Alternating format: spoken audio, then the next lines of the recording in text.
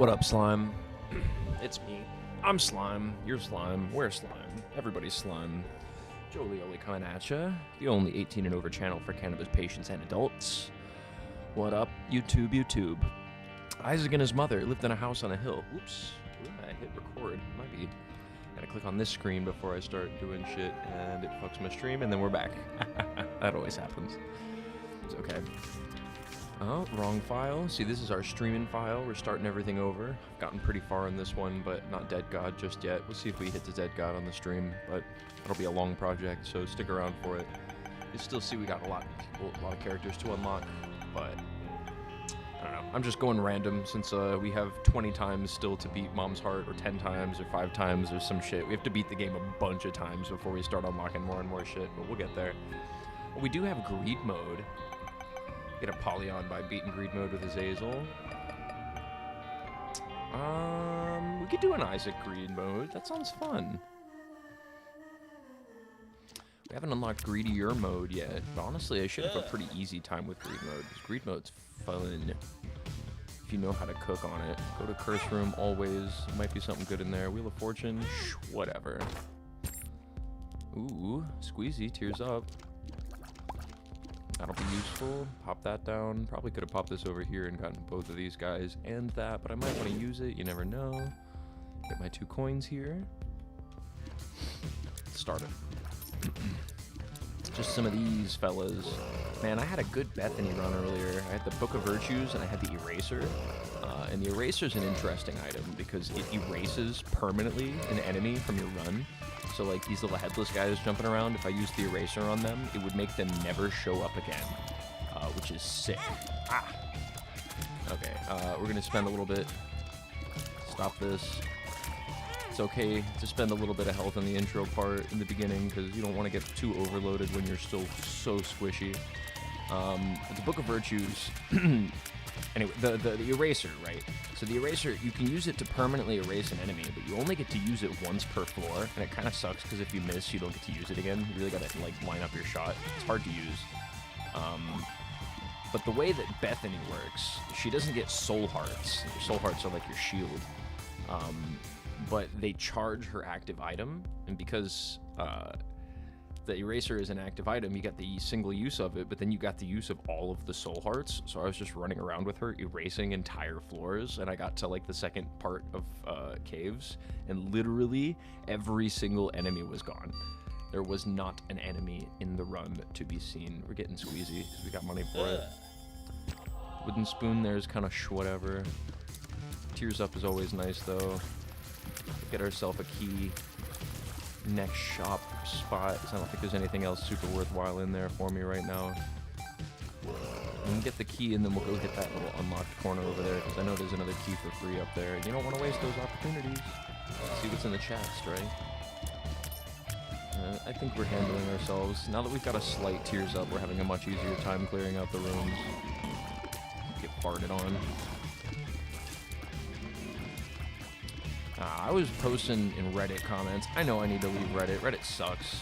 There's no point to be on Reddit. Reddit's just the libest lib app ever. I was in my local Orlando subreddit talking about it, and they were complaining about how all of the benches are getting removed from Wawa. A lot of people were talking about how it is very obviously just kind of an anti-homeless move.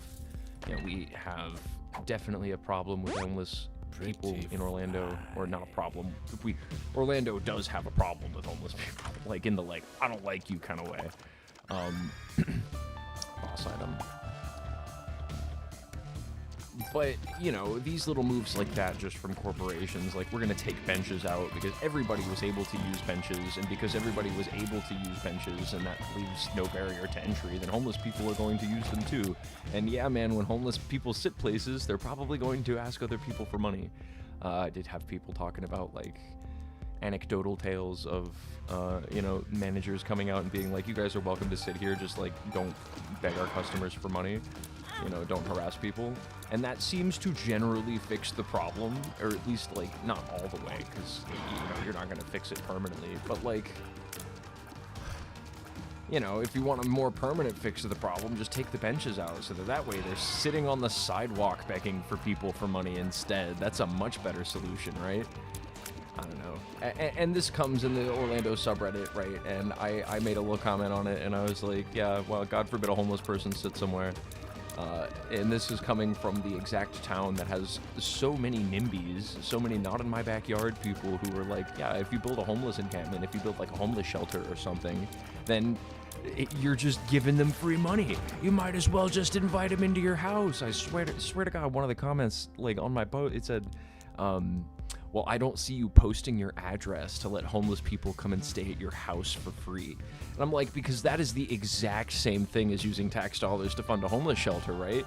Is letting them into your house. You know, when people are like, we need to like create space for refugees, especially as our foreign policy is so bad that we fucking move people out of their home countries.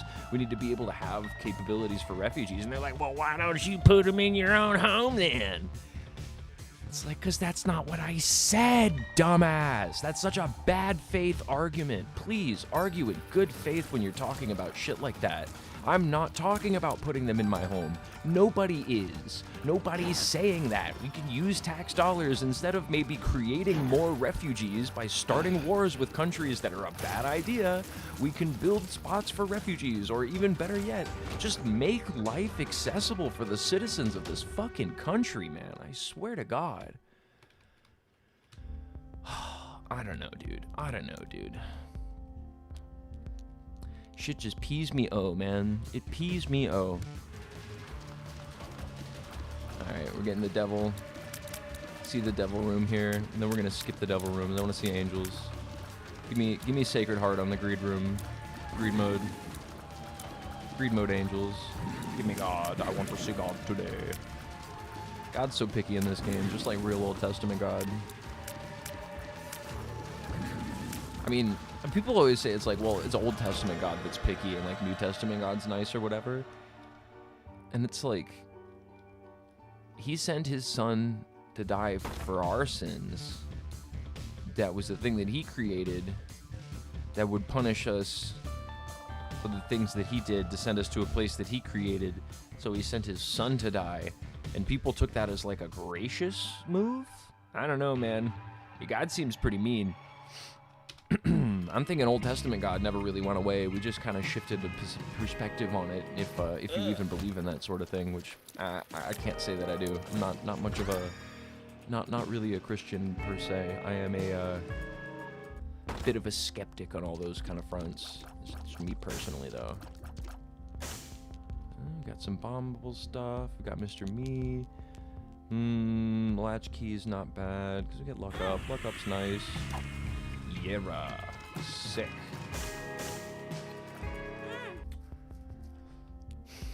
I don't think I use that in here. I think we run the level a little bit because we got evil latch heart. We got evil with a safety pin, and we'll hit the stop if we need to.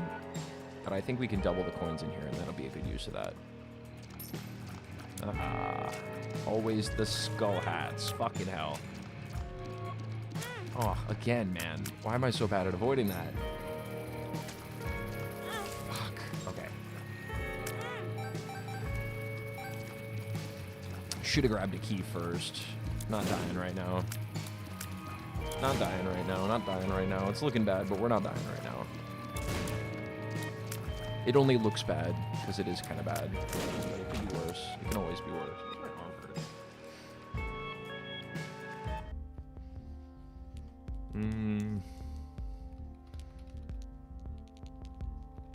Yeah, we'll do latchkey because that gives us keys and soul hearts and luck. 2 keys and a soul heart. That's money.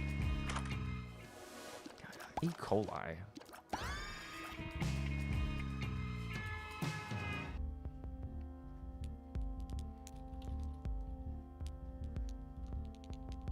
I mean, do I Yera it, get the heart, get the key, get the bomb? I think I do. Oh, also 2 chests. I forgot about that. Oh, Hierophant. That's what I'm talking about. Beautiful. That's what we need. All right, then let me get one more bomb. The coupon has appeared in the basement.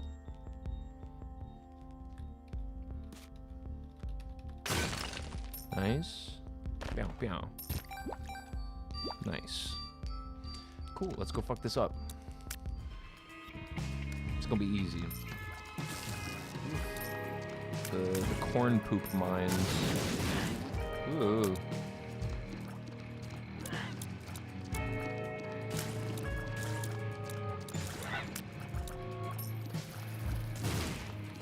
It's nice I got the Euro rune. That is the only rune that I have unlocked right now. The only challenge rune I've done. Ah! Maybe do some challenge runs. I think I'm going to spend some time playing Isaac. Maybe this will be an Isaac gaming stream until Hazel comes home. Because we're going to take a break when she comes home because we have to go on an errand together.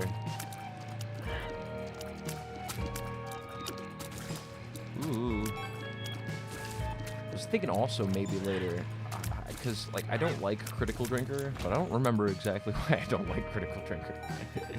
I know he's got bad opinions, but I'm not up to date on why a lot of those are, and I am bummed that he did that interview with Andy Weir, author of Project Hail Mary, because, you know, love that book. That book says so much about, you know, potential for like humanity and stuff, but geez, going on the Critical Drinker podcast really makes me reevaluate your judgment as Mr. Science Book Educator, man.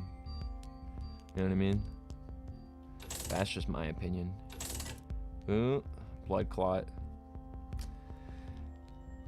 Damage up, range up. Yeah, but only for the left eye. Kinda meh. Yeah, we'll skip it for now. We'll hold on to 15. See this boss. Just a double sloth. Not a big deal.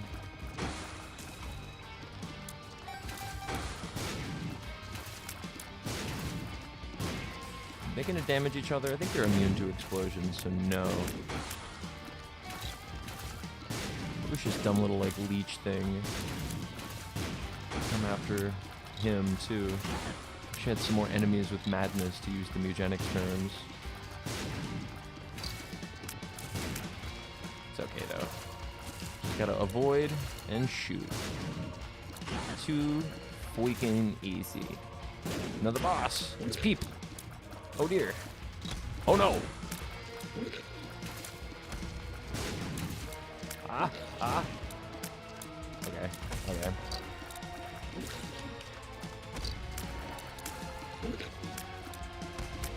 Ooh.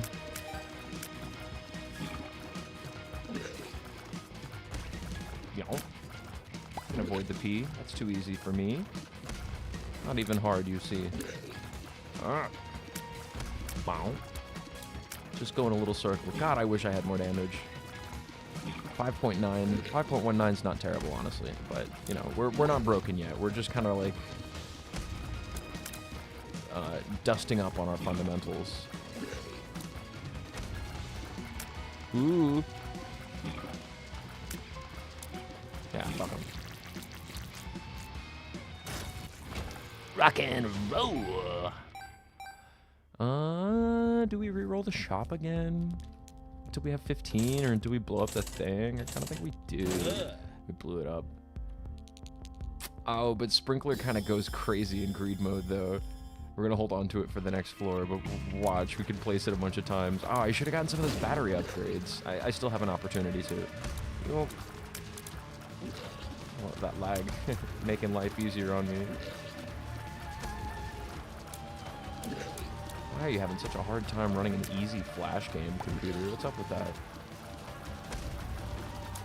Anybody in chat see Iron Lung? What did you guys think?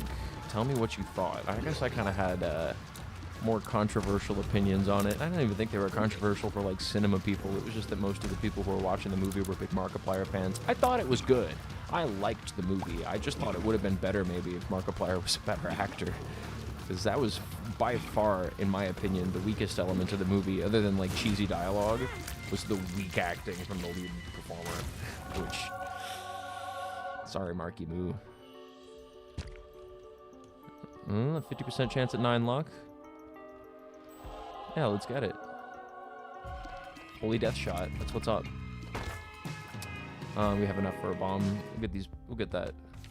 Member card. Oh, sick. Now that's how you get all the shop unlocks. Yeah. I was worried I wasn't getting at both of those. Sick. Tears up.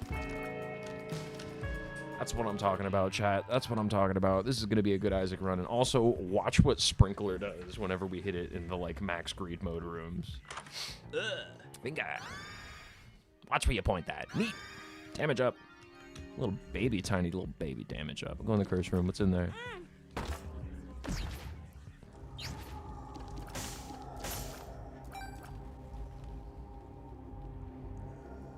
Whatever.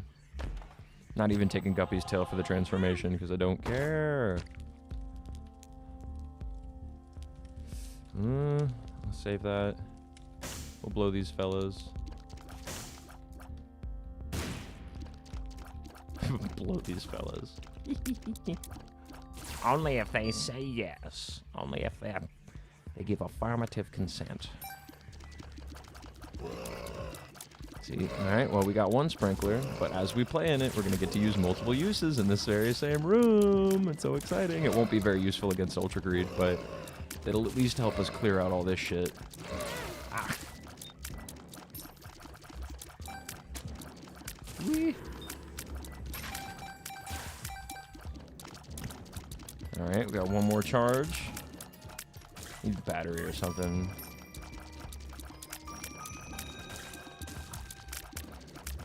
So I can charge it more, get more uses. Like double use car battery doubles the uses of active items when you use them, right? Wheel. Ah! I didn't get hit.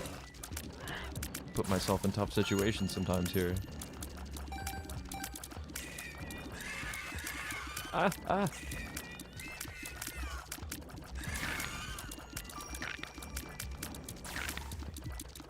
And I think we stay all the way through for the boss, too, because what fun it is to sprinkle when the bosses are in play.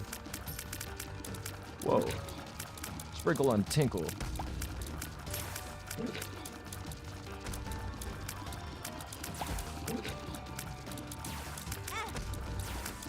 There's too much shit on screen to know what's going on. What's mine? What am I avoiding? How much damage do I even need to be doing? Can I just shoot and avoid? Yeah, I'm doing fine. Okay, now he's gonna hop over there. Avoid. So much shit on screen right now. God damn. It's okay. We got this. We got a lot of health. The tears are not great, but we got 2 sprinklers out. These guys die because it's the last second. Yeah, there we go. And then we get the devil eye. Little Loki.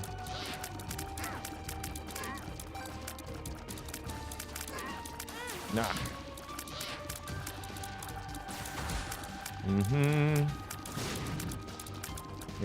Yeah, we got him. He's almost dead. And then we do the devil room. Now, we don't need to do the devil room because we already saw the devil room when we went into the cursed room, and it was just not worth it. So we're not going to get any coins out of that fight, so we can miss it. I mean, the only benefit we would get is a singular charge for our sprinkler, and it's not worth it.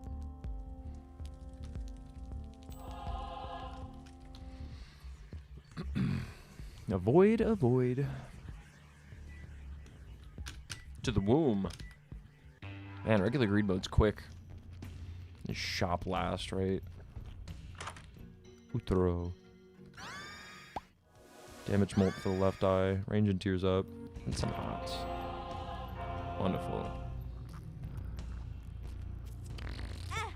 Making all the farty pustule noises. If you hear that. One of them was me that...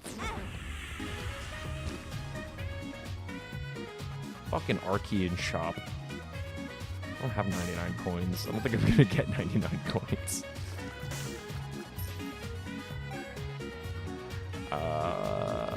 Yeah, I mean, if I had known it was here, I might have been able to play up to it or held on to my Yara rune or something, but no, I think that's just what it is.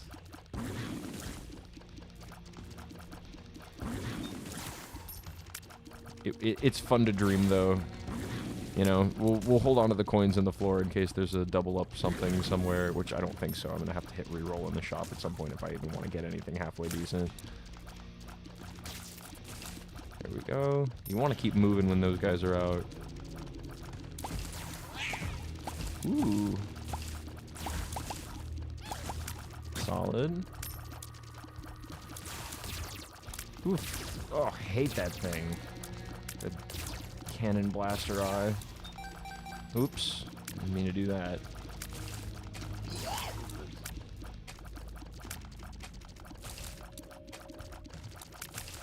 Whew, that was a void. Ah.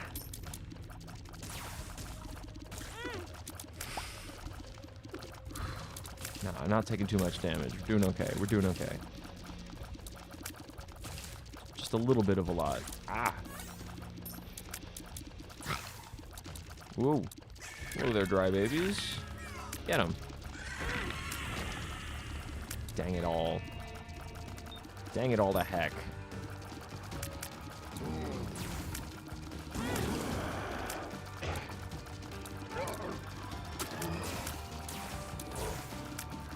Ooh. And I think since I was able to... Oh, that's my peep eye. I don't need to keep avoiding him. I think that since I was able to go into that one devil room without actually, like, entering it because of the red chest, it doesn't fuck my angel room chance for this one. So if we do the angel room, I might be okay. Ooh. This looks like a lot of coins, so I don't think we're anywhere near 99. Even with our starting 30, we've been nice and careful to preserve, but we'll see if maybe we can change that out of the angel room. Double gate.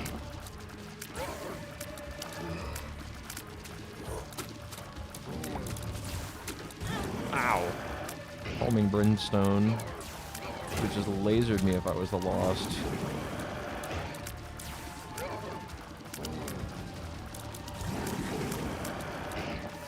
Luckily, I'm not that. Ooh. Turn him into poop.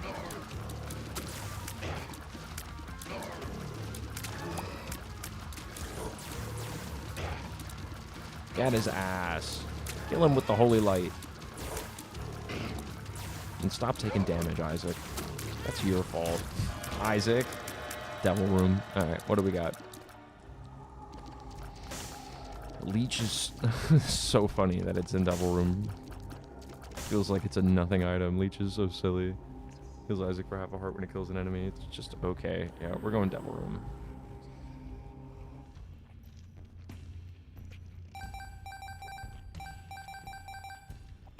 Not even close. 58's not bad though. Rip our key. Mini mush?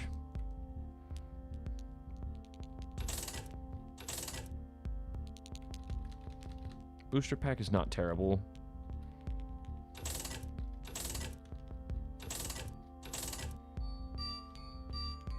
Tears up shot speed. Sure.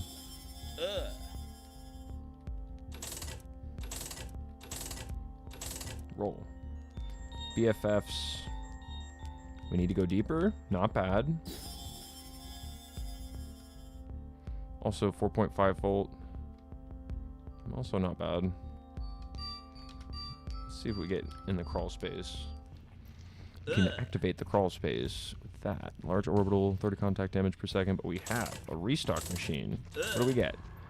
What do we get? What do we get? Ice baby? No. What do we get? What do we get? What do we get, man?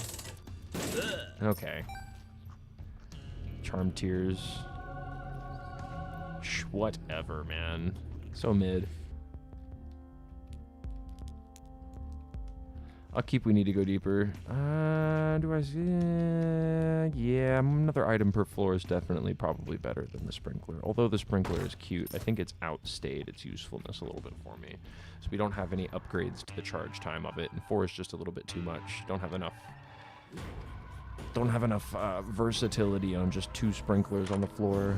Not as much as another whole item. Spin to win. Range up. See that curse room. Nice. To shoot that thing so it don't hurt you. Let's go into the shop. 1 key, one coin. Bonk.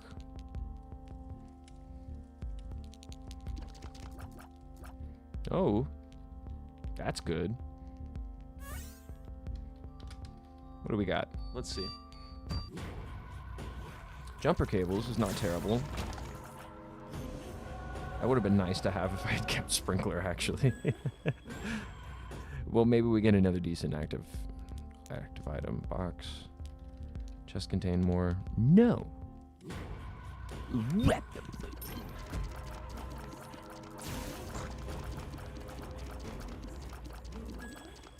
I'm charmed for a moment. So many different effects, man. Got him. Ooh. The horizontal bounce, that one's hard to deal with. Oh. Didn't get hit. We okay? And we're not going to abuse the we could go deeper, even though we've got nice and full charge now. Lovely. Oh dear. Didn't see him there.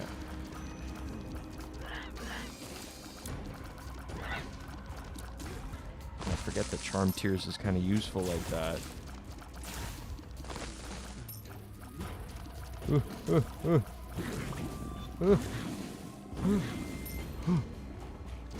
Bomberman, what are you doing here? This is not your game. Blow up your friend.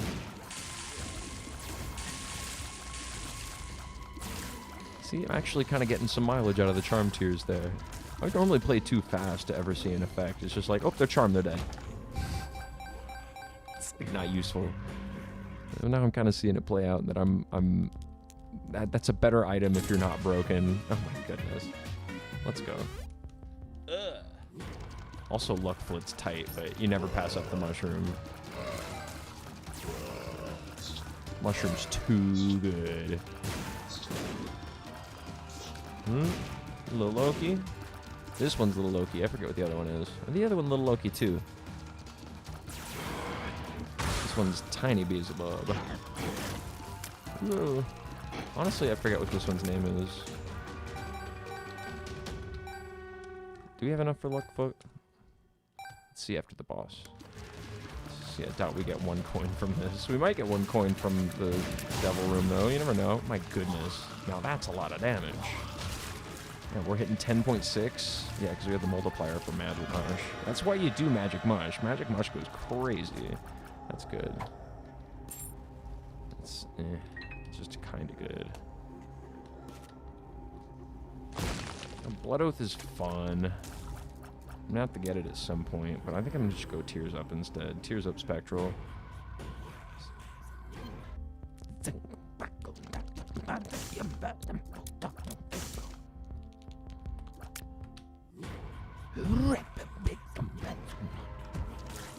Got him. Shit. Ready? Hold on.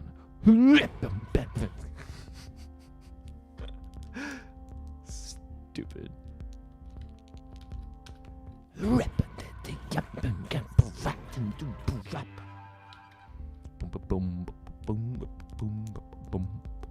Back in the shop.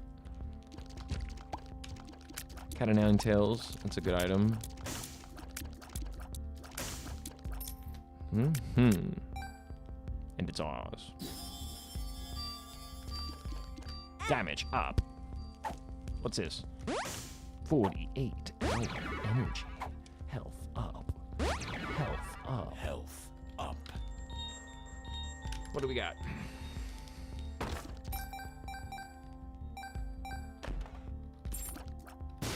Nice. Just a key. Nothing too useful, but a little bit.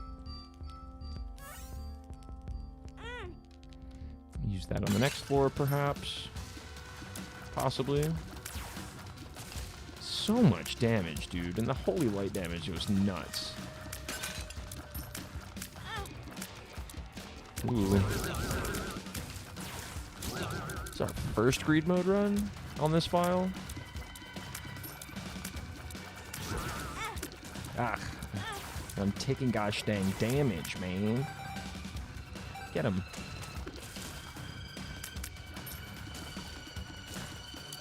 Ooh. Mom's foot. Hand. Skeleton hand. I don't know why she becomes a skeleton just for one of her attacks.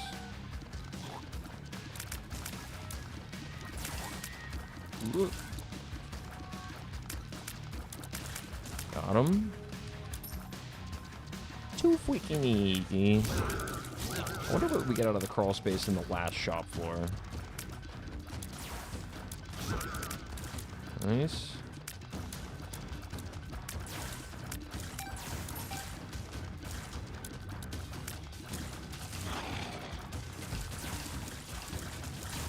Ooh. Sorry, focusing in. These are not hard, but I just am tired of taking so many hits of damage right before greed. Boss time.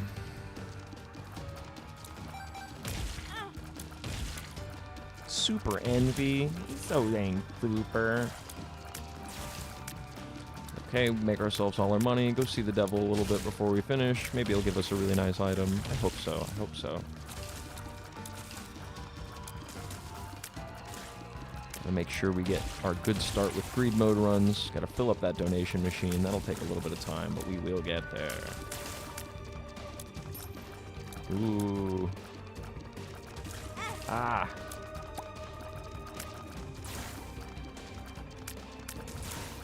Oh, he's got Isaac's head on the back. Why?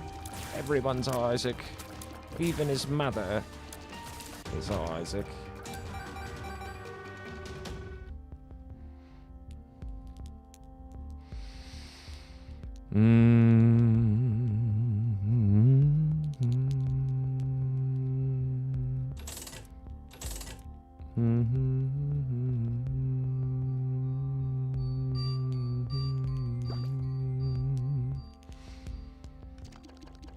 I mean, Tears Up really isn't the worry. It looks like we're hitting max pretty soon.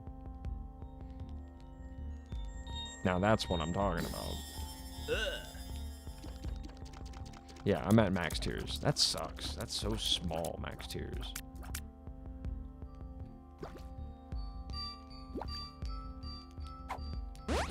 Magdalene. Tank. Cursed. Wow. I didn't realize I hadn't had Magdalene unlocked yet. Skeleton Man. Hello, Mr. Skeleton. With your many scary skeletons and your brimstone beams. You're not a problem for me, however, because I am very strong. Backstab. Take them both. Death's List. That's good. Hey, that's pretty good. Alright, what's in the final part? Any money? Boost my damage one? Alright. Fuck. I was already in the hole. Alright, let's pop it here. Nice. What do we get? Ugh. It's actually not terrible, because he spawns enemies, and then they're all going to get my tiers inherited, so that might be decent. Regular greed. Damn, no viewers. Yeah, what up, General Washington? You're weird. Go ahead and say something weird so I feel okay with timing you out. I don't like having you in chat as much. You're weird. I don't normally have that many viewers at this time anyway. This time I'm just gaming. We'll probably get some more viewers whenever we do our lesson stream. People would like to turn out for the history stuff. My GF, she's at work right now.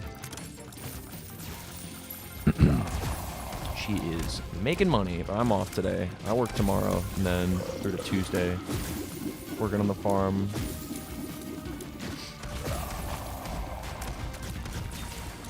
Woo! Almost halfway through on this guy. Haven't even taken any damage on him yet. Yeah. Just avoiding it. He does the quad shot thing, so you can like stand right in the middle and not actually have to do any like dodge maneuver. We got that holy shot, so that's nice. He's unlocking the doors. Give me the vasculitis thing. Ooh. Ooh. Taking damage. Ah, not that much though. Yeah. Get him. Get him. Where are my viewers? You're right here, dude. Wherever you are.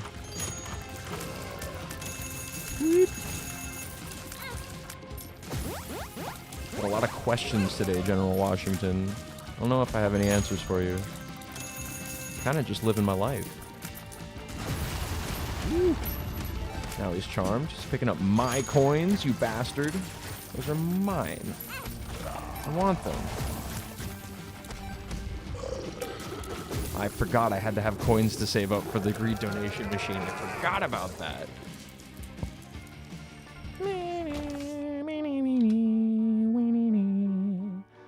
Week live, bro. Alright, you've been mean now. I was waiting for that, General Washington. Thanks for giving me the reason. Get the fuck out of here. Bye-bye. I wish I could ban you so that you just don't ever get to see my lives again, because you're bad. You're fucking annoying, bro. Get the hell out of here.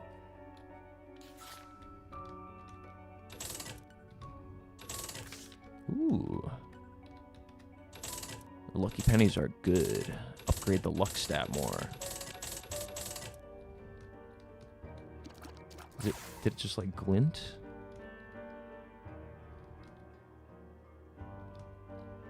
Nice.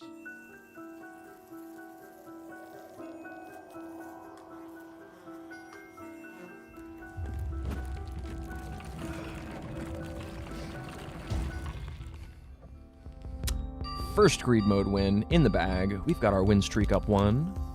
That looks pretty good. Hey. Is Isaac the shopkeep? Is Isaac everyone? Is Isaac every character in this game? What does that mean? What are the implications of the lore here, huh? What does that mean? Run us through the credits. All right. Win streak of 1. That looks pretty nice. We got that little greed pin up top. Why am I so sensitive, bro? I wish I could ban you. I wish I could ban you. Keep coming in here with all of your dumb shit. Keep coming in here with your dumb different separate accounts that you have 12 million of because you have no fucking life. Get the fuck out of here, bro. I don't want to see you in my chat anymore. You are a nuisance, and I'm sure that you don't have any friends in real life either, man. That's why you spend all of your time on people's chats. It's annoying. It's so annoying.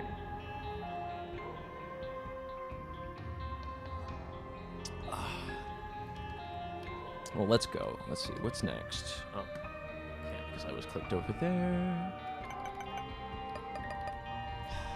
Well, that greed mode run felt pretty good. I know that we get some special stuff unlocked. We unlock a Polyon if we beat greed mode with Azazel, so we can go for that really quick, get a couple more unlocks. Let's get it. Ugh. Dropped a half heart on the ground. Not very useful. That range is pretty nice, though. Experimental build. Range up. Not bad at all.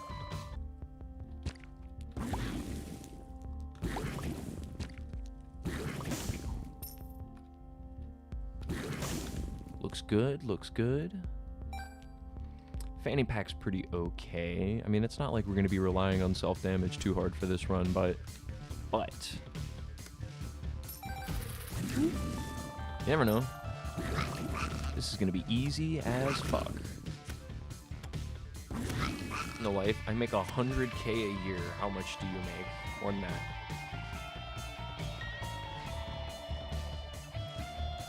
Seven times that. 8 times that. 900 times that, actually. You make so much money. How do you have so much time to make 300 different YouTube accounts to come and, you know, avoid a timeout in a YouTube Shorts live stream?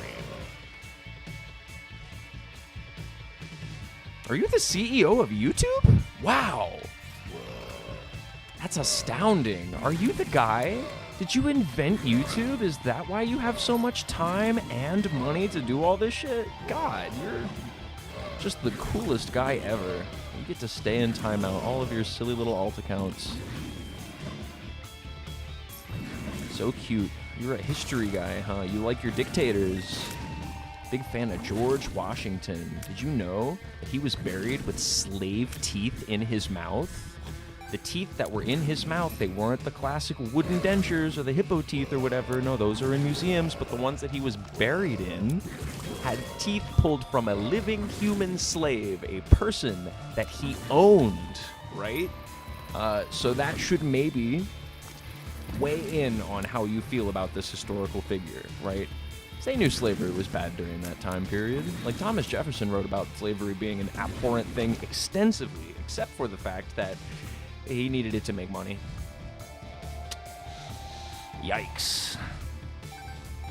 Yikes, yikes, yikes, yikes. And yeah, man, we could talk about how, like, inherited debt sucks and is not useful and harms society as a whole, but hey, man, that's not a good excuse to own a human being. Even Thomas Jefferson's children would, like, literally pick up shifts for the slaves that he owned, and so they could go out and, like, go fishing for once, you know? And they take that damage. I don't know.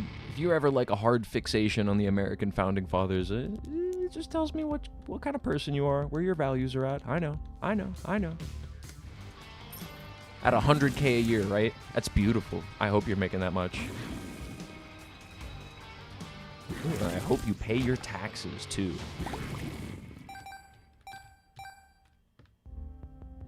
I think we reroll.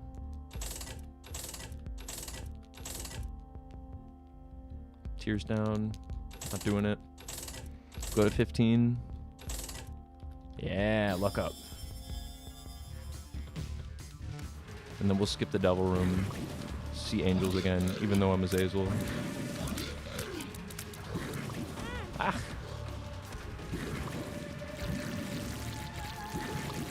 we go. We skip the devil.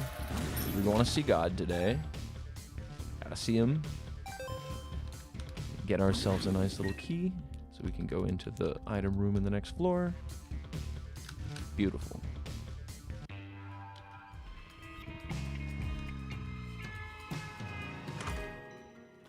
Damage up. Range up and luck up. That's nice. Go into the curse room, get some bombs. Back down our health. It's okay. We don't need to have crazy health. So we're gonna blow these guys up. Nice. Can save onto those coins. That's okay.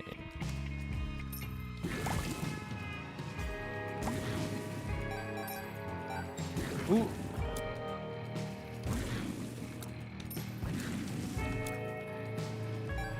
Yeah, man, look, I need to...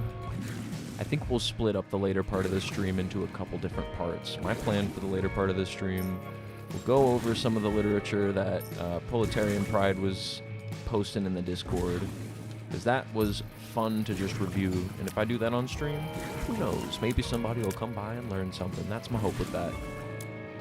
And then afterwards, I kind of want to update my knowledge on Critical Drinker, because that guy's a piece of shit, and I would like to know better why I disagree with a lot of his film takes, because I haven't spent a whole lot of time listening to him. I've just heard some of his, like, surface level stuff, and I would like to know better what he thinks and why he thinks it, so that I can properly dissuade those arguments.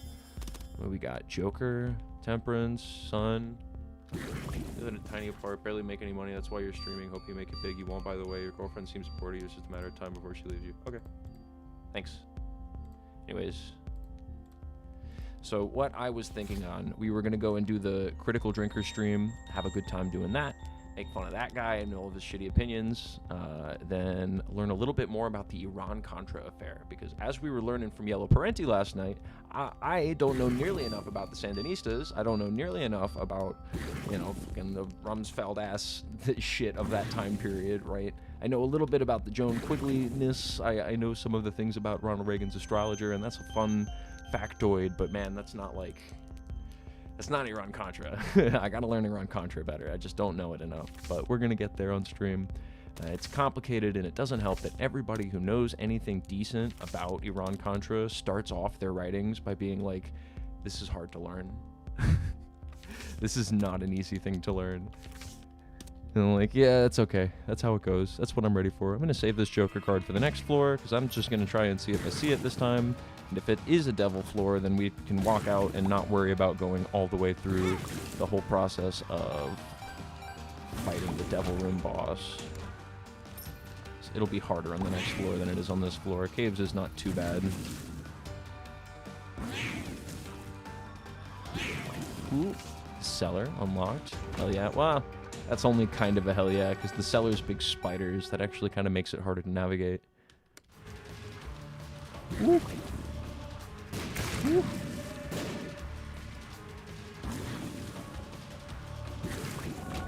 Nice. Angels, angels. Eternal Heart, Angel Rooms, and that's good. So if I do see a Devil Room next floor, I can still take Angel Rooms later. That's sick, actually. That's really good.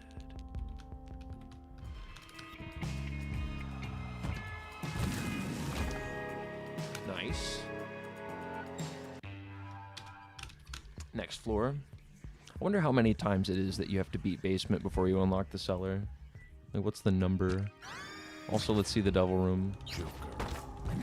Meh. So meh. I'm not wasting a heart on that. That sucks. Tears up. Luck up. Beautiful.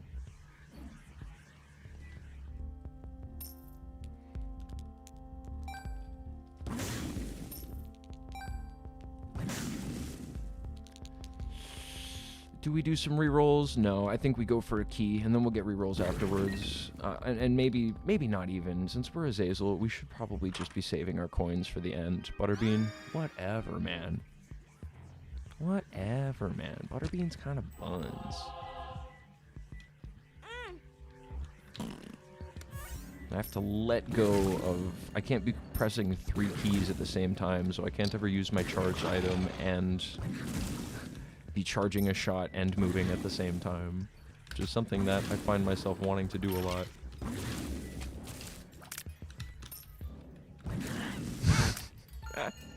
How many fucking accounts do you have? You have 1809. Do you have 1,809 General Washington accounts? Fucking kill yourself. Oh my god. You are the... I'm not giving you any attention. No, I know you're wrong, that's why I'm ignoring you. You have stupid opinions. Get the fuck out of here. How many accounts do you have? Why do you have so many accounts? You are truly a worthless human being. You are truly a worthless human being. How much of your life have you spent creating General Washington -25? Do you do anything? Do you fucking do anything? You're funny, dude. Let's keep going. How many accounts do you have? Do you actually have 1,800 General Washington accounts? Because that is so sad, dude. What a pathetic human being.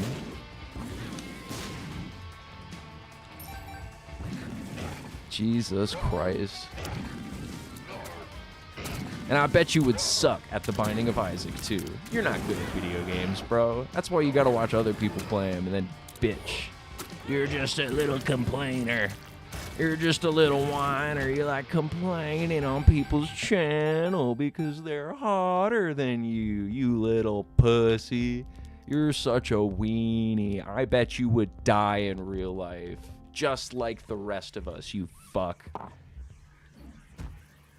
I cannot believe you have so many different alt accounts, dude. You need to get a life. That is so sad.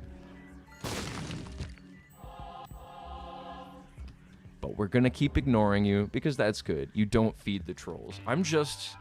I know my reaction feeds the trolls a little bit, but I am just astounded at how many alternate accounts you have. This is really sad. It's so sad that people like you exist.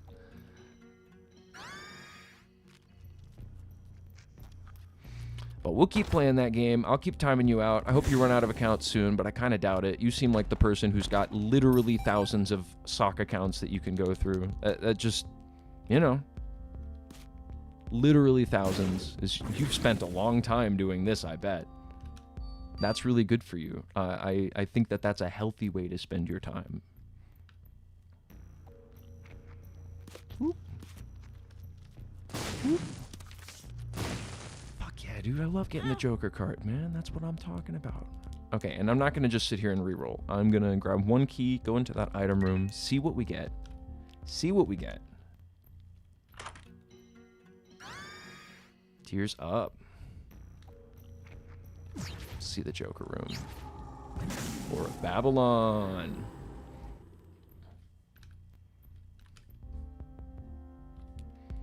We'll do one roll. Tier size and range doesn't really affect Brimstone, so we're not doing that. We're gonna keep it where it's at. Having an easy time though. Woo.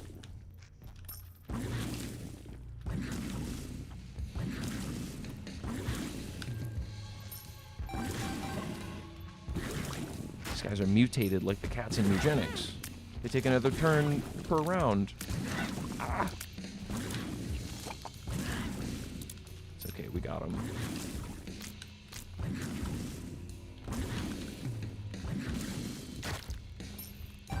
For too much longer, we'll start unlocking all the tainted characters. Actually, it's going to be a while before we get to that point. We have like 2 sets of games to go through.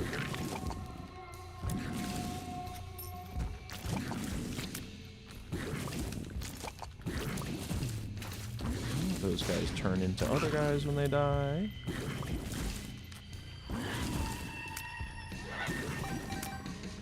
Ooh.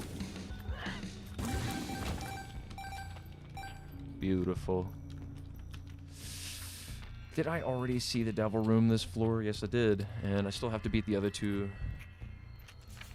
Okay. I hope you get a lot of views.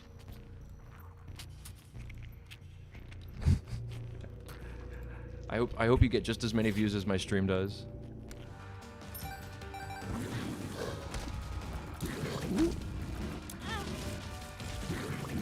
You call that a crash out? That's what you do. God damn it. Stop talking to him. What an annoying fuck.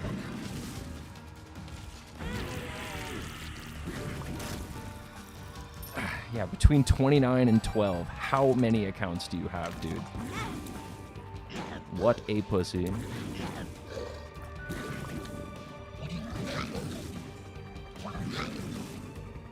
Nice.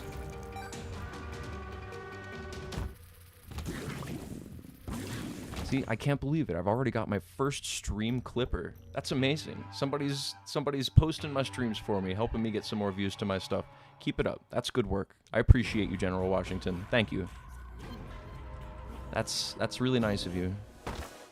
Right, no bad... Ooh. No bad advertisements, right? Post me up, bro. Look up. There we go.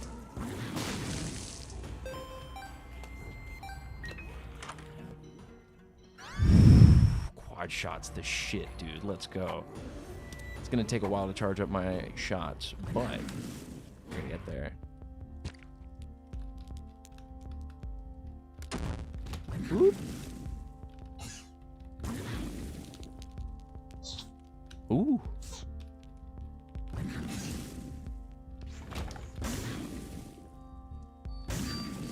This is sick.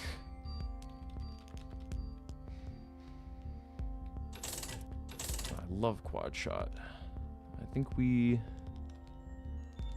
I mean, I could use some soul hearts, honestly. Since we're close enough to 99, I will forfeit just a little bit of my money for soul hearts, if I can find them. Just doesn't seem like I'm able to right now. Yikes. That's no good.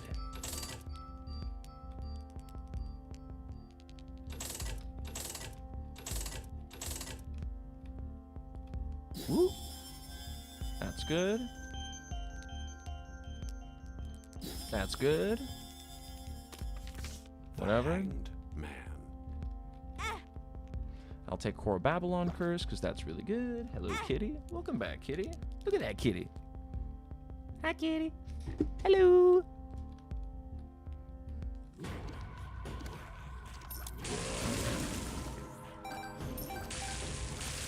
Ooh. They keep spawning in the fire. Why? Ouch. Ooh, you can't see shit there. Hold on, I gotta pause. My cat's in the way. Hello, kitty.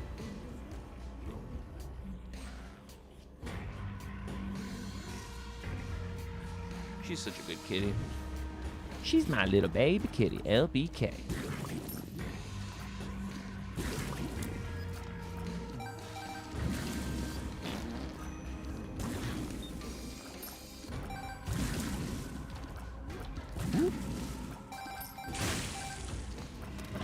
Ooh, no bombing bones. Gonna keep my space from them. Oof. Oof.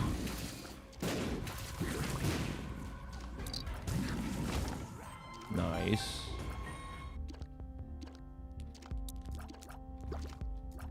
Bomb these fellows. Bomb this fellow.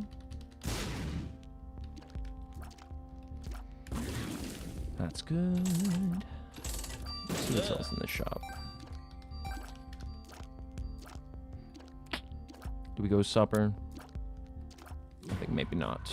I haven't gone in the cursed room yet. Little Horn's not bad. Now I'm thinking about going supper. And whatever else comes. Yeah, ball of bandages, whatever. That was probably a waste of money. It'll be fine. Good God. That's a lot of damage! Jesus. I like one-shotting bosses. What fun. Ooh. I forget how many coins you have to have in the greed machine to unlock greedier mode, but we're gonna get there soon.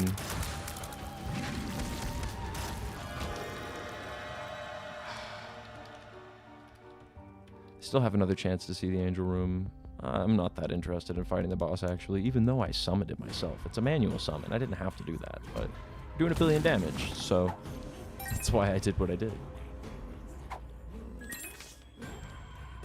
Chariot. See if we get the curse room.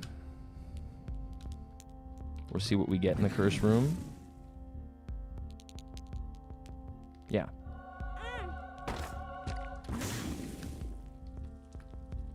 That's good.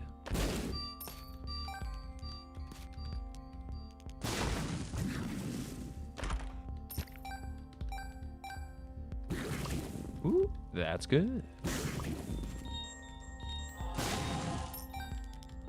Toothpicks. Not gonna make much of a difference on me, honestly, because I already have low-ass tier speed. Watch, I'm just gonna fuck these guys up. Bang! Bang!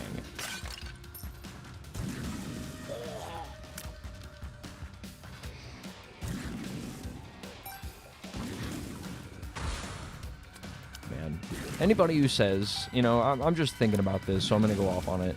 But anybody who says that the internet is filled with echo chambers, right? Or, like, especially, like, if you're a leftist and people assume that you're in a left echo chamber of some sort, I have to say with my experience as a leftist on the internet, that maybe what I get on the internet is about 10% leftist at max. I would say that the vast majority of content that I see, at least 90%, at most, is like centrist. You know what I mean?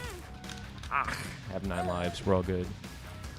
But the, I don't know, the accusation of leftists being in an echo chamber, I have to say, is just very false, man. There is... While individual echo chambers probably definitely exist for some people in leftist ways, right? Like, people can be involved in more insular Discord communities or smaller, like, I guess, subreddits or what have you, forums, right? People can find themselves locked to specific communities that will become echo chambers. But if you're just, like, experiencing content in the worldwide internet, right? Fucking that web... yeah, man, you gotta go out of your way to find all that shit. Pretty much all of the other stuff I see, it's, you know, primarily people that I would say I vehemently disagree with. And that's fine. I love getting my ideas challenged, right? But you know, that's definitely say for nothing for quality of the argument, right? You get a lot of people arguing very dishonestly whenever it comes to those sorts of things. Fuck! I shouldn't have just moved forward. Got more lives, it's okay.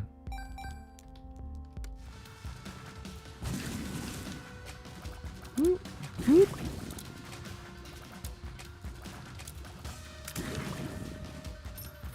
Woo. Too easy. I'll try it in the hopes I get another heart. Damage up, not bad. I'll take it.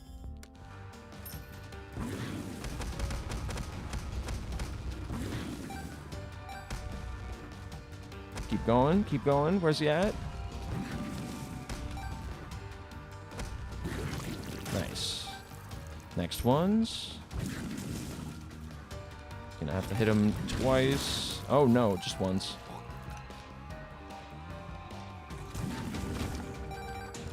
Give us the devil room. Same as last time, really? With all the bones?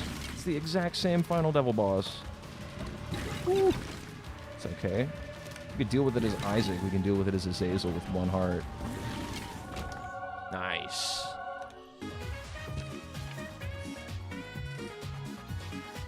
Let's fucking go.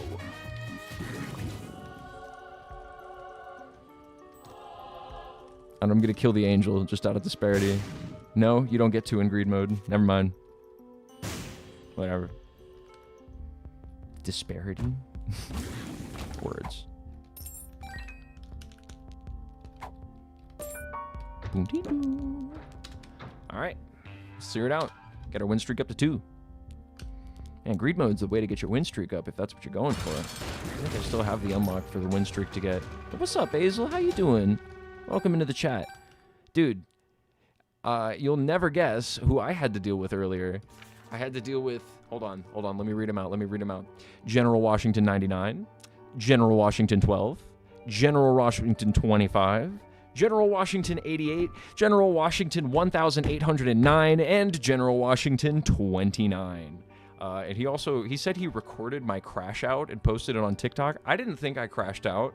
I was mostly just asking what he was doing with his life that he has so many General Washington accounts, but no press is bad. All press is good press, right? You know, no press is bad press, but all press is good press, right? Any press, you know what I mean? Come see the stream, baby. Post me out. We've got our first stream clipper. And honestly, that just means that we're growing, you know? That's my perspective on it. That's my takeaway. I think this stream's great, man. Please, clip any part of it and put it up online. Even me crashing out, if that's what you think I was doing. I think it'll do well for me. For me. I love your hearts. Love. Love the hearts. Hearts love. We're about to win this shit. We're going to Ultra Greed. Just kind of hanging out on Binding of Isaac for a little while. I might play another couple of rounds, and then we'll do some more leftist literature if you want to have that in your ears, because I'm sure you would like to hear some more leftism while you're working or you're getting yourself through your day. Whee! That Sacred Heart, boy. Do an eighth of his damage off bat.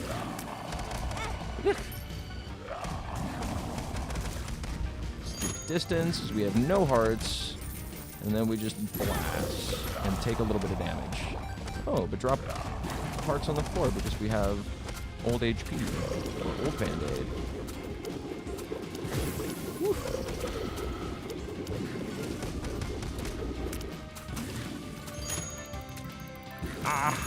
One thing I was talking about earlier, I can talk in game at the same time.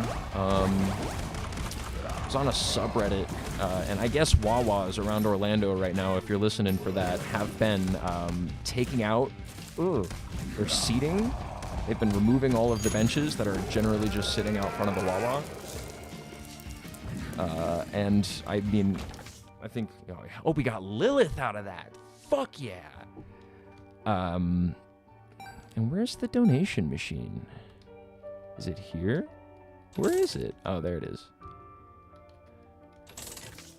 Okay. Anyways, yeah, so Wawas are taking out the goddamn benches. Sorry, that took me a while to get there because I was beating that boss.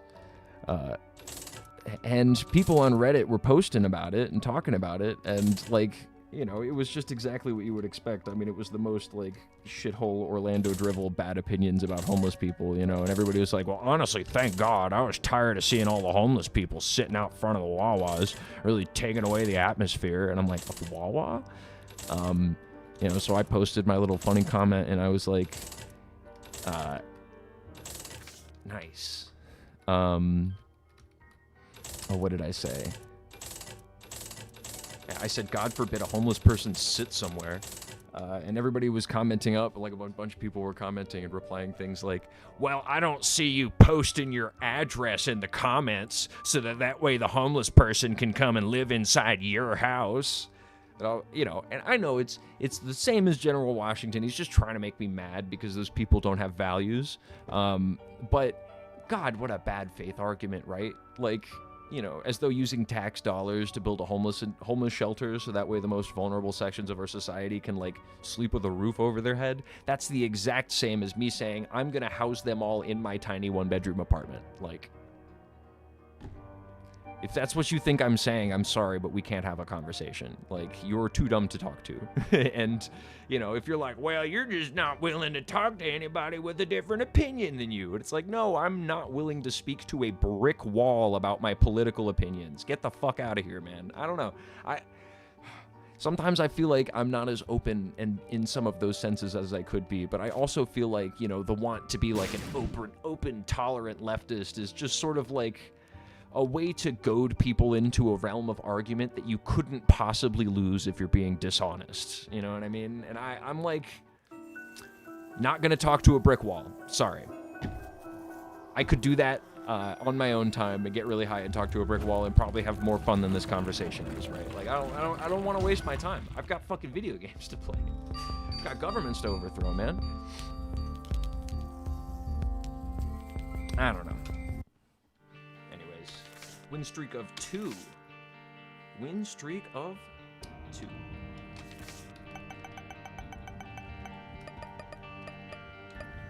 I'm gonna take a little potty break really quick. I'll be right back.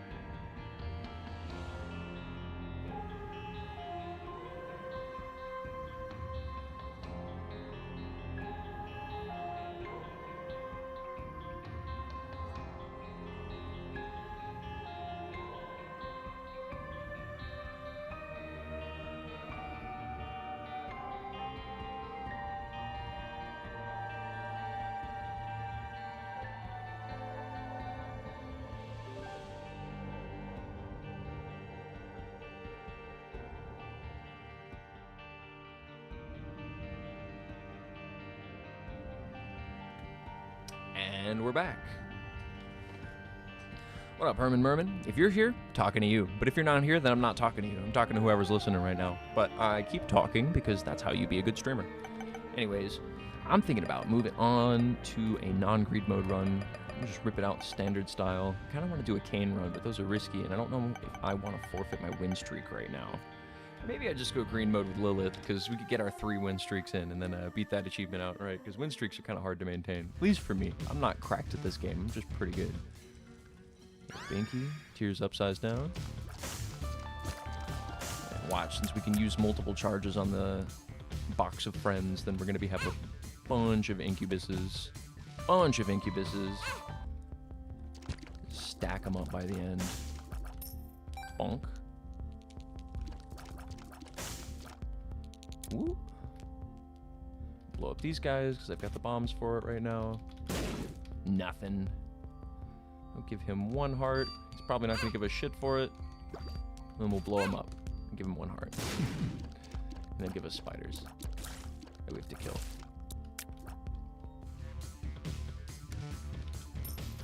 Ooh.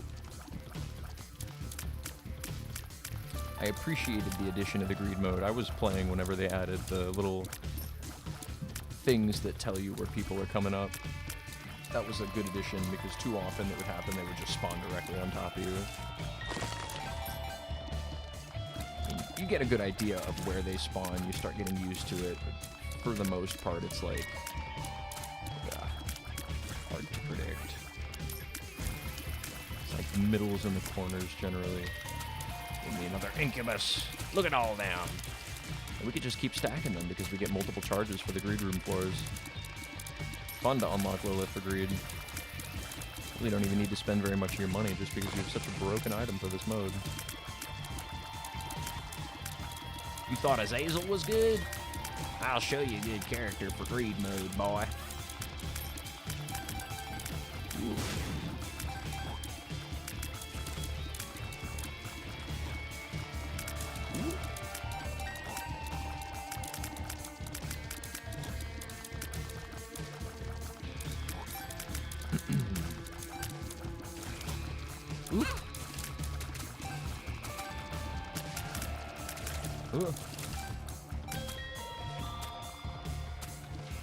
And then we keep going with the boss because we got so many freaking incubi. Look at those. Incubuses. Demon babies. Ooh. Yeah, I'm going to make a hard recommendation. Everybody should start doing Alex Jones impressions whenever they walk into rooms. Go. What up, everybody?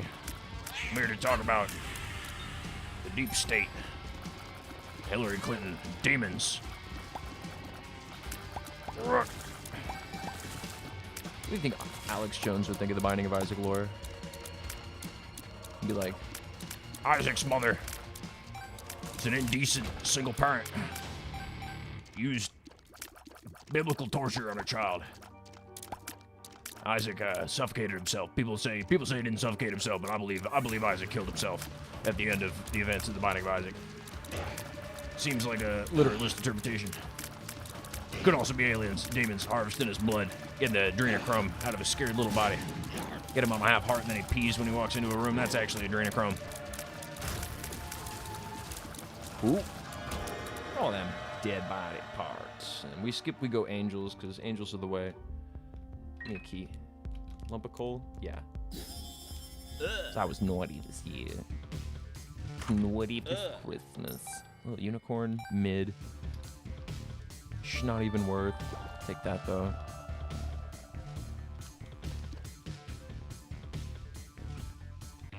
Very good.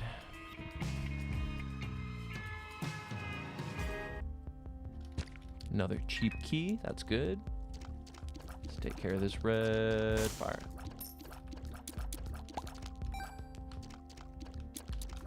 What else is in here? Just another red fire. A couple of coupons. Make 1 random item in the shop of the Devil Room free. Guarantees 1 item on shop is on sale.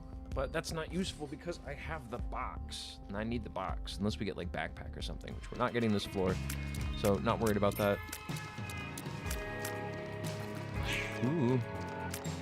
And take advantage of lump of coal. Keep distance so I get damage up. This lump of coal makes your tears deal more damage the farther they travel. Ah!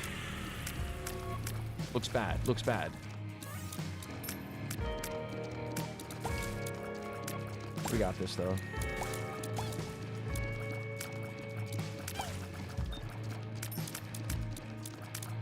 Ooh.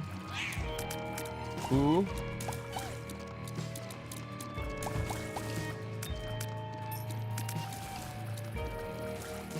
Ooh.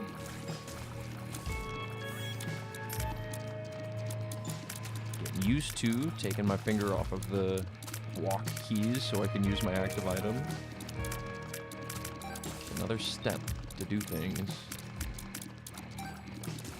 See if I can get one of the battery upgrades too. That way I can get more use out of my box of friends. Not that it matters. If I could just get high enough damage on it. Although I do want to prep for greed, because greed is going to be hard since I don't have multiple ways to hit him, or multiple ways to charge my incubus there.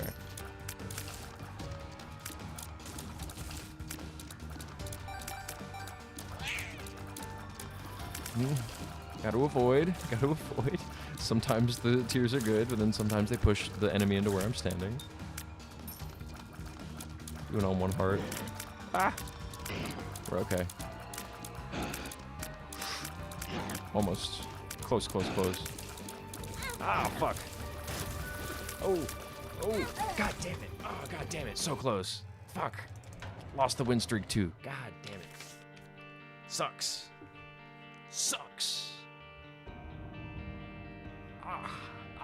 Feels bad.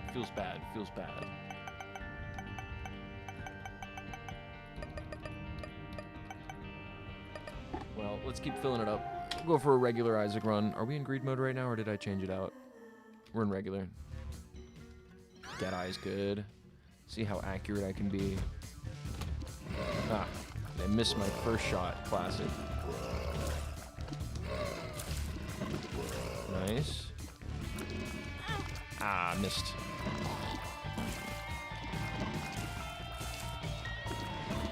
Ah, 2 in a row. Oh, and I didn't lose it. I lost it that time. No, I didn't. You have a chance to lose your power whenever you miss a shot. We'll see how many times I can hit it.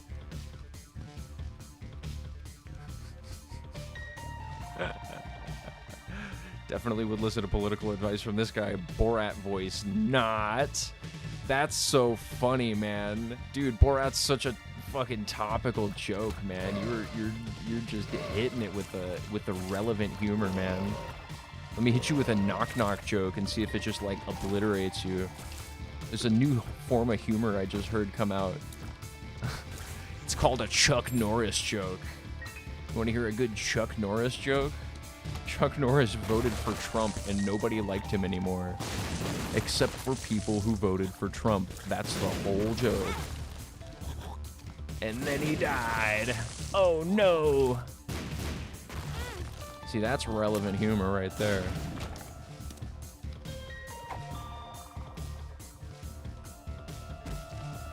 Also, you want my political advice? Maybe stop doing fucking forever wars in the Middle East. That's my political advice. Really, does Brainworm not? Because Brainworm should synergize perfect with Deadeye, actually. That'd be nuts, right? I don't miss shots anymore. That's the hope.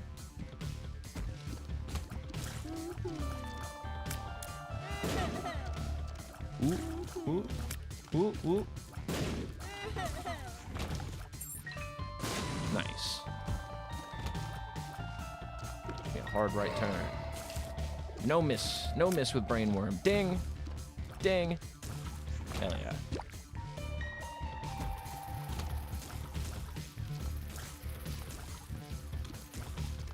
Well, this is one of the first times that I've done a stream this early. I generally don't do streams at like up until like 6 normally. And I've gotten some people come in. Pretty much everybody that's come in so far has been a little mean. A little bad faith. A little bit of the expected crowd from the YouTube Shorts live streams, but we do get some better people come on, I guess, after work ends. But I'm off this Friday, that's why I'm taking the opportunity to stream, just to kind of feel it out. Nothing's gonna stop this ball from rolling, so if you guys don't like my streams, or if nobody's even watching right now, that's not gonna stop me. Nothing's gonna stop me. We're gonna keep doing this until I die. You know why? Because I like this. This is fun. It's fun to play my games live. It's fun to talk about politics live. It's fun to learn history live. It's even fun to make fun of General Washington fucking 1,600 28. All of that's fun. I like it. This is a good time, man. This is fun for me. That's why I'm doing it. I'm doing it for me, as I want to do it. That's why I'm doing it. And anybody who says otherwise doesn't understand. I am sorry. That is just the way things are. That's the way of the world. It's human nature. Andrew wants to stream his video games and talk about politics to the idiots on the YouTube live stream shorts homepage. He wants to talk about Iran.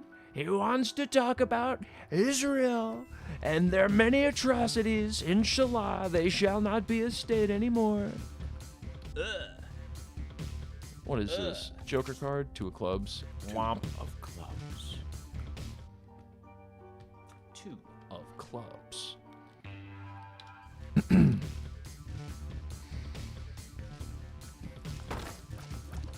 But later on stream, thinking it might be fun, learn about the critical drinker, more like the shitical stinker. Oh, got him. Just because Andy Weir went on his podcast. I know I generally don't like that guy from opinions that I've seen, but I don't have immediately in my head which opinions from his I don't like. So we're going to go and do some investigating and see, you know, if maybe I secretly agree with the critical drinker's film opinions. Maybe this is a person that I could see eye to eye on. And I'm going to approach it with good faith like that, so that way I am not approaching it with bad faith, because that's bad, to approach things with bad faith. Ooh, ooh, ooh, ooh, ooh. Got him. Don't even have to aim. I don't have to aim shit right now. We're going nuts. Pop some stuff into the donation machine. Later runs.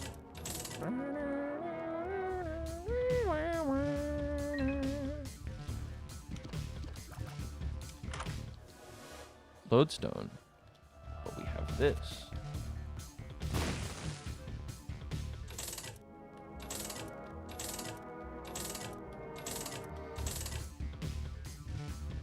That'll do. Yeah, I'll take that. That's pretty good. Tears Up, just a good stat boost. Always effective.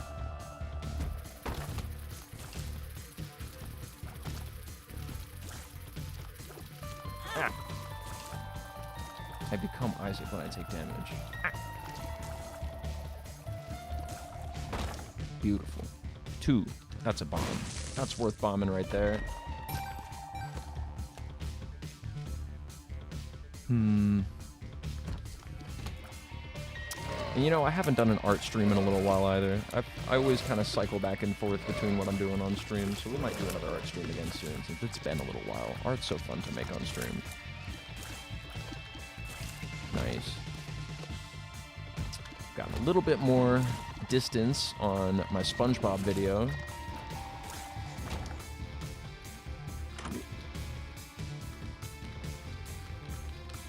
Now, yeah.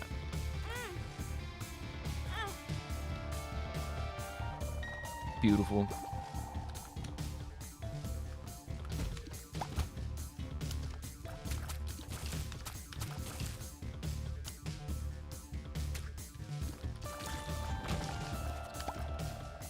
Don't worry about Curse Room right now. I kind of want to hold on to my Devil Room chance. Let's kill the boss so that way I can take advantage of that. I'm going to skip the Devil Room because I want to see Angel Rooms this time, because I love me my Sacred Hearts. Not feeling a Brimstone run. We've already done 2 gosh dang many motherfrickin' Devil Room runs. I like seeing Satan in my runs, you know? It's fun, but... Ding. Ding. Ding. Brainworm, ding. Brainworm, Deadeye accuracy, power. Ding. Nuts. We go nuts. We go nuts. I take this. I take this. Placenta, that's good. Yummy. Looks like he ate it. That gives him HP regeneration.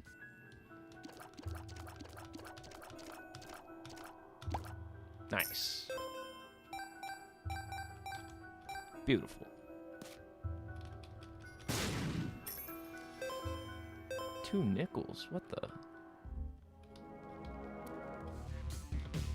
Yeah, don't care about the red heart thing. Red heart storage jar. That's whatever. There's use cases where that's decent, but whew, not this one.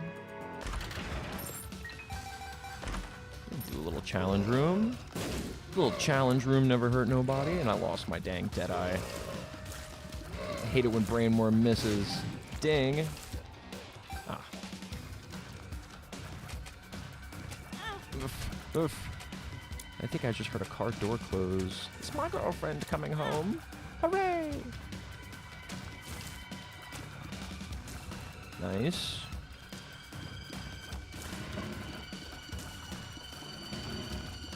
Ooh.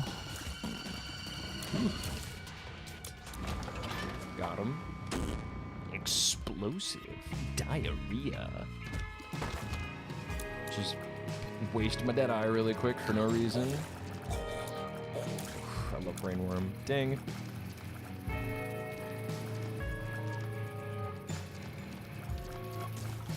Ooh.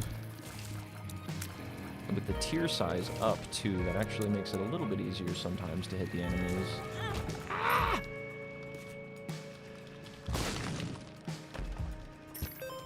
Nice.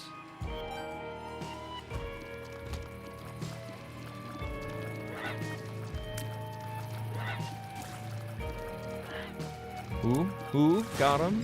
Fuck him up.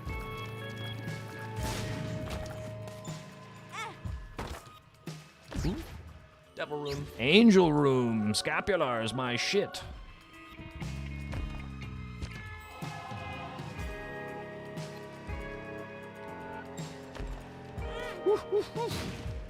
So if you run Scapular, you can actually do some... If you have Scapular and Habit, let's see if we can find Habit. Because Habit gives you a +1 charge to your active item every time you take damage. And Scapular gives you a soul heart every time you go down to half a heart. And you could just walk in and out of the curse room, the curse room over and over and over and over again, getting infinite soul hearts. I don't think it counts for sacrifice rooms. So you can't like infinite those, but you can get infinite charges with Habit.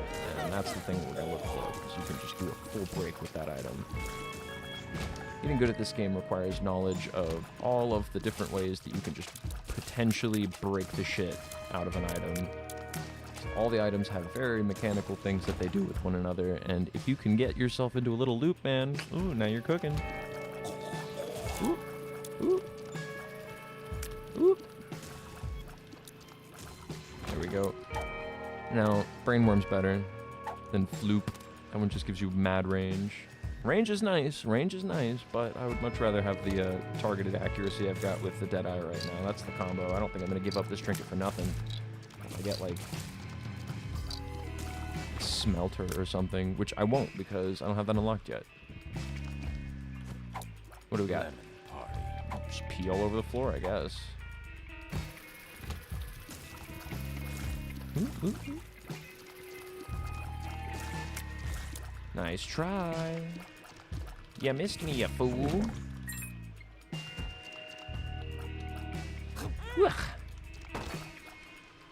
Took the damage for who? For me.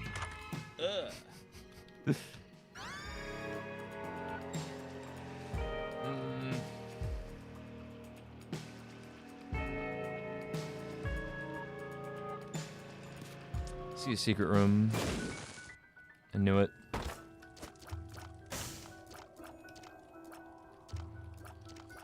God damn it. No keys, man. Okay, so I have enough keys to get this, or I have enough bombs to get to this chest here. I need a key. Let's see if we can convert. Let's go. And we get a bomb back for our troubles, too. So we're going to go to the shop. See if we can have it. Habit's a shop item. Hold 2 trinkets, not bad.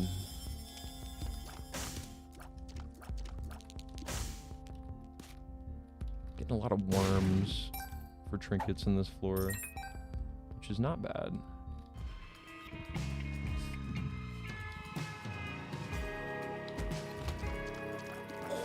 Let's see what kind of trinkets we get, man.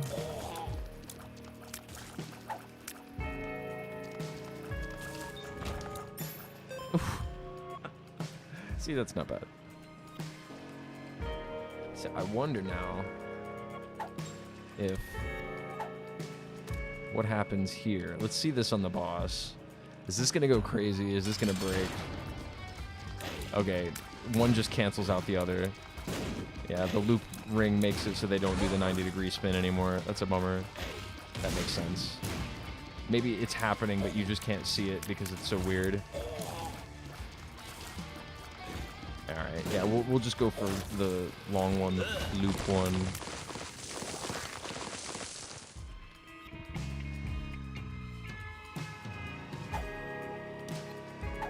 Nice. Nope, wrong.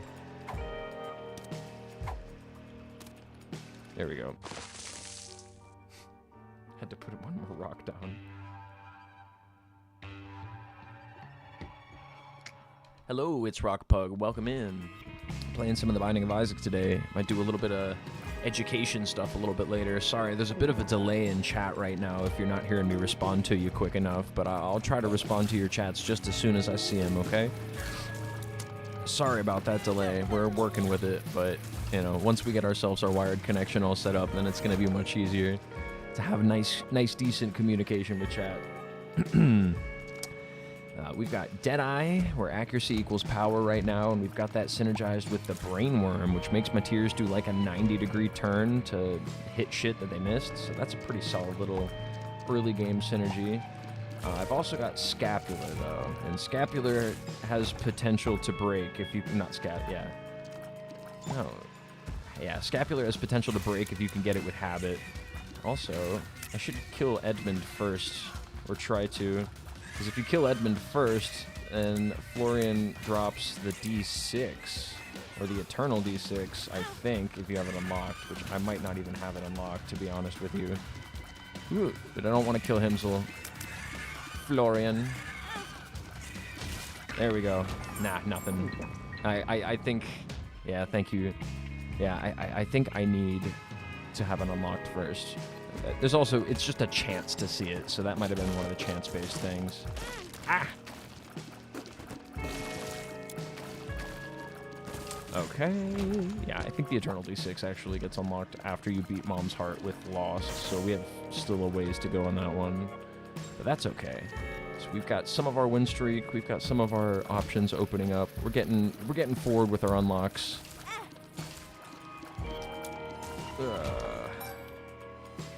We don't even have like Angel Path or Isaac Path right now unlocked at all. I think we still have to beat like Mom's Heart a bunch of times before we even get that.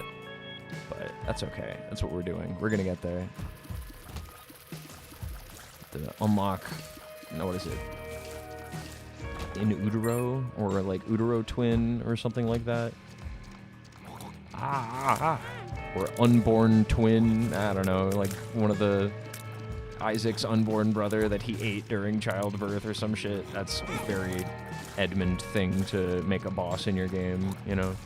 Just like Mega Satan. It's just the devil but big.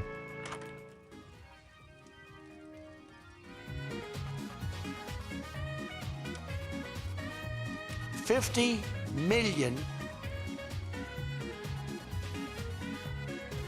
That's a lot of damage. That's a lot of damage. One shot and flies. Oh no. Oh, and that one missed. That's okay. It's in the arcade. Gamepad. Yay. Let's see if we get any soul hearts out of this thing. Maybe a decent trinket too. Give up.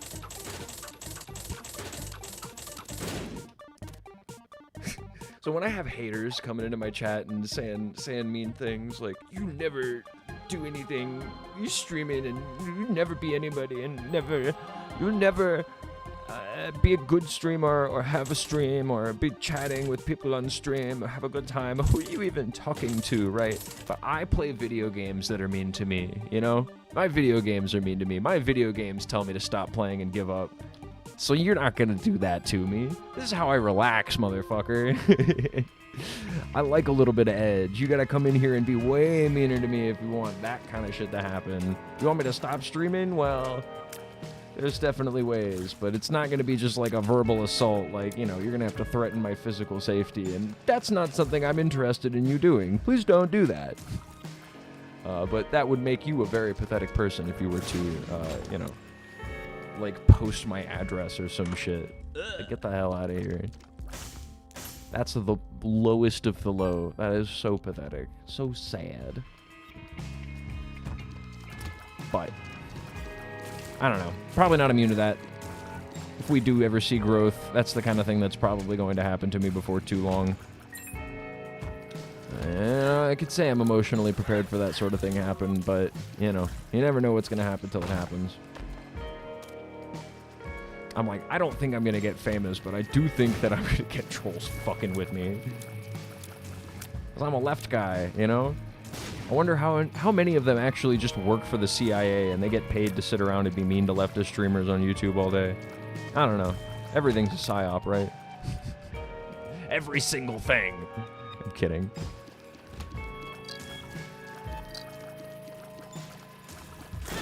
Woo. Amnesia. Okay, well, we'll just finish the boss.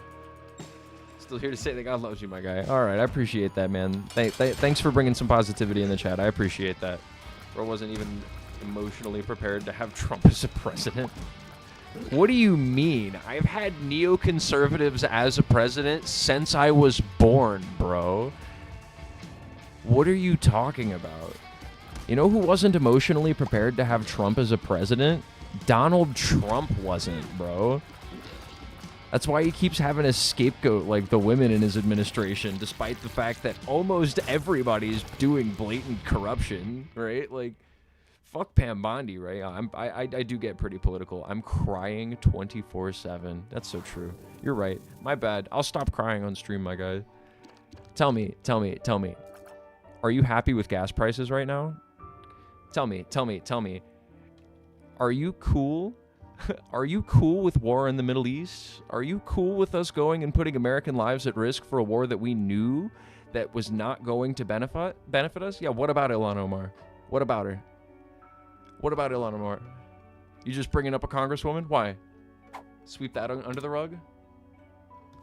Sweep what under the rug? What about Ilhan Omar? Is it that she's Muslim? Is that a problem with you? Are you racist against Islamic people? Look, man. Sweep what under the rug? What? Is it the all about the Benjamins comment? Go fuck yours. She a fraud. Oh, because she's Somali and you're racist. Is she even Somali? I don't think that Ilhan Omar is Somali. I could be wrong about that. The biggest besides Newsom. No, they're not even comparable. Gavin Newsom and Ilhan Omar are very much different from one another. A deeply Christian person that leads a fair amount of conservative alignment in certain ways. Let me tell you, Christian lens Trump is a disaster. Thank you. Thank you, servant of God.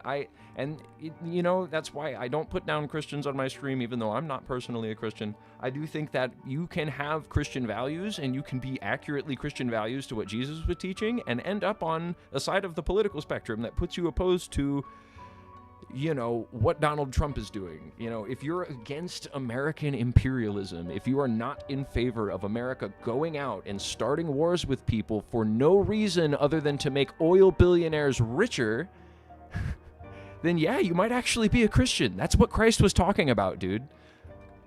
Your college brain is showing. Might want to tuck that in. Hey, dude, your didn't college brain is showing. You might want to consider that. Jesus. College brain. Is that supposed to be an insult? Dude, that's the same as the one guy, and you might be the same dude. You're absolutely the same as if we don't have enemies. Why do we have enemies? Why do we have enemies? Is it just some random blood feud that's been on for 1,000 years? Or maybe is it the result of our belligerent foreign policy that we've been executing for the past 250 years? Maybe geopolitics has results whenever you do it wrong. Maybe whenever you constantly invade countries and go to war with them, you give yourself a bad rep worldwide, right? Like, fucking the Marshall Plan only being instituted to countries that were willing to, like, kowtow over to oil benefits for the American oil greed people, dude. The oil companies are the ones who dictate foreign policy right now. That's why we're in Iran. I mean, other than, you know, Benjamin Netanyahu wanting to, you know, manufacture consent for expanding the Greater Israel Project, which if you're in favor of the Greater Israel Project, get the fuck out of my chat. Get the fuck out of my chat. We are anti-imperialist in this chat, man. We are not in favor of going into other countries and killing people because it makes us rich. That's disgusting behavior. That is despicable behavior. You should be ashamed of yourself if you are in favor of the United States going out and doing regime change, as if that's what our goals are. We don't need oil from Iran, genius. You're so right. And that's why we wanted to go, well, we don't need oil. No, we don't need oil from Iran, but it does absolutely affect the global price of oil and fertilizer because of all of the things that get shipped through the Strait of Hormuz. That's like up to 10% of the world's oil moves through there, dude. That's why gas prices are going up right now.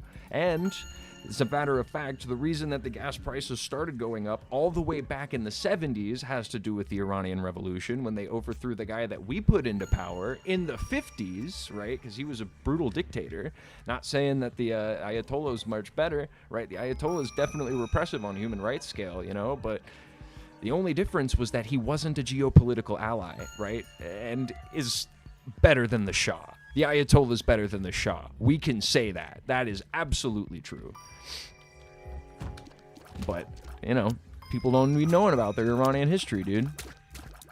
We don't need a nuclear psychopath controlling the strait. Okay. Right.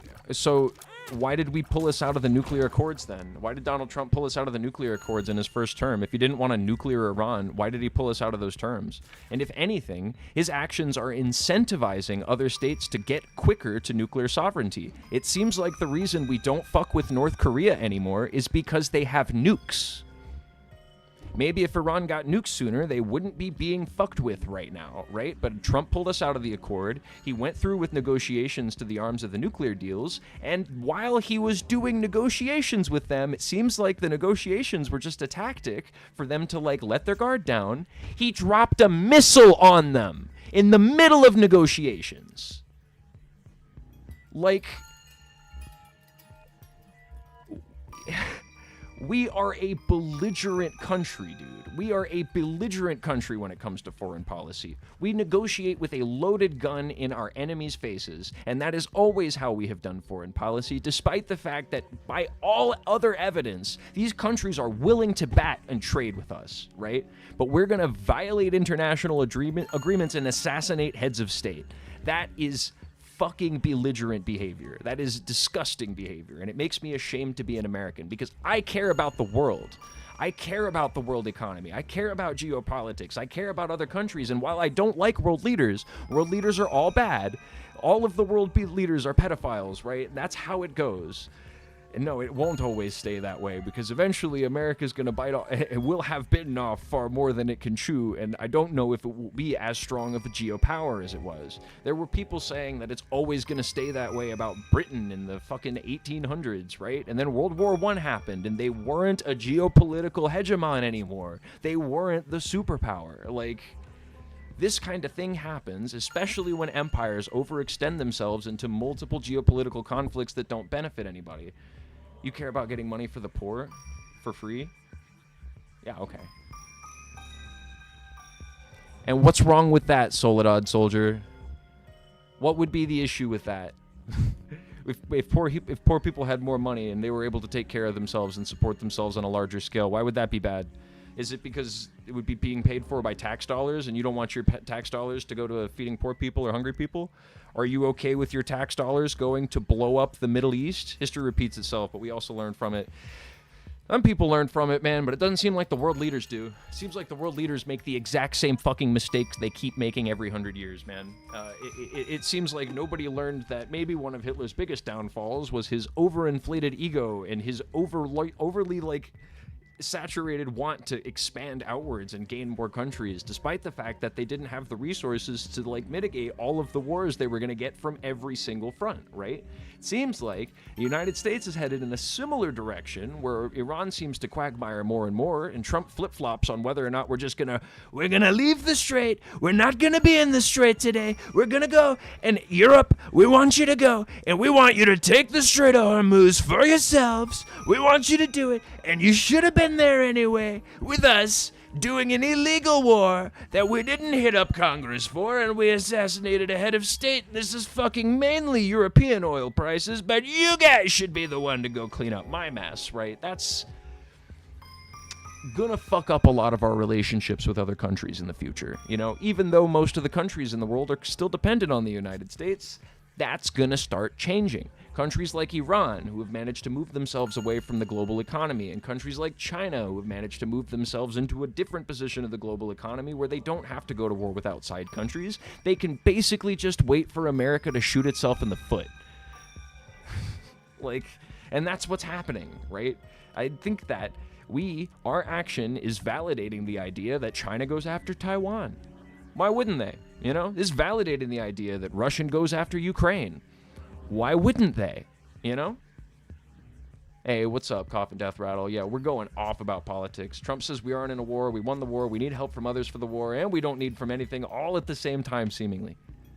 Thank you, servant of God. Oh my goodness, hi, welcome in. They will. Our politics influence every other political party worldwide. Yeah. No, not everyone. There's a lot of ones that aren't directly influenced by us in the, like, trade negotiations agreement, just more of the warring one, or, you know, straight up sanctions. Yeah, man, I don't think that you get to stay a hegemon for forever. History has never shown that to be the case. Empires fall, dude. You always join when Trump is mentioned. Hey, man, it's current events, dog. we talk about the news sometimes on these streams, man. Yeah, I'll keep playing some Isaac, man, but... Yeah, no, not every single one. You're wrong about that, Soledad Soldier. I mean, yeah, we have a really big influence on the global economy, but hey, man, most of the countries right now that are smart geopolitically are figuring out how to not be as dependent anymore, because whenever the thing collapses, those are going to be the countries that are the next hegemony, right? Because I am so sorry that you think that America's, like, going to be okay after all this. I'm really sorry about that, dude. I love The Binding of Isaac. Coffin Death's my mod. Coffin Death wants me to keep playing in The Binding of Isaac. We're going to keep playing it because I love it so much. I love it too. This game is nostalgic to me. This game, you know, a little kid got treated poor by his overly religious mother. What's not to love? Not that I was treated poorly by an overly religious mother. I mean, you know, there was some stuff with religion when I was growing up, but, like, nah. My mom slaps, dude. I love my mom. Oh, it's that nice lady. She was the one who took me to go see Project Hail Mary pretty recently. When I saw that in theaters, that was a lot of fun. Even though Andy Weir went on the Critical Drinker podcast, the Shitical Stinker podcast, or whatever. Not my favorite. Damn it! I hate Are You a Wizard? It's gonna fuck my Deadeye thing. Ah! Taking a billion damage right off bat. Silly me. Silly me. It's like 2015 vibes. What do you think about AI and its impacts on geopolitics? Good question, man. Well, AI is, you know, that also kind of depends on the area that you're looking at it from, right? We've got American AI systems that are mostly going to be used. There's a lot of reasons that the American AI systems get used, but the most profitable ones right now are at least generally associated with defense. That's your Peter Thiels, your Palantirs, well, those are the same guy, but a lot of those things. Hey, what's up, Crimson Nautical? Welcome into the chat. It's good to see you. Seems like everybody's coming in at the same time. I've been streaming for a little while. We only had General Washington, number 1 through 1800. I timed him out a bunch of times. I guess he recorded me, so if you see me crashing out in a TikTok anytime soon, that was that guy. But all press is good press, in my opinion. I think it's absolutely fine if you crash out, bro. Crash out on stream, dog. Go crazy. Go nuts. Go wild. I didn't even think I crashed out. I just called him sad because he has, at least... what appeared to be, hey, LBK, how many kittens did you kill today? Welcome in, Sharky. It's good to see you in the chat. Thank you for being here. Temper. Yeah, but it seems like General Washington, if the numbers are accurate, has 1,800 different accounts. Now, we don't have a TikTok channel yet. We've actually been considering putting one up. We're avoiding TikTok for a while because of the American acquisition of the app, and we were kind of worried about surveillance stuff, but man, surveillance is just kind of everywhere, so I'm thinking about biting the bullet, making a TikTok. Worried that the United States will start to rely on, I stopped talking about AI. Start to rely on model trained on all the books and make it very persuasive and delusional and not have the secret motives. Am I a good mod? You're a great mod, Sharky. Thank you for being here. You're always a pleasure to see hop into the chat, Sharky. I'm always happy to see you here. All the books made it very persuasive and delusional not to get secret motives to get itself not turned off. I have seen the stuff about that where they'll run test scenarios and it will like assassinate people so it can prevent itself from being turned off. At least some of the models have exhibited, you know, an understanding that they don't want to be turned off, which is definitely a scary proposition. Yeah, of course. No problem, Sharky. But, I mean, as far as, like, geopolitics goes, right, you've got a bunch of other AI models coming out of other countries, at least seemingly, like, the most successful ones on the stock market right now are coming out of China. That's the DeepSeek AI. That's the little whale on it, taking a bunch of damage. God damn. Yeah, there's a lot of potential impacts of geopolitics coming out of AI. I do think that the American AI system is overly inflated within our stock market. Obviously, a lot of people have mentioned the bubble, and people are like, when's the bubble gonna pop? When's the bubble gonna pop? And that shit takes time. The stock market bubble didn't pop until the end of the 30s, right?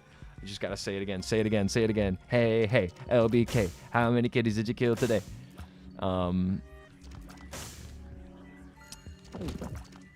Fuck AI.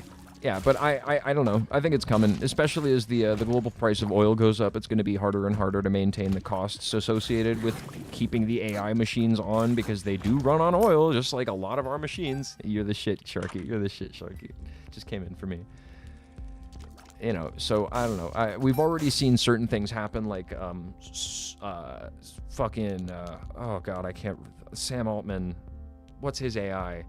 They pulled Sora from it. Was it Anthropic? I forget if that was that one. There's so many different AIs that I forget the name of them at this point, and it's not my... I don't use any of the AIs, so I only know what I read about, but, yeah, they removed the video functionality from Sora. Like, that is no longer a thing that you can easily access, which is definitely a positive, considering how much shithole AI slop pulls up. It happens when 30% of the labor force gets displaced. A lot of people say, oh, that happened in many different cycles, but I don't really think that's very applicable to replicating the human internet. So I don't think that AI necessarily does replicate the human intellect, right? And what we tend to find, at least in the sense of, like, this is going to replace the human labor market, it is replacing a lot of the human labor market. And there are a number of elements of the tech sector which have suffered job losses because of AI specifically. That is absolutely something that is happening right now, and you're right for pointing that out. That being said, it's not going to eradicate all jobs, of course, just like anything else. It's not going to cure cancer. It's not going to create humanoid robots that you do your dishes or whatever. We already have a robot that does your dishes. It's the dishwasher, and it's really good at it. And it's not human-shaped because it's box-shaped, because it's actually better to have a robot that's box-shaped if you want it to wash your dishes for you, you know? Meanwhile, Elon's trying to put every single type of robot on 2 legs and have him walking around, and it's like, we know he's going to be remote-controlled from, like, the Philippines or some shit. Like... LBK is an adorable name for a cat. I'm glad that you like it. It's stuck in my head so much, and I just keep it on there forever because it's funny reference to a president, and also it's a cute name for a cat. I'm glad that you like it, Sharky. But yeah, AI's got its downsides, right? Standing for little baby kitty. Little baby kitty. I'm opposed to AI art. AI-generated art's almost never useful. I can see a lot of areas of, like, tech development and stuff where it has use cases, and it is very useful and makes things easier and life easier, and you just have to do, like, overall less busy work. A lot of those things that I can definitely see the purposes of. It's useful for old people. Man, old people have a hard time on the computer anyway, and a robot that kind of knows how computer works that can, like, respond when you ask it questions. I think that's good for old people on computers, you know? That being said, we must anthropomorphize everything, even when it doesn't make any sense. It's true. But, so, I think that AI's got its uses. AI's got its development cases, right? And in the terms of it replacing workforces and replacing jobs for people, I think that a lot of those things fall under the argument of we need to reconsider. You're going to call your dog LBG? That's not bad. Little baby doggy, or little baby LBP for little baby puppy, because kitty instead of cat, you know. Puppies are cuter. Little baby puppy. I was saying, let me go back and read it. Or yeah, the thing that we need to fix about our society is the fact that all of our livelihoods are tied so directly to the work that we do. And people are like, well, you're just a dang communist. But look, man, I don't think that if people had their needs met, if people had like a house to live in and people had like food to eat, that they would stop doing their jobs, you know? Like, I'm a worthless piece of shit in society and I still have to pay rent. Like, I work on a farm and shit, and I probably wouldn't be working on that farm if I didn't get paid to do it. I'd be doing this all the time because I love doing this. But I don't think everybody would be doing this, man. Do you know how many autistic people who, if they had their, like, needs met, would go around fixing every single leaky pipe in the city? I know people like that who would spend all of their time just walking around fixing leaky pipes because that's how their autism brain works, and they just can't because it either costs too much money to get a piece of certification, or they're out of the way, or they're going to school for it right now. It's going to take a little bit of work where they have to like pay rent and shit. I don't know. Dogs are less cuddleable. I love my kitties. I get that. I think I'll have large. I don't think bootstraps will conservatism will work the way. And bootstraps conservatism. Let me talk about the term pull yourself up by your bootstraps, right? Now, much like trickle-down economics, right? People talk about trickle-down economics, and they even refer to it in so much as those terms, where they're like, we're talking about trickle-down economics right now. But the invention of that term was originally made to disparage the ideas on display in those terms. Like, when does it trickle down? It's a trickle. It's not like, you know, a rising boat lifts all tides. Well, only if you have a yacht. You know, when does it trickle down? Nobody knows when it trickles down.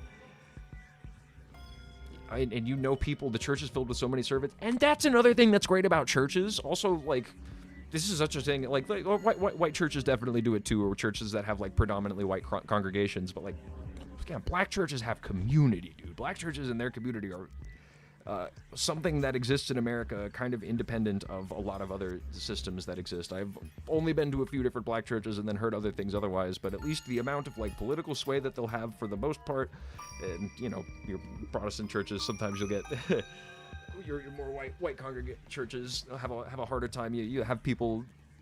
I don't know exactly what I'm saying. I haven't been in a church recently enough to make any prescriptive claims about that one, but how many puppies did you kill today is pretty good too. But I know, yeah, so many people who are religiously dedicated like that have those kinds of mindsets where, and they would be like, I want to make my community better because that's what I want to do. I feel like doing that today. I just feel like making my community a better and more easily livable place. And would we not, like, honor those people, right? Would we not make them the coolest people in society? You know, like, I try to be careful when talking about troops and stuff. I'm definitely not in favor of United States imperialism, and I don't think that our military does anything that's worthwhile. I don't think that our military is out there defending our daily lives. I think that's bullshit. I think that it's out there serving oil interests primarily, right? But, like, you know, the thank you for your service that we reserve for military members, I'm like, dude, I would thank a plumber for his service, man. I met somebody who is, like, a turtle conservationist, and they spent their times, like, literally doing, like, turtle conservation and, like, going into beaches and wildlife areas and protecting those areas for turtles, like, eggs so that they can hatch and then waddle out to sea. And I said, thank you for your service. But they're poor, so they spend all day working themselves to death, barely have time to worship on Sunday. That shit is so sad, man. That shit is so sad. That shit bums me out. Dude, every homeless person that's addicted to fentanyl and meth would have a special skill if they had a home and a roof over their heads, dude. I'm like, he already knows how to do shit with copper wire. Just give him an engineering job and, like, you know, a place to get clean. Because you can't do that out on the streets. What are you going to do? Get clean on the streets? Wow, that's a high bar to put for people. And they're like, well, don't get put in the situation where you're homeless. Wait till it comes for you, buddy. This stock market don't stay around forever.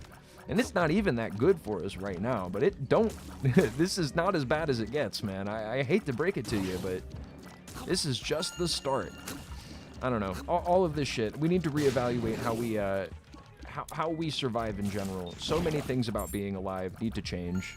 I would do the work, man. I would do the work for free if I knew I was making people's lives better. You know, I have to like push myself to go and work at a job for like fast food or something like that, because I know it's actually making the customers' lives worse, and the only person it's helping is one rich dude that I will never meet.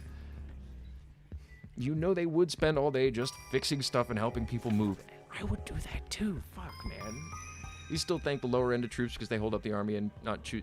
And that's why I'm that is also why I'm careful about saying like because I am in a vehement disagreement with a lot of ends of what we do in our military, right? But certain elements like the Coast Guard does a lot of very defensible things, and there are a lot of very right. And I don't disparage individual soldiers. I almost joined the military whenever I got out of high school, and I think it was very manipulative how it happened. I think that my recruiter got me in a very manipulative way. He literally asked me when he phone called me. He was like, "Hey son, you just graduate from high school?" I was like, "Yes, I did." He was like, "Are you scared of the future?" And I was like, "Yeah." He was like, "You should join the Marines." I almost did it too, but Uncle Sam didn't like that I had a little too much weed in my pee. Even though I tried to get clean, but my recruiter didn't give me enough time to get off the weed. Like, I quit. I seriously quit. I was like guns a-blazing. But also I was a really dumb 18-year-old. I didn't know anything. And I wouldn't have gotten to choose what my job was, right? Which is why I don't disparage lower-end army troops. And like, I would never be like, you're just an imperialist dog. All you want to do. Recruiters act like you can do anything you want in the military, and it's wrong. You'll be stuck. I talked to a bunch of people who had military experience and then floated that. Are you scared of poverty? Choose war. That's a good comment. Right? Are you scared of being poor? Go kill another poor person on the other side of the planet. Shouldn't we shout out MLKJ? Martin Luther King Jr.? Sure. For Martin Luther King Jr.? Yeah, shout out. Is it MLK Jr. Day? There's like birthday or something. Or am I wrong about that? Oh, yeah, you're right. Shout out. That's tomorrow, actually. That the day he was assassinated. But yeah, shouts out on that. That was the day the FBI got him, which is tomorrow. Fuck. Yeah, good call on that, Sharky. I didn't realize. I'd forgotten about that. Yeah, you start looking into the assassination of Martin Luther King, man, and hey, the guy that killed him would have had to stand like on the like lip of the bathtub and like held his gun like upwards and also like shot another bullet backwards so that it went through the window. I don't know. Looks like the FBI got him, dog. That's my tinfoil hat. I mean, we know that the FBI was after MLK. There's like literally transcripts of his last 3 years of being alive. They tapped his every waking moment, dude. They thought that he was going to be the next, like, socialist messiah. It's just hard for me to not believe that they got him. I don't know. That's one of my woo-woo opinions, I guess. I don't know if that's that woo-woo, though. You start looking into that, man, and ugh. I wouldn't put it past the 1960s and 70s FBI. Let me just say that much. I would not put it past that organization. Did you guys know that J. Edgar Hoover, who was the head of the FBI from the 1920s all the way up until the 1970s. That is 50 years in charge of the American FBI. Did you know that he has an IMDb page? Did you know that he wrote movies? Did you know that J. Edgar Hoover wrote cop media? Like, and not just like, oh, our sterling boys in blue, but like most of the media that fucking J. Edgar Hoover created was like about the rogue cop who was getting sidelined by all the liberal laws and just don't understand how tough it is out there on the beat, and you gotta be more violent than the criminal. He's been writing movies like that since the 1920s. That is such an old... He wrote movies, dude. He wrote movies, and he was the head of the FBI during a time period where they were fielding accusations that the FBI was being run like a separate empire inside the United States. He ran that shit like a dictator, dude. And he fucking, started up COINTELPRO, went around dissolving leftist organizations like the Black Panthers, Black Liberation Army, and the Weather Underground, creating false information and planting information places, getting informants on the inside, even though a lot of those organizations were doing Not very illegal things. Weather Underground definitely on the end, and then it gets later for the BLA Black Panthers, but it only gets worse whenever they've been sidelined by the cops for about 10 years up until that point, man. Start learning about the history of the 1960s and the 70s and how hard leftist groups got fucked with by the police that were run like an empire. CIA is run like a separate empire. And the CIA and the FBI are two different ones, right? FBI's domestic, CIA is like foreign, right? Even though the CIA absolutely did shit domestically. Did you know? We're going history right now. Did you know that one of the things that they did leading up to like am I a communist, socialist, leftist? I can't always tell the difference in the modern day. I mean, whenever people ask, I say I'm a communist just because that's like, I don't know, that's a good point of reference. But I just say that I'm on the left. I'm more interested in specific issues. Like I'm for Medicare for all. I'm for, you know, like fixing housing. I am for like eradicating homelessness by putting homeless people in homes. My foreign policy is anti-imperialist. I think that we should do things that serve our self-interests but don't like destroy other people's self-interests. You know, we should make a more favorable, equitable trade negotiation for the entire world. I think that's a better way that things should be run, and it seems fucking obvious. Things in placing, they shit crazy. This shit was crazy. Placing things in place. You know, yeah, man, that shit was crazy, man. The FBI, the fucking, but the CIA story I was gonna tell. Sorry. Now that I'm starting telling stories and talking about history, maybe we'll swap over because I'll just start dying on Isaac more. Don't tell my grandpa you're a communist. He's racist. To call the BLM a terrorist movement. Yeah, I won't let him know. I won't talk to your grandpa about that. I think communism comes with a crushing anti-faith work from its past implementations? All right, good question. I don't think so. No, I don't think so. I think that the USSR running itself as a secular state, right, in elements, I think that a secular state is a beneficial thing. I think that states should be run in a secular way because devising laws and developing laws, I don't think should come from a religious framework. I think that we can arrive at moralistic frameworks in, like, determinative ways. What I'm saying is, there's a reason why things should be the way they should be. And the issue with running your government in a religious way is that you just kind of have to defer back to the Bible, and there's speculation on how you interpret certain verses of the Bible, and the Bible even contradicts itself at some point, so it becomes up to a lot of more interpretive work than arriving at like a moralistic conclusion in like a solid way. That being said, pogroms are bad, anti-Christian movements are bad, moving people who have religious beliefs outside of your countries for the reason of them having religious beliefs is bad, and I'm absolutely opposed to that. I think that in a free society, people should practice their religion however they want to see fit, as long as that doesn't involve like removing other people's religious rights. Gotta realize the military of Russia should not act the way they are for punishing and taking the killing Ukrainians alive. Sure, no, and I'm definitely, yeah, I love the I Have a Dream speech. We might look that up. Maybe we'll watch that because, you know, rest in peace, King, Martin Luther King. Yeah, the military of Russia, yeah, I'm absolutely opposed to the military of Russia doing imperialism into Ukraine. I think that the Ukrainian army is showing that they're very strong right now, and they're very able to oppose the drone strikes that are happening in a lot of ways.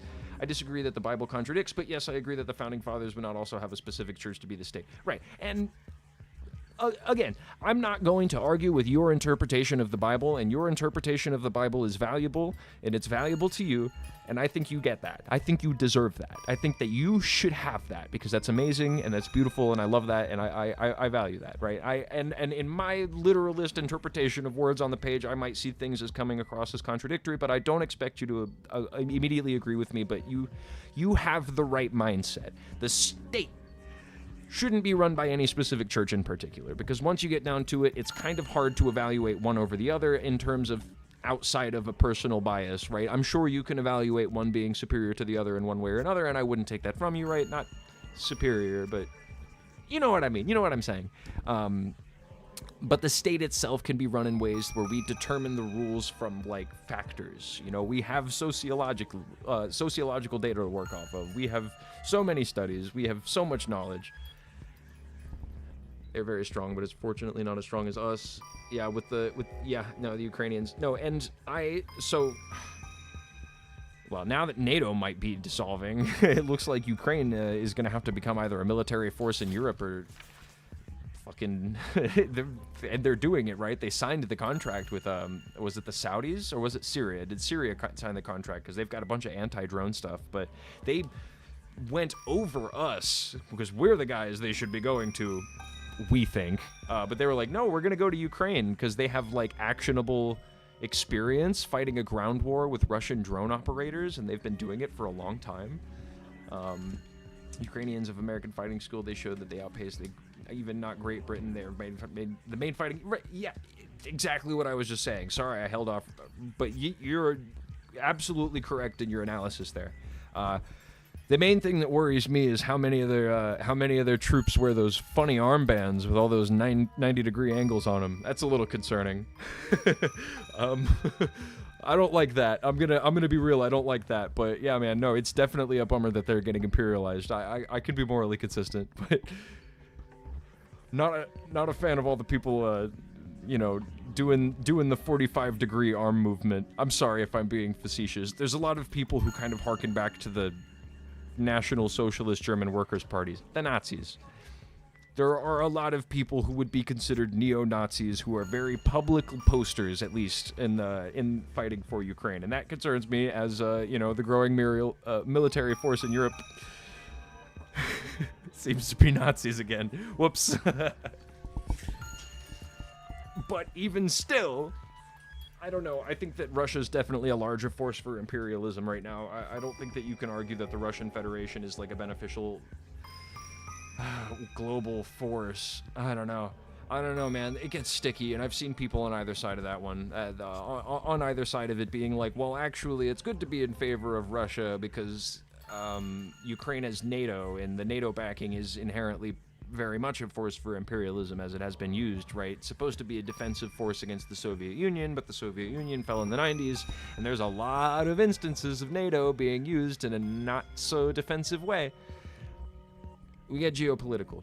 Again, I am on the side of the Ukrainians in that conflict. I do think that I'm on the side of the Ukrainians in that conflict. I just wish they would take those fucking armbands off, man. God damn. Yeah, if I could be okay with Graham Plattner's goddamn totem cop. It's Russia, China, North Korea we worry about. They keep on pump faking and bluff changing us so much. I don't know if we have to worry about like a military invasion from China. Obviously the speculation there with China's Taiwan. And I don't know. I think the U.S. has a moral obligation to defend nation like Ukraine or Taiwan. No, absolutely not.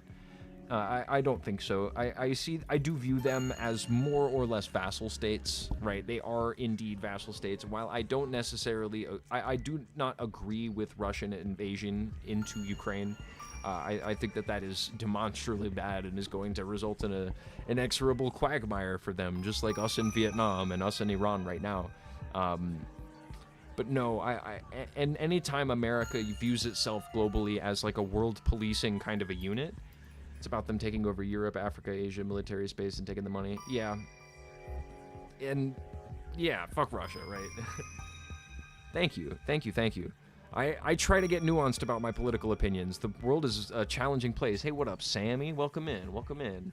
I recognize that profile picture. You look familiar. Sammy 101, F9X. What's up, Sammy? Yeah, I'm interested in a nuanced opinion of all of these things, especially when it comes to geopolitics. It seems so complicated at first whenever you start getting into it because it's a lot of moving parts and pieces because the world is a really big place. But once you have a good framework of a few different types of governments, you learn about a new one, and then you're like, oh, this is just that. Oh, you're just a right-winger. Oh, you guys are communists. Oh, you're a fucking monarchist. Okay, yeah. Oh, there's the oil billionaire. So what's going on? We're just hanging out talking about politics right now. We were kind of getting into Russia, Ukraine a little bit, sitting here on this Binding of Isaac screen, just doing chat. Thanks for being so clear and talkable. Everybody else runs away or bans people when they get convo, but I'm creditable. Thank you very much. I'm interested in having a good faith conversation. I do ban people who come in here talking in bad faith. Thank you for being here, servant of God. It was really fun. If you ever want to debate religion, I should hit you up. Hey, maybe we could have a good faith sometime, a good faith debate sometime. That sounds like a lot of fun. We have a Discord. I'll post it in chat if you're still in here, and I should be better and better and better about pinning that whenever I start the stream, but I'm going to post the link to it right up here. I'm interested in having conversations with these kinds of things. I don't want to run away from a political conversation. You don't like politics, Sammy? Oh, maybe you don't look familiar then. And it's understandable to not like politics much right now, especially in the state of the world that we're living in. The state of the world is a pretty scary place, especially when approaching political conversations. But overall, it is useful to expand your knowledge on the world itself, right? Is when you say you don't like politics, right? You probably do like some elements of politics. There's probably some political things that you're very into, but you haven't imagined them as political because the word, or the definition of the word politics, hasn't expanded outwards into something that you can understand. But everything becomes political in a way, right? Everything is politics. What even is politics? Is politics a government? Is politics what you think a government should do? Is it what you think society should do? Is it a people thing? I don't know. Everything's political, man. But I'm interested in having those conversations. I want to talk those things out. And I do know a lot. I've learned a lot, you know, not just by reading the news, but man, that is a big part of it, you know. And when you read the news, you want to read from a lot of different sources, right? If you can get that ground news thing, that's pretty cool. I don't use that personally, but it's just because we don't have money to support paid services like that.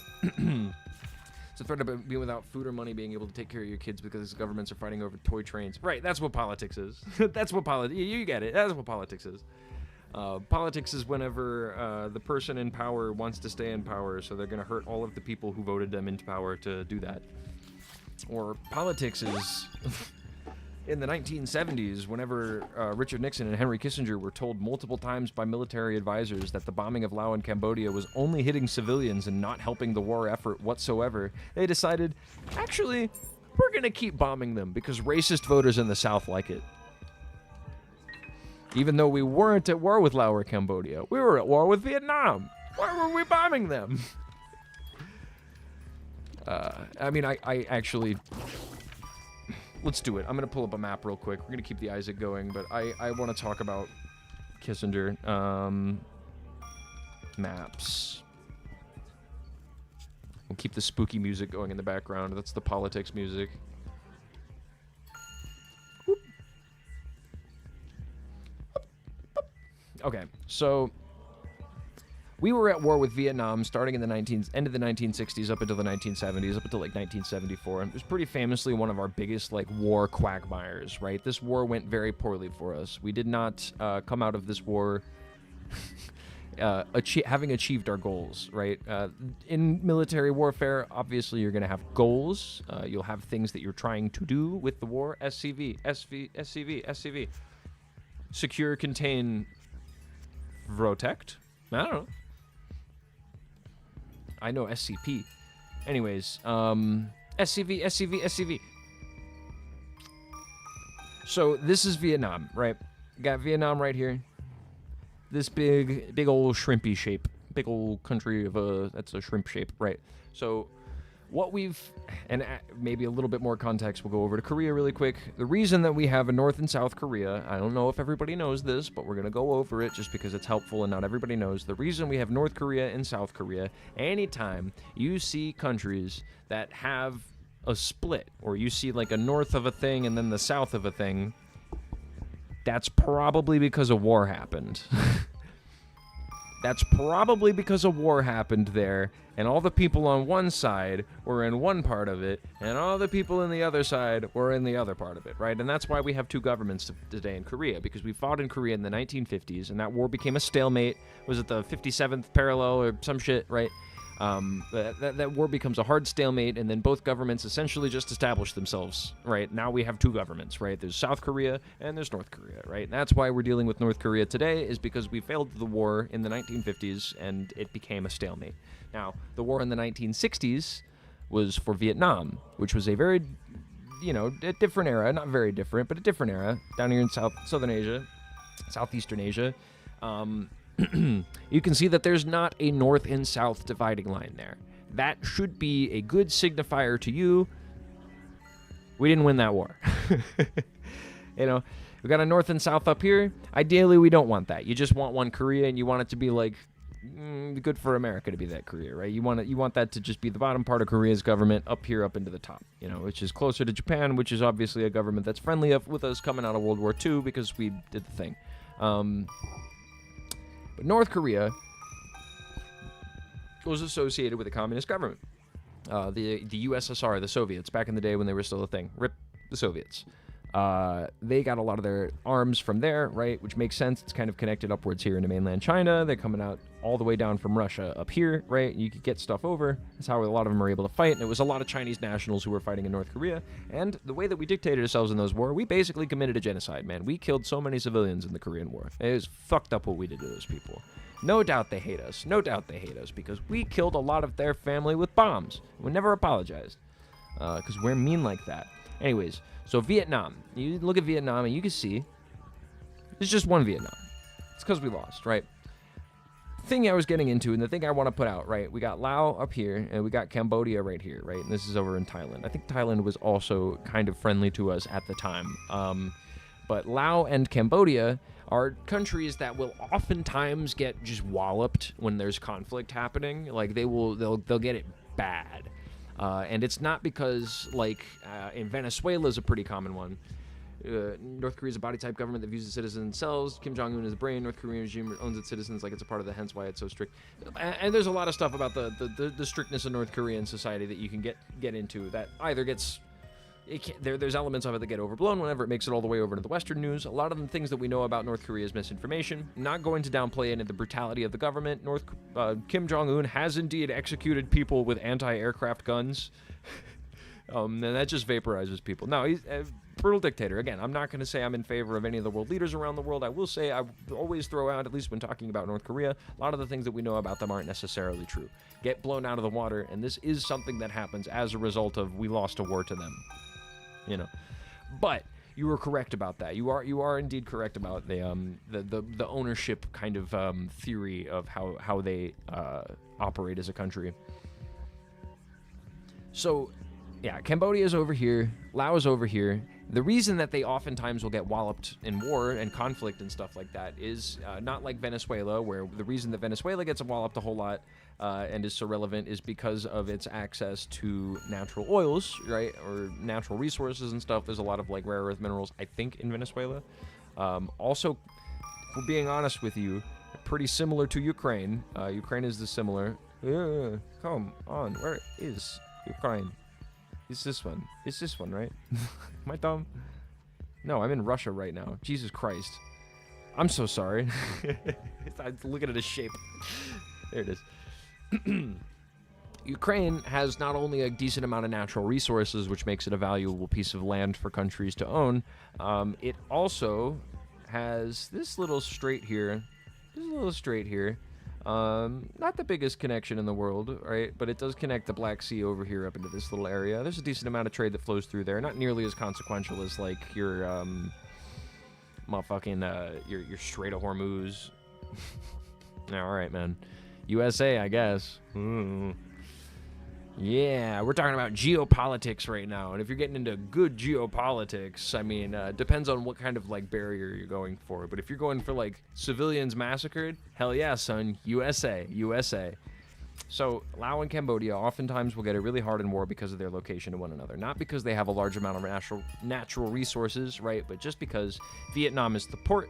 Vietnam is where you arrive if you're going to be docking, right? You got a boat and you're out at sea. You're going to arrive around in the Vietnam area. Cambodia and Laos are sort of an intermediary in between China and Vietnam, right? Which Vietnam gets contentious, and Thailand gets contentious, and you go all the way down in here, Malaysia, it gets contentious. You got conflicts that happen around those time periods, right? So what we thought was happening, we thought that China was funneling troops in through Laos and Cambodia, right? We thought that they were sending them down here and around. I don't know the exact pathways, right? And bombs were not very accurate back then. We would regularly hit within a mile of the target. I think it was actually within 5 miles of the target. That was how our level of accuracy for the bombs that we would drop on civilian territories, right? But we thought that China was funneling a bunch of troops in through Laos and Cambodia into Vietnam, and so we bombed a lot of these areas. There is no evidence that China was ever moving troops through a third territory like Laos and Cambodia, who were not in the war that we were around with. Fafo, let me mute you. Or I'm not going to mute you. I'll let you say something else stupid and then let one of my mods mute you. Fafo. That's cute. You're about to Fafo with Iran, buddy. What China was actually doing, duh. You notice how Vietnam also touches China? You notice that China could have and did just send troops into Vietnam from the part of Vietnam that touched China? You go 5 miles ahead of the target. No, it's like a circumference kind of thing. They would hit 5 miles within a circumference, right? So the target would be here, and the rate of accuracy was somewhere in the circle that was 5 miles wide. That was where the bomb would fall. You know what I mean? It's just hard to be really accurate when dropping things from the sky that high up, right? So anyways, what military advisors found out, even over the course of that war, is that no, China wasn't funneling troops in through the Vietnam, through Laos and Cambodia. They weren't doing that through this part of the mountain range. They were literally just doing it from the parts of Vietnam that were connected to China. Like, duh. Why would we get a third and fourth country involved? Who would do something like that? That's an idiotic war move.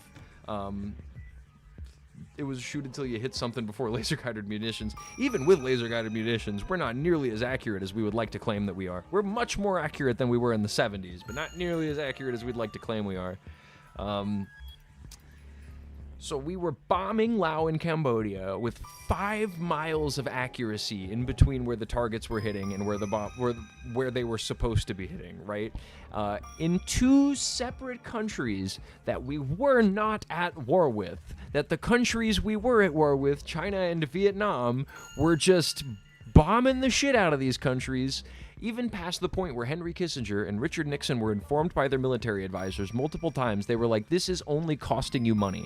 This is costing you money and is actually going to result in us spending American lives at a certain point because we can't use those munitions in just like regular elements of the war, right? We're only bombing a country that's not involved with the war, right? Who would bomb a country that we're not at war with? Fafo, I guess, or just foe, because they didn't fuck around. They were just existing, and we dropped bombs on them. Just foe, right? Just find out. You just randomly get to find out. You're in a fucking hut in Cambodia somewhere. Not even a hut. They had houses in the 70s, man. It wasn't like a backwards place to live. It's where people live, because people are people. And then you look up in the sky one day, and you see an American flag raining death from above because of a conflict that your country's not even in. And when Kissinger and Nixon were informed that this wasn't helping them with the war effort and was actually making things harder, they decided that it was in their best interest to continue bombing Laos and Cambodia up until the end of the war because it made racist voters in the South happy. SCV, go to the corner for 5 minutes. Facts, dude. See, I'm not doing it anymore. I got all my mods in. We'll let him say something terrible and then he'll get deleted. Hell yeah, you're the guy, Coffin. Thank you for being here. I don't know. He can. I'll be honest. He wasn't that bad. Maybe you didn't need to. Maybe he didn't need a full timeout. Generally, with the timeouts, maybe we can wait until they say something truly heinous. You know what I mean? Because Fafo, it's annoying. You know what I mean? I think Fafo is kind of an annoying thing to hop into a chat and say, but it does give me ammunition to like bitch at a dude, right? And then if I bitch long enough, he's gonna drop an N-word or something, and then by all means, ban that guy. Ban that guy. You know what I mean? I'll applaud you for that one, right? I think that was a decent use, and he was being kind of annoying. But in the future, try to let them stick their foot in their mouth a little bit more before you pull the trigger. You know what I mean? Because that's fun. Maybe not. I don't know. If it goes way too far, then there's no point. But we're all figuring this out anyway. I only did 5 minutes because he was trying to push conflict rather than discussion. Fair enough. Yeah, that's fair enough. I think that's fair. You're doing good work. I'm not coming at you, Coffin. You're a good moderator. Thank you for being here once again. Thank you for being in my chat. This is so fun. Jesus, am I playing The Binding of Isaac right now? Am I playing The Binding of Isaac Repentance Plus by Edmund Macmillan right now? Is that what I'm doing? The Binding of Isaac. Yeah, we'll be here. Thanks for being here, Coffin. We'll be here for a while. Might take a break a little bit later, but I'm going to be playing for a minute. We will keep it going. If you're looking for a place to get started on a fun historical education, I recommend the podcast Behind the Bastards. Hey, what up, Proletarian Pride? Welcome into the chat. We were talking about Laos and Cambodia just a minute ago, but I got segmented from my Binding of Isaac run, so I'm going to finish it out, but then we're going to probably watch some videos. I was talking about earlier. Oh, man. Fucking forever ago. Chucky! George Washington came back. General Washington came and hung out in the chat for a bit. He has what seems to be 1,809 different accounts, because that was the number on the highest account that he got there. And he also said he recorded me crashing out and posted it to TikTok? Well, I didn't think I crashed out, but if you recorded me bitching at him and posted it to TikTok, hey man, any press is good press. Post it up, dog. I got somebody clipping for me, free, for free? That's beautiful. I love that. Sounds like you're just in time. Yeah, we're almost out. Ooh, sorry, scratching the mic. All right, let's go see what's in this chest room. Let's finish out this little boss. I think I killed the boss, and maybe we'll cut the Binding of Isaac run, because as fun as it is, probably a little bit better to find some good topics of discussion. One thing I did earlier, I think I mentioned this a bit. Jeez. I was posting in the Orlando. There was some posts in the Orlando subreddit that were talking about how Wawas are now removing all of the seating, all of the outdoor seating that they used to have. They're just like taking them away. And most of the people who were in the comments, and I shouldn't be surprised because it's Reddit and it's a shithole website, and I hate that I'm on there, but I can't stop. Fill your ears with the suffering of Isaac. I got you. Whoop. That's where I would fall on it. Probably get you some rage bait views, if anything, right? Isaac's mom. So they're taking all the seats out of the outside seating from Wawa, and people on the Orlando subreddit were talking about it. They were like, "Well, every time I went there, all of the homeless people were just getting high or begging for money." So, you know, and so I commented, well, you know, God forbid a homeless person sit somewhere. And all the comments were shit like, well, if they were just sitting, it wouldn't be a problem. And I'm like, well, if they're being a nuisance and the manager comes out and asks them to not be a nuisance anymore, then that's probably going to solve at least an element of that problem. Maybe. Okay, gotta avoid. Fuck. That's okay. That's what I deserve. Trying to talk and play mom at the same time, that's what I deserve. Let's do some learning. So, one of the comments that pissed me off so much, Reddit's one of the most gate-kept moderated platforms. That's why I never used it. Even I don't know if Pride a boy or a girl. I think Pride's he him. Lol, go figure. Poor people like to escape and sometimes ask for help. Right? Yeah. God forbid a person sits somewhere and asks somebody else for help. You could just tell them no. That's easy. I do that sometimes because I'm poor and don't have very much money. It identifies as a man most days. That's nice. That's nice. And on days that you're not, you just let us know, man. We accept. One of the comments, though, and this is my least favorite kind of bad faith comment. This is always the one that pisses me off the most when I get it, and I'm going to hold Isaac because he keeps me safe. My boy.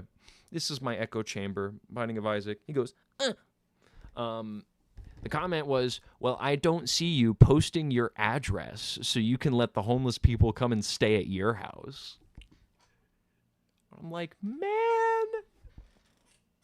that's such a fucking idiot take, bro. Fucking idiot take, bro. I don't know. It's just a bad faith take. It's an obviously bad faith take that's supposed to make you pissed off, right? So me spending a lot of my extra time on it's not beneficial. But look, man, we're obviously not talking about putting all the homeless population into my house. It's the same as people who are like, well, if you want the refugees so bad, why don't you put them in your house? And it's like, well, I wasn't saying we put them in your house. I was saying we build them a house that they could stay in. Or we use one of the millions of empty homes in this country that there are fucking so many of, right? They're losing all their investors' money, right? They're just sitting there. It's all speculative money anyway, right? Fucking hell. I don't know. It was a stupid bad faith thing. That was a rage bait. You could have said, I don't see you doing that either. Right? Well, that person, that wouldn't work at that person because that person wants homeless people to die on the streets. So they're like, well, I wouldn't. I want homeless people to die on the street. And that would be that conversation. People are ridiculous.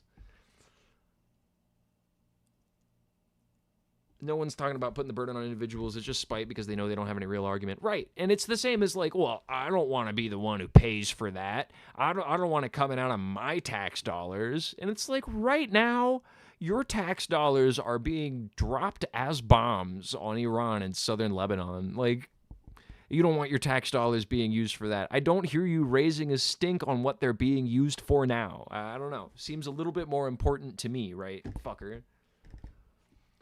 I wish it was a rage bait, but that's what they really default to when they realize they can't actually argue with you. And that's what keeps happening, man. Either, like, if it's somebody I have an argument with that and, like, I can, like, kind of up them on points, either they get really mad and say some super inappropriate shit like that, or they make a joke and try to change the topic because they love me and they don't want to talk about politics anymore. And with people like that, I, try not to bring it up too much because I love my dad. It's hard, okay? It's not easy, okay? I want homeless people to have jobs around the city and places to stay temporarily until you can afford to get a place and then easily be free or paid for by government funds. Right, yeah, man. I think that, like, there are ways that we can address these problems. There are works programs. There are homing programs. I mean, homeless shelters are a solution, but maybe not as good of a solution as you have potential for. But there are some homeless people that don't want to be in a home necessarily. That kind of want to just be drifters. But those are people that, like, homeless shelters are actually great for it because they can come in, they can take a shower, they can crash for a night, they get a fucking warm meal in their belly, and then they go out and do whatever their thing is, right? Like, those kinds of things can be conducive to all sorts of different sorts of styles of living, whether or not you would consider that an acceptable way to live, but that's not your business. It's theirs, right? But, like, a lot of those people have mental disabilities where they couldn't keep a normal job anyway, so it's not like you would want them to be a part of the workforce. And do you want them to starve? Like, would you rather they starve? Like, I would rather them not, there's a multitude of solutions that we can have for this kind of thing, and especially in America where we do have just... they should do homeless-only jobs so people can actually live. Yeah, that's not a terrible idea, actually. I wonder that would be the kind of thing that I wouldn't ever want to see come out of, like, a private sector, though, right? Because the second you start pulling that out of your girlfriend, I'm sorry to hear that, Sharky. We'll be your girlfriend. We'll be your girlfriend. You'll get another girlfriend. You'll get a hot girlfriend. You just work on yourself a little bit, man. It's okay. But a room with beds and counters and TVs and showers and free all because a fucking 100 unused fire department could run without funds and soak in a warehouse. Right. How hard is it, It's a little hard and it'll take people doing work, but that's the kind of work I'm down to do. I've gone out and I've given food to people on Saturdays and Sundays before. Like, I used to be in a church that did that shit before the church itself stopped justifying funding the Bread of Angels program. Fucking white churches, man. I swear to God. Hell yeah, we're all your girlfriend. We're all your girlfriend in chat right now, Sharky. It's true. Proletarian Pride said it. I said it. We're right about that. We're all your girlfriend collectively. All right. What memes we got? Born to raid. The South is a fuck. Free 'em all. 1859. I am John Brown. I love John Brown. If you guys don't love John Brown in this chat, well, you don't know good white people, boy. That's it. That's the good white person. I'm kidding. Always time for the boys. Hell yeah. Oh yeah. Especially when the boys are your girlfriend. Yeah, John Brown was the good one. He didn't even achieve necessarily his military aims, but fuck, did that guy go down in a blaze of fire, man. What a fella, dude. What a guy. That was one of the boys. Was it Harper's Ferry, the raid at Harper's Ferry that he did, where he went and they were trying to get a bunch of farmers and stuff together where they would go and they would raid guns, and I think they got hit by a local militia. Let me look it up. John Brown, Harper's Ferry raid. Yep. I remember my old things. Skip the AI because fuck that. As we go to Wikipedia, son. Wikipedia's better, and we hope Wikipedia stays around forever, and we try to ignore the weird news that we read about Wikipedia that I can't remember exactly right now. Tell me, is Wikipedia going to be around forever? It was like Wikimedia or something. Yep, Harper's Ferry. They got ratted out. Fucking bastards. Fucking bastards. Tried to initiate a slave revolt in the southern states by raiding an armory in Harper's Ferry, Virginia, now West Virginia. Right. And what I was saying earlier about anytime you see two territories and there's like a west one and an east one or a north one and a south one, that was a war. That was a war that did that. West Virginia is the same. It was the Civil War. Now you know. Raids frequently cited as one of the primary causes of the American Civil War. I'm your girlfriend now. Damn, where's the dates at, Sharky Poo? Yeah, come on, Sharky. You got to take us all out for dinner or something. You gotta treat the whole chat to... Wiki's okay for general overview. They tend to lead towards the Western narrative. You're correct about that. And partially when I use Wikipedia, or how I try to use Wikipedia, is for its source gathering. At least for getting a decent overview on stream for historical figures, I think it's useful in that sense. And at least it's a lot better than AI. But source gathering is a very useful way to go about Wikipedia, at least for getting other sources and things, right? Obviously, the first link right here is just a history.com, which is not fantastic. But you said bet that? Hell yeah. I can't wait for the date, Sharky. I can't wait. Yeah, history.com, maybe not the best source. But you want to take it with as much of a grain of salt as you would read any other news media site. I don't think that Wikipedia is perfect by any means, but I do very strongly admire its user moderation base and the way that it incentivizes discussion about posts, although that can certainly lead to more like pro-America bias kind of thing, right? Which, yeah, that's the main draw. Also, a quick overview is usually all you need to get the point across, right? And that's what it is for a lot of the time. And then sometimes, you find sometimes you find good literature out of that shit, right? But then sometimes you get taken down and you're like, oh, I want to learn about this Holocaust historian. And like all of the citations for that person are like, former IDF generals. It's like, yikes, I don't want that. No, I don't want that history. Except for Hannah Arendt, because the trial of Eichmann, yeah, that happened in Israel. Oh, man. The trial of Eichmann. Ooh. Sounds like you don't like free speech. It just sounds like you don't love the country you're speaking from. I assume you're in the United States. Yep, United States. No, I hate free speech. I hate it. Texas Roadhouse has the best fresh buns. And they have the peanuts all over the place, too, right? You could just crack them and toss them on the floor. Where you don't want to go. Yeah, Texas Roadhouse maybe is a good pick. Who the fuck even said anything about free speech? That guy was in here earlier. He just threw up a bunch of American flag emojis and then said FAFO with no context, so... I don't know. I think he's masturbating into his gun right now. That's something Americans do. Colonel Robert E. Lee was overall command of the operation to retake the arsenal. And no, we don't love the United States. Yeah, no, I don't really... I'm not a person who, has love for governments. A government said that they own this giant piece of land and that you're supposed to love them? Okay. That sounds about white. Yeah. That's it, boy. Now, I love the boots of the imperialist. I love the imperial car, boy. I love the taste of boot rubber on my tongue, boy. Oh, yummy. All right, let's watch some of these videos you done thrown up into chat. Dude, you're just crafting the stream, proletarian. He's masturbating gunpowder. Dude,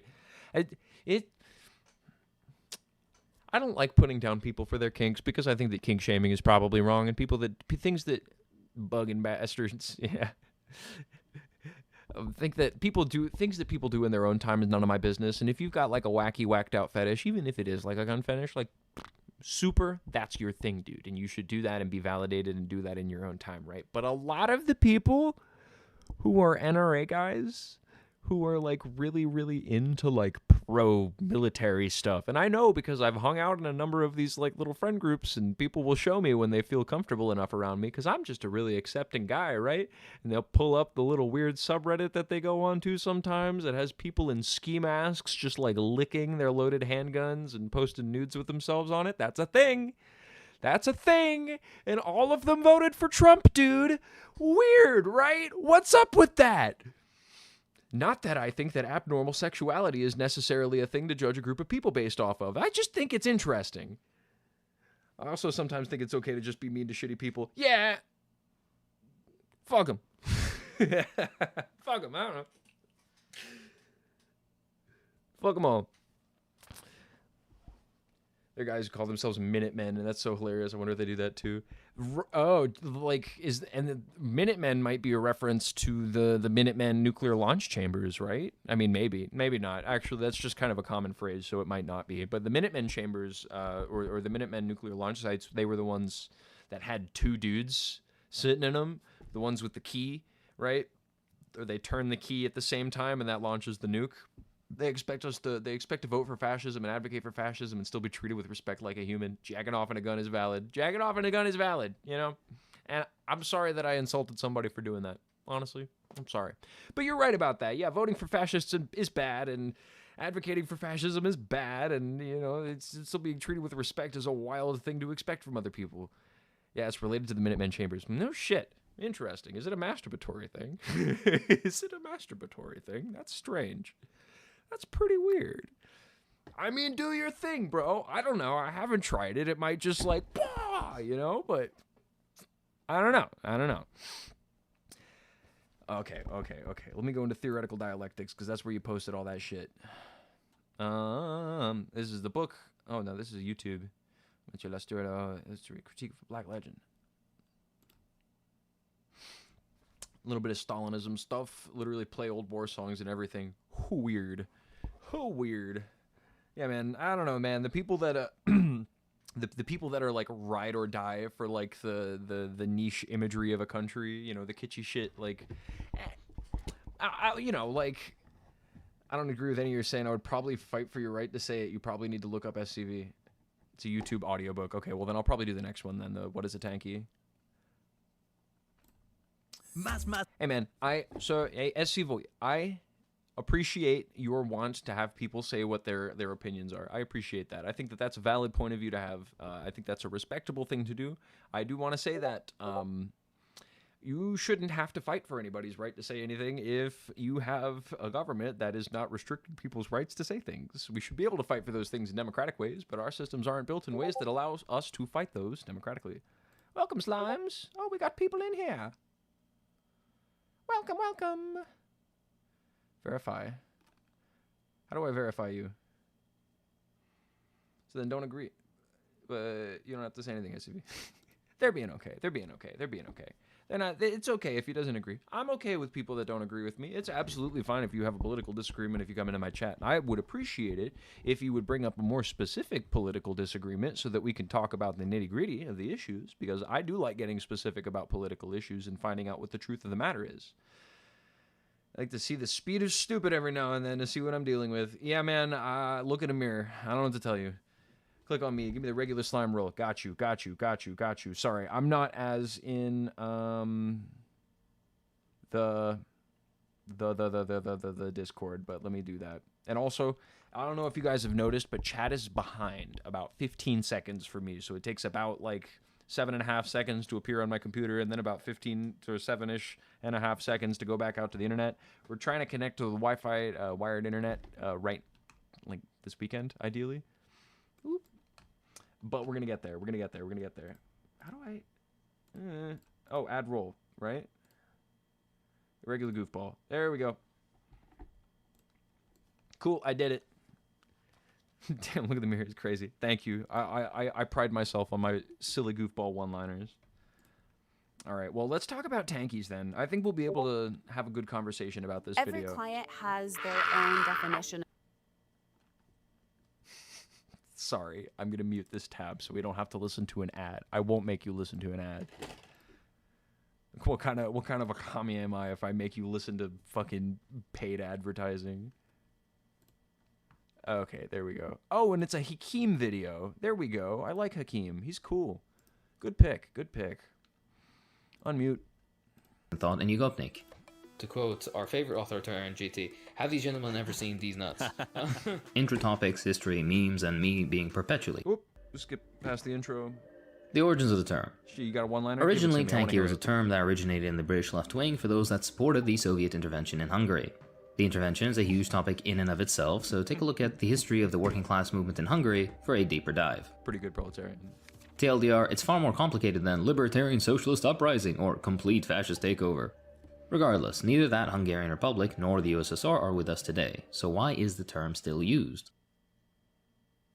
Más campero por Right. menos We dinero. kind of missed Pollo over campero a te da portion of más that. por menos. Good God, there's so many ads. Every client Fucking hell. has their Okay, own maybe we know definition mute. of justice. M? Yeah? Did that mute it? Yeah, that muted it. Nice, there we go. So, this video is about tankies. This video is talking about tankies. What's a tanky? Tanky's oftentimes an accusation that gets leveled or like an insult that gets thrown at people who are like leftwards or otherwise are speaking favorably or not unfavorably about the USSR and their history, right? The United, I forget what the, it's this United Soviet Socialist Republic, right? Oh, and let's see it. If you like the speed of stupidity, I ain't a mirror. There you go. There you go. That's a good one. That's a good explanation on that. I think that's a punch up of my joke, so that's good. We'll go see the kitties really quick. The tankies are leftists, more or less, right? And what wasn't the specific one like was in favor of the tanks? I don't ironically call myself a tanky these days. Dude, I remember every single time it was like, well, there's wackos on both sides of the political spectrum. There's crazy people on the right and there's crazy people on the left. And I gotta say, man, every time I've ever spoken to somebody who's farther to the left than I am, I listen to what they have to say. And most of the time they're actually not unreasonable and it's just something I haven't thought about yet. There's sometimes I've met people who I think have opinions that I disagree with, but I wouldn't say that any of those are unreasonable opinions, and most of them are just like different applications of, you know, theoretical frameworks. Like, it really doesn't that often, at least for me, become a thing where we're like excising each other out of groups, which maybe I just haven't been around it enough, but I don't think that's really a thing as much. I don't know. I don't think it's nearly as much of a thing as people want to say that it is. Oh, look at those kitties. Oh, look at those kitties. Look at them. Yeah, they're in gallery. Sorry, I was chilling in that one for too long. Look at these boys. Oh, and this is Hazel's little Kirby. I think we've got it over here somewhere still. That's the cake she made. They sent tanks in to put down a rebellion where the rebels were literally starting a violent military uprising and people went,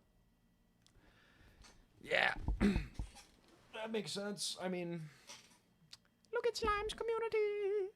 Thanks for being here, guys. Yeah, thanks for joining in the community. I've you know, it's so much fun to have people that'll listen to the dumb shit I say.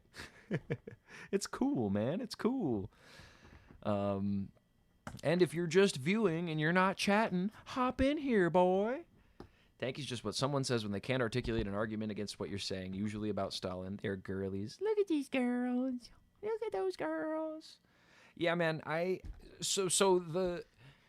it makes me think of the Kyle Kalinske clip. There's a Kyle Kalinske clip where he's like, fuckers like you make me understand the authoritarian left. Like, you know, we can make an ideal society or work towards it, but man, we had to do something about you fuckers, didn't we? And there's an element. You did a face reveal. Is it in the chat? I don't see it in there anywhere. Go look at it, my boy. I don't see it anywhere. Did you send it to me?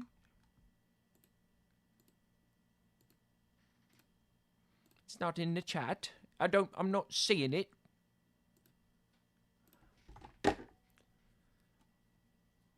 That fucking Radlib sometimes has decent takes. Yeah, dude. You want to see my favorite Kyle Kalinske take?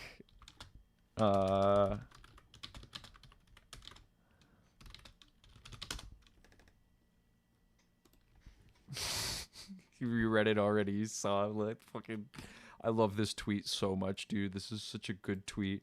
Nancy Mays post, kids and their dad took me off for barbecue for my birthday. 47 never felt so good. And then he said, that's a lot of beans, you nasty ass bitch. He said that to Nancy Mays. I loved it. All right, it's in the YouTube community. All right, let me go hunt for it real quick. Basil. Basil's here. Hello, Basil. Hello. Oh, Pam Bondi got fired. Yeah, we know that. We know that Pam Bondi got fired. It's so funny that all the people that Trump's deciding to throw underneath the bus are the women that are in his campaign. Why must the girl bosses always go first? Rest in peace, you beanie ass bitch. Absolute W Kalinske take. Yeah, man. That's a lot of beans, man. And, you know, he was right when he said that. You'll be home soon. Yay! Let me swap over. Sorry, I have to switch my account to the slime one. Inner slime. And then we'll go over into the YouTube community page. Okay. Markiplier takes 24 hours to process FNAF 4's jump scare. Oh my goodness.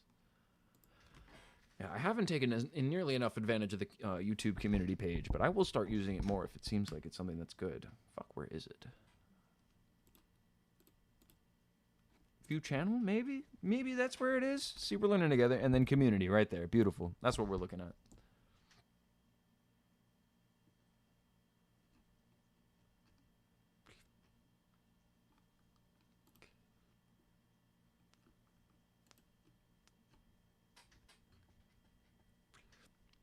Welcome in, Sharky.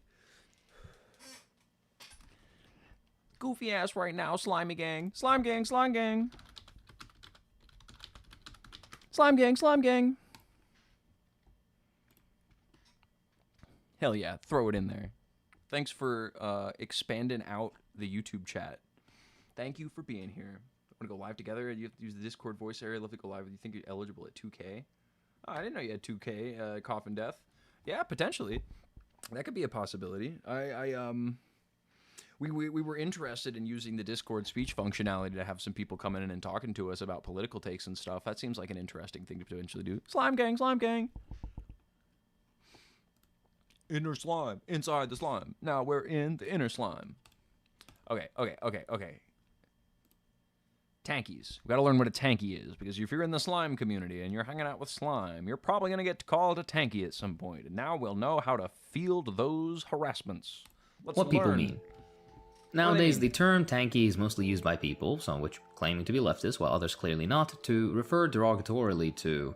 Well, here's where it gets a little more complicated. There are a few targets. Number one, in the narrowest possible definition, tankies are those that are more or less partial.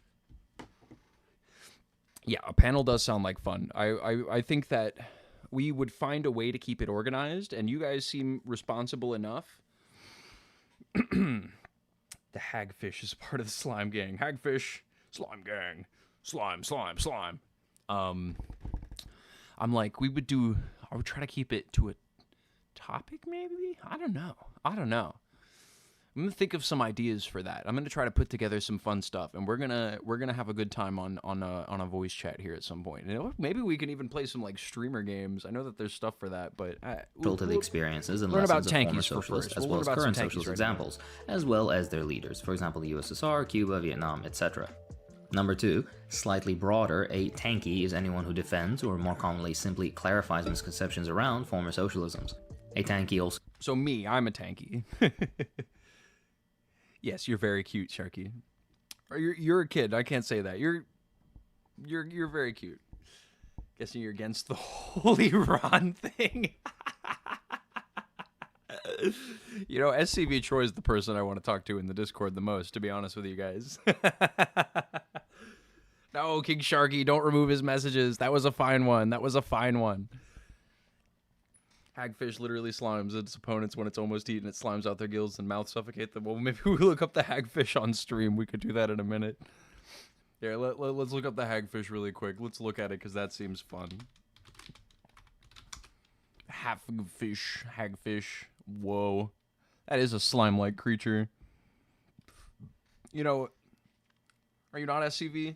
Do you enjoy pointless wars that only make everyone around the world suffer? Right, like, yeah, are you in favor of what we're doing in Iran? Do you think that the people of Iran think that we're actually in there for regime change while we bomb actual civilians? Like, maybe the thing in Iran's not a great idea. Maybe we're not actually instituting regime change. It's crazy. We did a whole decapitation strike, and they put in the guy's son. Like... I don't know, idiot shit. I love the hagfish. The hagfish is basically slime, and I can see that slime on the hagfish. Yeah, this shit looks ugly. Look at that. I don't know, it's kind of cute. And National Hagfish Day, Fish and Wildlife Foundation of Florida. Oh, I live in Florida. Maybe I can see one of these things. Look at his teeth. That's nasty. Whoa. Crazy looking. usually presents a nuanced understanding of why certain actions were taken, which some interpret as running defense for something supposedly inexcusable. Number 3, broader still, as a catch-all term for Marxist-Leninists and adjacent ideologies, which usually encapsulate support for the concept of the dictatorship of the proletariat, democratic. Well, if you're not in favor of Iran having nuclear weapons, you should ask your president why he pulled us out of the Iran nuclear accords in his first term. Why did we do that? I'm also fine with you owning a gun. I'm cool with gun ownership, actually. Yeah, we're Second Amendment thumpers. In fact, we think that if the police are allowed to have guns, then so are you. Yeah, that's one of the opinions I hold. You can own a gun. I'm gonna make fun of you for being a gun fucker, but like, you know, that's just because you are. No, I think that guns as self-defense are necessary, especially as the state exists right now as a force that is heavily armed and militarized. Also, I don't think a gun's gonna help you very much in that scenario. Centralism, the active suppression of the bourgeoisie, a more involved approach towards internal security, economic planning, etc. This also usually follows the condemnation of the use of force in times when it was possible that it was warranted. This links well with the general link with authoritarianism, which we'll touch on soon. Anti-imperialism, and by extension anti-Americanism too, fits here, so I'll mention it. Number 4, much more commonly, tanky is a lazy term used to demonize people to the left of the one using the term. Generally intended to dismiss an Yo, it's in Florida. Y'all got alligators and some long, big-ass worms. We do got some. Yeah, man. We all advocate for literal revolution and also gun ownership, and we are the ones who are the pinko, whiny, bleeding heart communist liberals, dude. You know that you are in the imperial core, brother. You are in favor of the United States going over and acting belligerent in other foreign countries, man. The war in Iran is not benefiting anybody except for, like, Lindsey Graham. Are you okay with that? Taking anything personally, you're just trying to understand. All right, man. I appreciate the open mind, SCV. I appreciate the open mind. It's good to approach things with that kind of thing. And if you hang out with us, maybe we'll do some learning, man. Book Fried Worms came out of Florida. I love that book. I read that book when I was a kid, and I saw the movie. I had the DVD when I was like 9 or 10 or something. I watched all them deleted scenes, man. I would the how they did it, where they made like fake, prop food and stuff. That's cool. I like that book. Ostracize said people without engaging or offering a counterargument. This particular usage case is most common with liberals who adopt. That's true. Whenever you say a good argument to somebody and they're like, "Oh, well, that's a good argument you just made, but you're a worthless fucking tanky, so I don't have to listen to you." And you're like, "Oh, okay, so I'll go fucking get high then." I guess. Definitely doesn't feel that way. Just put random liberal talking points in the mouth. Right. Right. The book is amazing. It is a classic-ass book. I don't know what it is, but I don't know, like SCV. I think that's probably a good intuition, a good intuitive process. I think you're probably erring on the right side of personal safety, Sharky. You have a good gut in that sense. I don't know if this is and everybody acts differently on the internet. Online's a much different space than in person, right? People can act in a different way, and people can say different things. I don't think that they're acting nearly as belligerently as I've had a lot of chatters come in and act, right? I've had a bunch of chatters come in and just, say really bannable things, but he hasn't said anything bannable yet, just controversial, and I think that's fine. We can have them conversations. This is beneficial for the stream. And my girlfriend is home! Yay! My girlfriend's home. I'm going to pause the stream for just a second. We're going to take a little pause, and I'm going to kiss my girlfriend, and then I'm going to come back in a minute. Bye!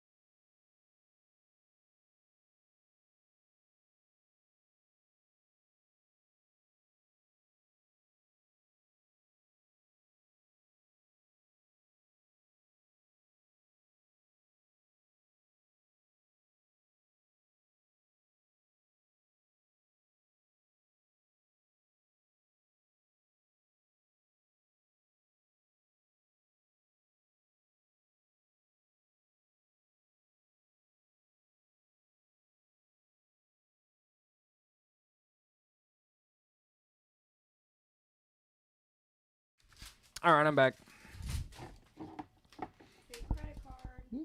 Yeah, it's like my silly pause screen here. Let me show you. This is, since you might not have been in.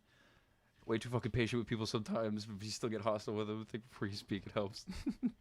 Thank you. My patience is probably too wide, and I can see people have taken advantage of it before in the past, right? I'm a very patient guy, but, you know, I am not afraid to pull the ban hammer sometimes. I think that there's times where it's totally valid, you know, and we're small enough still that I don't think I should just ban every chud that wanders in here. You know, I can have some conversations with them. I saw a TikTok where somebody got $2 in their mail, and now I see $1 in our mail. Don't should be careful not to the address. No, there's nothing on this side. I just don't accidentally turn it around. But yeah, I'm gonna open it now. Weird. We got $1 in the mail. I saw somebody else be like, is it drugged or something? Like, why is there $1 in the mail? But somebody said that it used to be a thing that people, like surveys or something, would send out $2 so you could buy that. They would send a survey to give you $2 so you would complete the survey, I guess. Do it, and I don't know. $2. Wow, $2. That's weird. Yeah, we got $2 in the mail. I think the thing that makes me look, it's a survey. Yeah, and it's a survey. So that's I guess they're doing this again, where they put $2 on a freaking survey. Like, I don't know if it says their address on there. Nope. No, I don't see it anywhere in here. Yeah, $2 attached to a thing. Also, you can't read that very well. Yeah. Like. But yeah, I saw like an Instagram reel of that. Yeah. What was those faces? Oh, you don't like my pause screen, Sharky? Oh, that's my pause screen. I made that. I animated that myself. But yeah, no, it is hard when people engage hostily. In the future, I think I'll have an easier time just banning people up. But we have $2 now. Yeah, $2 from the mail. Well, yeah, that's something. Thanks, MRI Simmons. MRI Simmons. I'm not filling out your survey. I'm like, if we got $2, was that the Doge check they were supposed to send out? Right? Was that the Doge money they said that they got back from all that they saved from us from cutting all of the federal workers? They got $2 in the mail. Yeah, it's hard when they engage with such unwarranted hostility. You're so correct about that. It's not easy. It's funny as fuck. You like it. I'm glad you like it, Sharky. Thank you. I also got this Orlando Muslim help at gmail.com. I actually might Oh. do something about that. This is my stream. Got a Quran verse. Oh, sorry. This is my stream start bit. If you want to.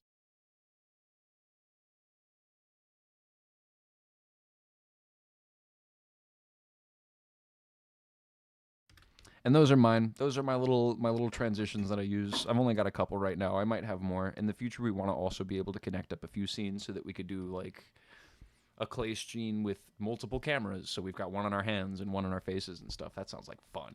That sounds like fun. All right, let's watch this video, fools. Adopt a radical lib approach without any theoretically derived radical content besides engagement in electoral politics and an allegiance to American. Adult Swim is my inspiration. Más campero. You por called it menos, there. menos, Más menos campero. Menos dinero. Mute. You don't have to listen to ads while I'm here. We're going to mute the ads. We'll also get YouTube Red at some point so we don't have to listen to ads anymore because I'm a good man. Exceptionalism. A derived term, although even more nebulous, is red fascist, usually just shortened to red fash, but we're not going to touch on that today. And number 5, finally, the caricature. You mean Nazis? Person that doesn't exist with opinions that no one really holds, but it's used for soy Wojak memes, as the internet usually does. It's supposed to mean someone who uncritically supports everything a socialist nation does. These people don't exist. The USSR or China or Stalin did nothing wrong is a meme set online as a... And the people who just exist, or the people who don't exist, that are claimed to just only support the former, you know, like communist bloc nations, you know. That's why I feel like a little bit too careful sometimes whenever I bring up like North Korea and stuff. I'm like, well, you have to understand, right? Of course, North Korea does have a lot of things about it that are definitely bad. And, you know, are we going to watch the I Have a Dream speech?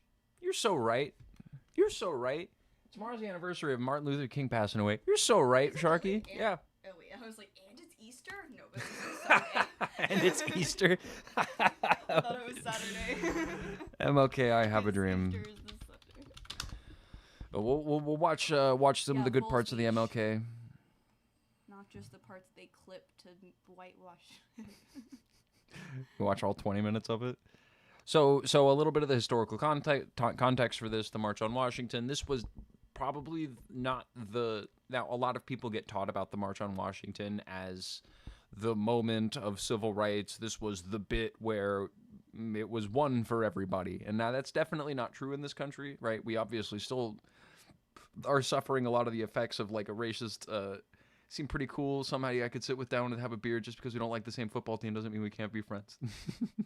That's a good perspective, SCV Troy. Yeah, we're nice and personable, right? Well, us leftists, right? That's what everybody said about Bush, right? They were like, "Wow, Bush is a guy you could have a beer with. You couldn't have a beer with Al Gore, you know. That's why we voted for Bush. You know, I mean, killed 1.5 million Iraqis, but I might not have a beer with that guy personally, but that's just my thing. That's how you engage with people, get a pleasant conversation. See? Yeah, there we go. There we go. Love to stream with you guys sometimes. Get convos in is what I said before. I have a gun. You don't see me waving around yelling defense. Now that sounds sick, man. Yeah, that sounds sick. That is something that we wouldn't. Are they in our Discord? They are in the Discord. Yeah, they hopped in. Hazel's going to be in there doing moderation stuff on the Discord right now. I'll add them as a. I put them as regular slime or irregular. I don't know, whichever one.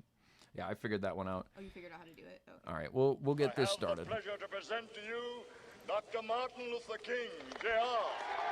And handsome fellows.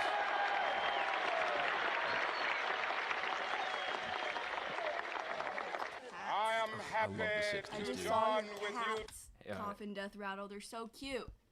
She likes your cats. Today, Yeah, we'll get all of you guys in there. We'll get all of you guys in there. We'll plan that out. Maybe not today since we've got a little bit of errands to run in just a minute. But, we'll figure it out. We'll figure it out. Stay on the stream and we'll figure some stuff out for that. Yeah.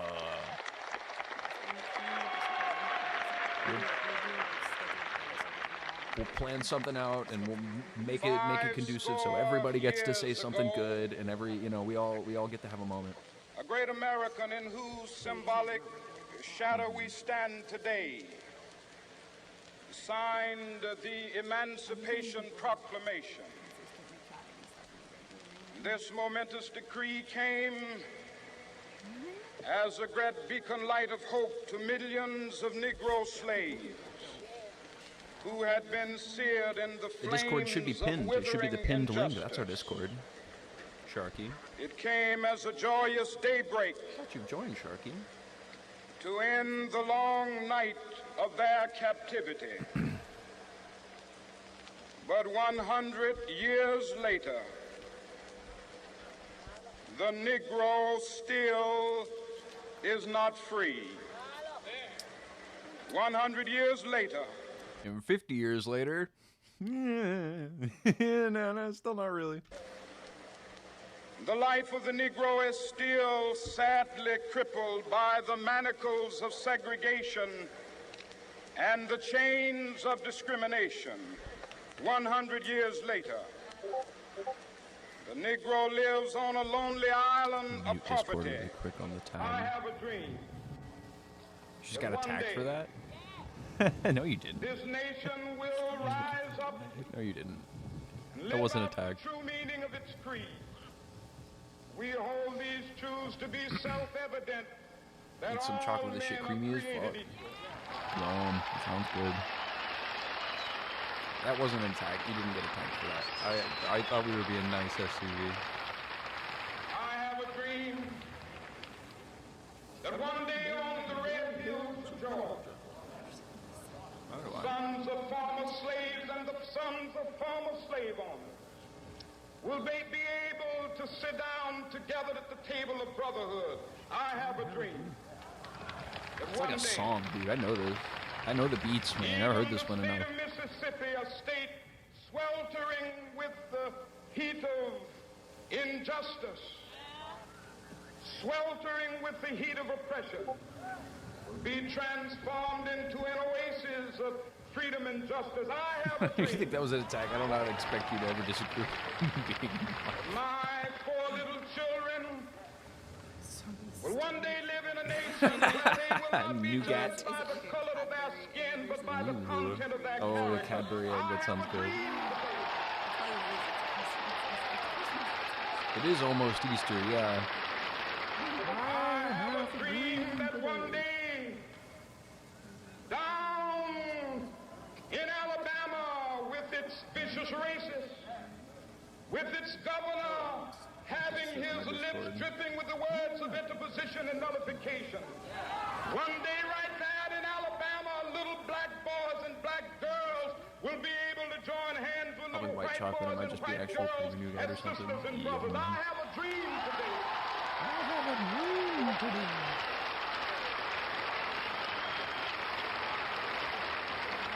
I have a dream that one day every valley shall be exalted. Also, And every hill fill and me up. mountain shall be made low, the rough places will be made plain, and the crooked places will be made straight, and the glory of the Lord shall be revealed, and all flesh shall see it together. This is our hope. Oh, the slime. This is the faith that I go back to the South with. With this faith, we will be able to hew out of the mountain of despair a stone of hope. We'll make it to the end of this, and then we're going to look at one other thing for Martin Luther King, because it is, the anniversary of the day he was murdered, assassinated by. We're going to look into a little bit more primary resources of stuff that we have about Martin Luther King's life. If you're smart, you might know where I'm going with this. Knowing that we will be free one day.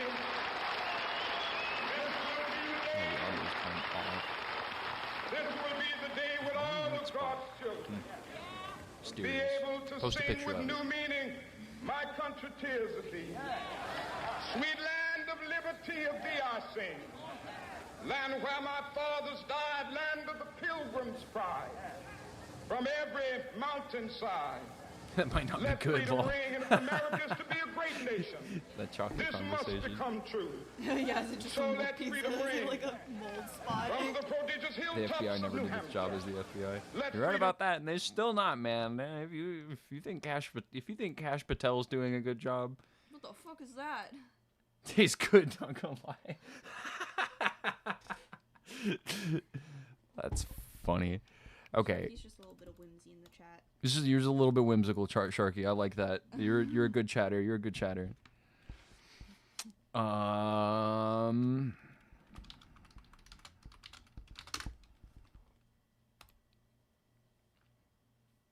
This is a letter that the FBI sent to Martin Luther King while he was in prison. Let's read it out loud. In view of your low-grade, abnormal personal behavior, I will not dignify your name with either a Mr. or a Reverend or a Doctor, and your last name calls to mind only the type of king, such as King Henry VIII, and his countless acts of adultery and immoral conduct lower than that of a beast. King, look into your heart. I won't read some of those lines. White people in this country have enough frauds of their own, but I am sure that they won't have one at this time that is anywhere near your equal. We'll skip over just a little bit. We'll skip over just a little bit of it. No person can overcome facts, not even a fraud like yourself. Lend over your sexually psychotic ear to the enclosure. You will find yourself exposed and all of your dirt, filth, and moronic talk exposed on the record for all time. I repeat, no person can argue successfully against facts. You are finished. The American public, the church, and organization have been helping Protestant, Catholic, and Jews will know for what you are, an evil, abnormal beast. So will others have backed you. You're done. There's only one thing left for you to do. You know what it is. You have just 34 days in which to do. This exact number has been selected for a specific reason. It's definite practical significance. You are done. There's nothing out of this anyway for you. You better take it. You filthy, abhorrent, fraudulent self is barred to this nation.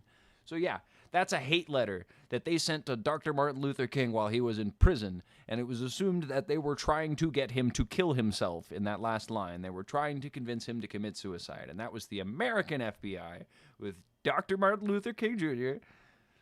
in the 1960s, before he got assassinated. Sounds pretty similar to how Trump talks about his political enemies. Yeah, man. It's almost as though all of the arguments that you're going to have against somebody for, racist reasons are going to sound identical because they're idiot arguments. As federal in its name, not international. They haven't been doing anything good. The CIA is for international. Yeah. Earlier, what I was saying, the FBI is functionally the CIA, but the domestic version of it, right? They're the intelligence organization who knows about radical groups that are counter to the American government, and they will go out of their way to make sure that those sorts of things stay quiet, Similar to how the CIA made it their primary operation to go overseas into countries that were generally socialist and try to overthrow them or find intelligence against them or fracture them or et cetera, right? This is not different from what we were doing to other world leaders around the world who weren't willing to, play a ball with American interests. That's just the truth of history for the past, like, 200 years, man. That is just something that we know about right now, you know? And, I don't know, we won't get into it here. I'm probably going to have to do a little bit of my own scrappy research real quick and pull up, like, a decent set of sources, but there is some tangential evidence that maybe the guy that they thought killed Martin Luther King didn't do it.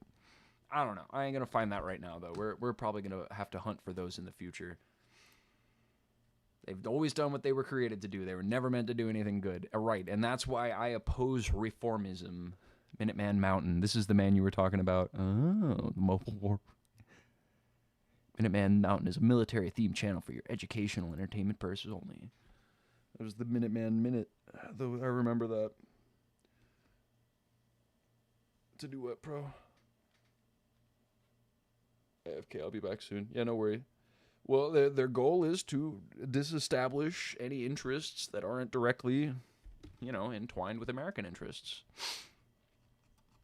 They want to fracture things that don't like the American government. And the things that don't like the American government are oftentimes pretty reasonable, because the American government seems to act pretty freaking belligerently, very, very commonly, in almost all outside, like, any kind of politics. We act belligerent. We negotiate with a loaded gun. That is just what we do.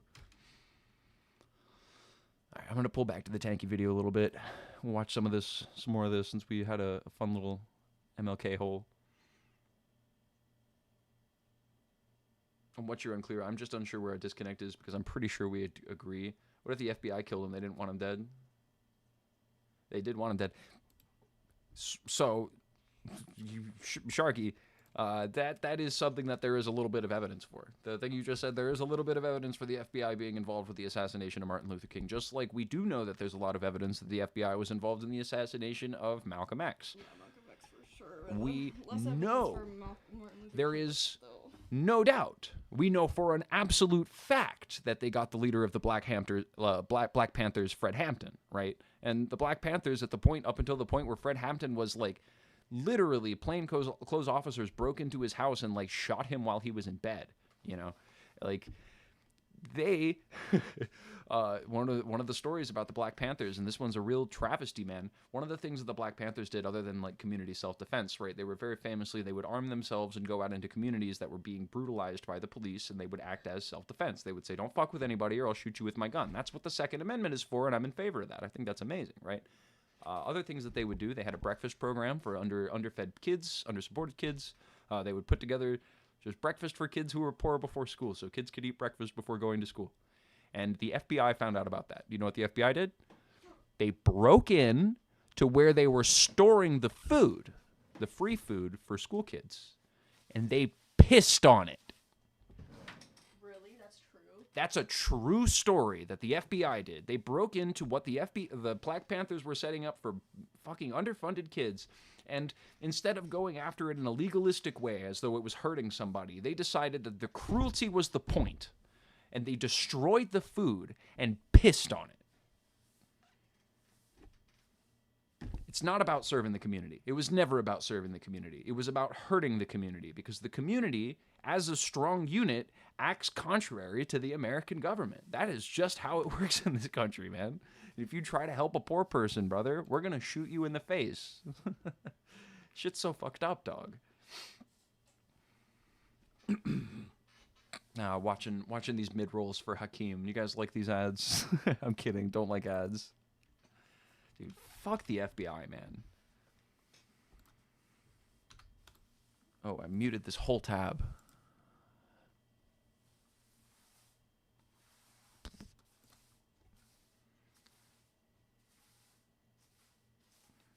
And they didn't just kill one black person. They did not kill one black person. They killed hundreds of them. They killed one black leader of a civil rights group. They killed many black leaders of civil rights group and many people who were higher up in the civil rights organizations. I watch ads for the socialist creators. I just mute them so you guys don't have to listen, because you guys are being so kind to me by being here. Unmute. They need the money. Yeah, don't we all? Don't we all? What's the point? What's the point, man? More or less, it's a commonality of politics to invent derogatory terms for those that you disagree with. Right. This example is no different. In almost all use cases I've seen, it's used exclusively online by mostly rad-libs and other quasi-liberal types to dismiss an argument or person without engaging with the content itself. I remember anarchists. And you don't think private companies have political agendas? Private companies absolutely have political agendas. That's why lobbying happens. Did you know that in the 90s there was a law that was getting passed through Congress that would have made it so that the federal government does your taxes every year? Because they have the capabilities. It's just computers. They can do your taxes every year. They know how to file them. You can go in. They know how much money you make. They know how much money you owe. You will have to probably go in and like file for claims specifically, but that's a process that they could make very easy. You don't have to file all of your taxes with your income and stuff. They know how much money you make. Do you know why we do taxes every year in March and April? It is because of Quicken. Quicken, as a private company, lobbied the federal government to prevent that law from going on the books so that people would have to buy a software that would do their taxes for them, despite the fact that the government was able and willing to do that task for people. It made a company more money. So they decided to lobby the federal government. And I think that's politics, man. Private companies absolutely have political influences, especially over our government. And right now, yeah, like Hazel said it's a lot of free speech issues, especially with like tech and stuff, right? We general censorship, they're trying to like, what is it, Section 230, right? They're trying to take away, even though that established a lot of free speech laws on the internet. What if Trump is racist? He's taking all the Mexicans out of the U.S. Yeah, Trump is definitely racist. And at very least, if you don't think that he's a personal racist, which I guess we can't determine because we're not inside of his mind, the policies that he's implemented are obviously racist, and you can say that with 100% certainty. Literally, the ads produce revenue for the creators, so yeah, I'm going to let the socialist creators get the money. The corporation's getting money regardless, but Hakeem depends on that revenue. Yeah, I feel the same way. Once I start rolling mid-rolls, watch them for me. I love you guys. I think ads in general are all consuming money vacuums. Well, that's just profiteering motive. I mean, just at least give them another chance. Yeah, man. And you know, a lot of the people who were getting rounded up by ICE, or at least right when it was starting, a lot of the people who were getting rounded up by ICE were going to immigration offices to update their legal status so that they could be a legal citizen. And before they were able to make it into those centers, they were getting grabbed by ICE. Like... It's pretty fucked up, man. Can't do that. You can't fucking do that, man. What made me so angry was when they that woman when her lawyer was in the bathroom or something. Right, yeah, there was the one where there was a woman in the immigration office and her lawyer went to the bathroom and they literally waited for her lawyer to go to the bathroom so that they could come and fucking incarcerate her and put her in a detention center. Right, so that the way the lawyer couldn't, whack. Yeah, the whole system we live under is a money vacuum. True that. Ancoms and the like using it plenty before, but that usage has died down over the past several years, from what I've seen. Regardless, a good point to note is that if we're using the term against people who recognize the achievements of former socialisms and adhere to more or less orthodox theoretical approaches to socialism, meaning Marxist-Leninist ones, then this term is a little more than, hopefully, an unintentional condemnation of third world or imperial periphery leftists. The vast majority, dare I say all actually influential Marxist thinkers of the 20th century, fit the tanky label if applied uniformly. Even more so when looking at post-independence, anti-colonial, and anti-imperialist, read Black and Brown, figures. The Wretched of the Earth is one of my favorite books. Frantz Fanon's really cool. Majority of the people came here legally, and only like 20% had a criminal record. Most of the 20% was shit like speeding or running a red light. Right. Dude, even like Buddy Dyer, fucking, just give them a chance to renew their papers, you goddamn bugging bastards. That's what I'm saying, dude. That's what I'm saying, dude. You get the idea, Sharky. Even like Grady Judd, like noted shithole conservative American sheriff, like was a part of a think tank that came forward, and they were like, well, most of the people we're deporting only committed a civil offense. We shouldn't be deporting people this harshly if they only committed a civil offense. And also the civil offense was created after they came here legal already. Like, after they already came here legally. And it's like the shithole conservative Florida guy that the fucking Eddington man was based off of saying that. What is happening right now? Shit is just bad. Vast majority of active leftists globally, the ones agitating for socialism, are people who identify with Marxism-Leninism or an adjacent offshoot, who recognize and respect the lessons of former socialist experiments, are usually part of Marxist-Leninist parties, and uphold figures that symbolize the revolutionary socialist movement. In essence, the vast majority of the global left would be tanky in that case. What does that say about the so-called non-tanky Western left, though? Any definition that you oopsies I hit mute. Any definition that you try to apply to tanky that is just like one that is revolutionary necessarily applies to anybody who identifies as left, so it becomes not useful. Or Grady Judd and Tucker Carlson are voices of reason, right? And that's scary because if you let them become voices of reason, then they're gonna go up forward and then they're gonna be like, all right, they're outbreeding all the white people, and it's like. Don't forget that Tucker Carlson only stopped advocating for the Great Replacement Theory after the Buffalo shooting. The global left would be tanky in that case. What does that say about the so-called non-tanky Western left, though? Isn't it at least a little infantilizing and Eurocentric to consider that only the West has it right, meanwhile the vast majority of historic as well as modern revolutionary leftists had it entirely wrong? Likewise, the term... Man, Cuban revolutionaries kick ass, dog. That's why we need more tankies. Seems to That's what I'm saying. That's what I'm saying. apply selectively. Those with incredibly similar... See that one where ICE shot that girl in the car? Yeah, like damn bugged bastards. You didn't have to get shot. That's what I'm saying, dude. That's what I'm saying, dude. Of course we saw that one. It was, yeah, that was, were you talking about the Renee Good? Yeah, that. Yeah, man. And the Alex Preddy, the one happened like less than a week later. Yikes. Yikes. That was a wake-up call for a lot of white people, at least. They realized, oh no, they're killing us too. That's bad. That's not good. I mean, it wasn't good before. I didn't think it was good before, but you know, a lot of people are like, ugh. I guess you can't own a gun anymore either, right? You can't own a gun and be near a protest or else, you know. Beliefs and approaches may get the label on them or not, usually based on the level of demonization in common anti-communist American media, or based on how much that particular individual likes said figure. Concretely, Sankara and Castro aren't too different from Kim Il-sung or Honecker. A lot of similarities, a lot of ways. Definitely some differences, but also definitely a lot of similarities. They're all, and you know, plenty of things you could feasibly critique the Castro regime for, but almost none of them are like harsh authoritarianism. Like the authoritarian things he did was, you know, stop a lot of more or less human rights violations from happening on ownership of farms. You know.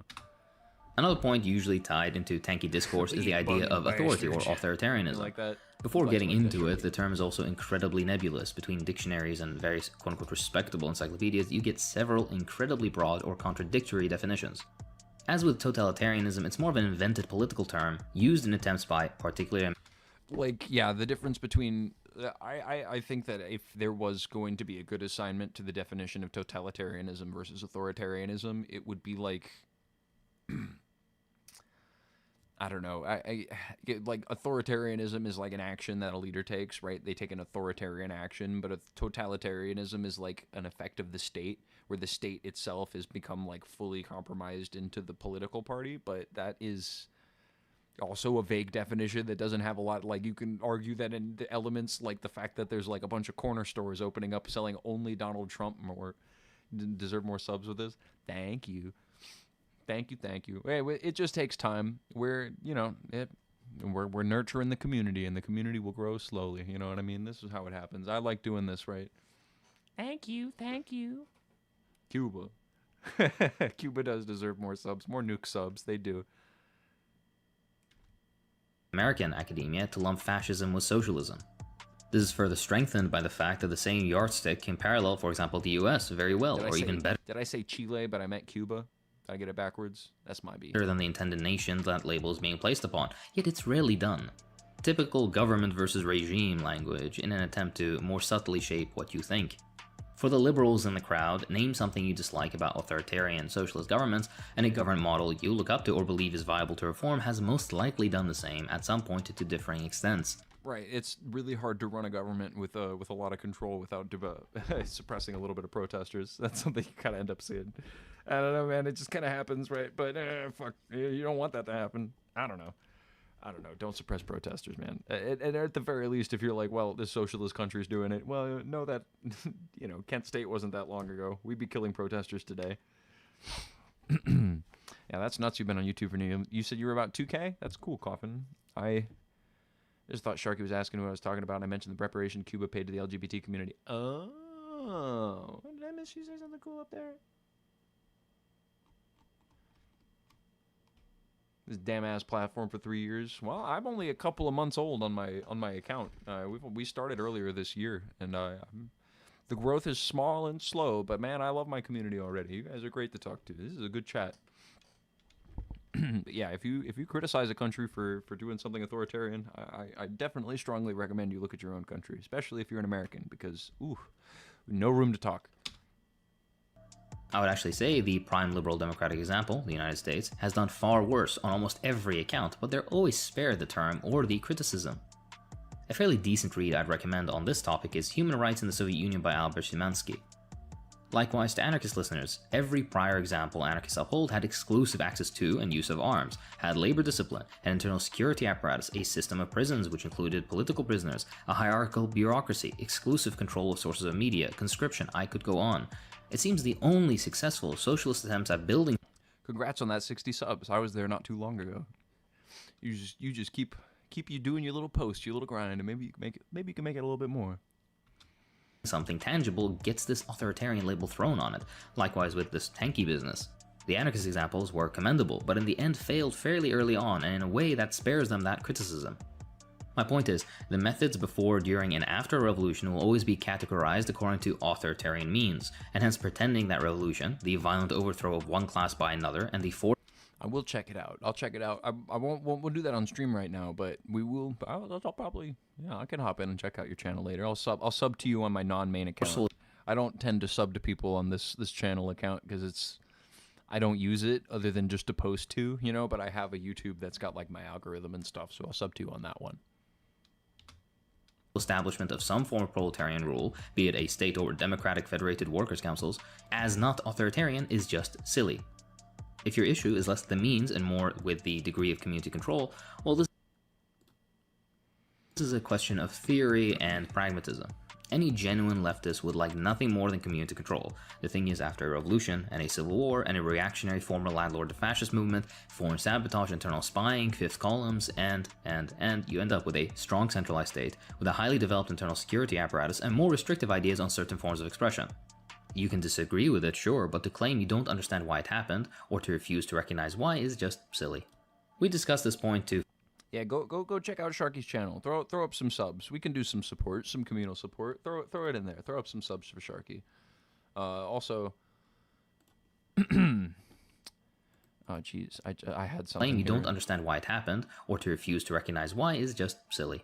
Right. And you look at a lot of the criticism coming from different eras talking about revolutionary socialist governments, and a lot of the time you're going to see things talking about like the state of the country given that they just had a revolution, right? But those kinds of things will often stay criticisms. Like the thing that's a criticism whenever they just start the country maintains the criticism, they're all rambunctious, they're all shooting people, and fucking Lenin. We discussed this point to far deeper levels on the podcast episode, so do check it out. The history of the 20th century paints a very clear picture. Socialism is the way forward for the actual majority of humanity, and reform has been proven a failure time and time again. See our episode on that here. This leaves us with revolution as the only viable option, which likewise mostly occurred as a result of a party. Yeah, people get scared when they hear about people talking about how revolution's the only option for this kind of thing. And you know what, man? I don't think that we reform the system, right? And revolution sure does sound like a scary thing, but man, I don't know. Oh, why can't I go to your channel through here? I'll just look it up. Anyways, yeah, man, I don't know if we I don't know if we're saving the system. Of course, I say that, but I don't think we're saving the system. I think the system's pretty fucked, dude. Constituted from the working class with sufficient political will and the support of the people. The work of said party and the mass of the population may, we hope, culminate in revolution and the seizure of state power. This will naturally involve some level of violence, as no ruling class in history has ever peacefully given up their own power. Not only Yeah, there was a time where reform was possible, but that's 100 years gone. Man, we should have reformed that shit when they were founding that constitution, dog. But it's also logical to assume, based on the historical image, that once state power is seized, that fledgling nation will require all sorts of new organizations to protect the new gains of the working class, an internal security apparatus, a military of some size, or nuclear weapons, or something similar. Certain levels of oppression against reactionary sections of the population, landlords, former capitalists, fascists, etc. This will take the form of prison or re-education, or possibly even more severe measures if necessary, for example in the case of counter-revolutionary terrorism, as occurred to various extents throughout socialist history. In the messy post-revolutionary period, it's also logical to expect excesses, although they are undesirable and should be limited to the maximum extent. Does that make all of this right? Maybe not, but you can see why it would be necessary. Give Frederick Engels' On Authority a read. Hey man, you purge a system, man. Purging a system ain't easy. You're gonna have a little bit of bloodshed there, man. That's tough to avoid, dog. I don't know.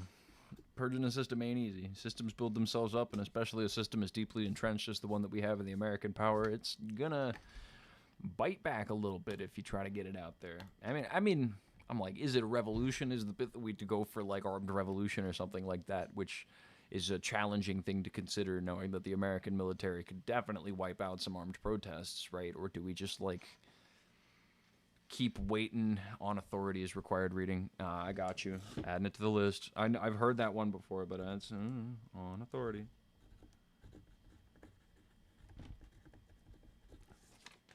It only takes like 10 minutes. Oh, shit. We would do that on stream. That's what's on screen right now. Okay.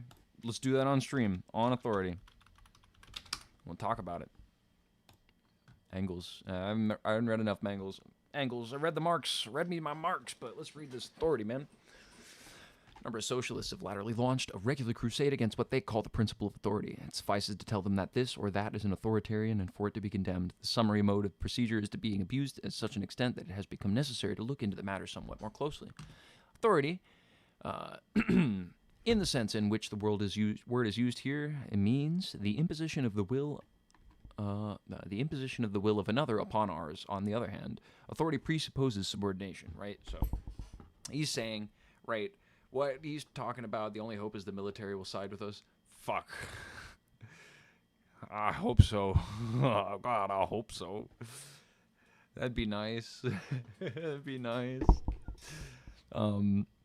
I mean, but yeah, we're talking about power, right? Obviously, authority. I think he's in the beginning here, maybe moving it down to just general, like, interpersonal power. But those kinds of concepts do get extrapolated very easily into discussing the power governments have over their constituencies.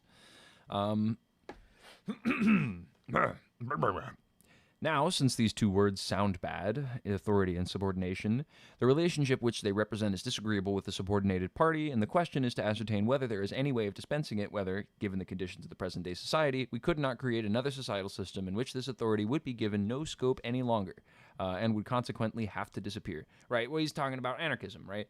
Anarchism, if you talk about anarchism, if you hear about anarchism, right, it sounds scary. You hear about anarchists, and they're running around, no, I don't believe in no rules or whatever, right? But you talk about the actual, like, Latin roots of that word, right? It's an and archy, right? Hierarchy is where archy comes from, and archy means, like, on top, I guess. I don't forget what archy means exactly, but hierarchy, right, is the element of stacking people up in the sequential way, you know, the power triangle, more or less, right? But anarchy is opposed to hierarchy. Anarchists generally believe that there should be no hierarchical structures where somebody determines something from somebody else, right? Say, now there are arguable instances of this, right? Like you have in a surgical room, right? A doctor's doing surgery. You're going to have a med student. You have a doctor. You're going to have an older doctor. You're going to have like a hierarchy within the medical room. And I think it would be useful. I haven't gone into your channel too much yet, Sharky, but honestly, I'll let you know tomorrow. I'll go over it tonight since we're doing the stream stuff tonight, but I'll let you know what I think when we hop on stream tomorrow. Picking up on exactly what he's talking about. Right? I know what I'm talking about. I know my shit. I'd like to think I know my shit. And all of this is stuff that we feel like we can understand in an implicit way if we have a good understanding of like relationships of power and stuff. But it is good to hear people talking about it fucking 120 years ago. Check it out on your phone. Hell yeah, throw in that support. Yeah, the anarchists believe in anti-hierarchical systems. I think that there's definitely ways that you can have hierarchies that make sense, right? If you have a movie set and there's a director on the movie set kind of dictating people around, that's an understandable level of the hierarchy because this person has a specific vision that they want to execute. But also, artistic mediums are much better whenever you have a lot of people giving you their points of view, right? So much art gets way better with somebody who is just like, oh, I had this, and that's like, oh, fuck, I didn't think of that, you know? I don't know. On examining the economic, industrial, and agricultural conditions from which form the basis of present-day bourgeois society, we find that they tend more and more to replace isolated action by combined action of individuals. Modern industry, with its big factories and mills, where hundreds of workers supervise complicated machines driven by steam, has superseded the small workshops into the separate producers, and the carriages and wagons, the highways have become substituted by railway trains, just as the small schooners and sailing feluccas fuck is a sailing felucca?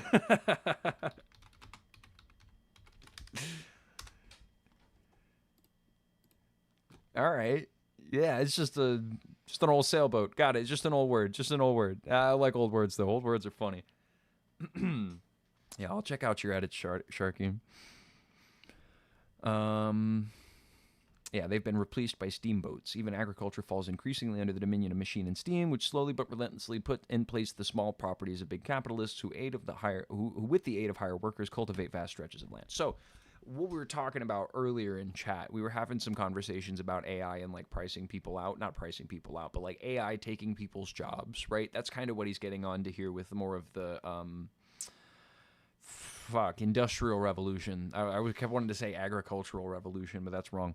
So industrial revolution's happening. Machines are coming. Machines are pushing people out of jobs. And given those parameters, given those like specific movements of society, it seems like people start considering more like, well, what if we arrange society in an equitable way, right? Not one wherein we had to like fend for ourselves to get money to survive, but you know, maybe in one where the machines did things for us.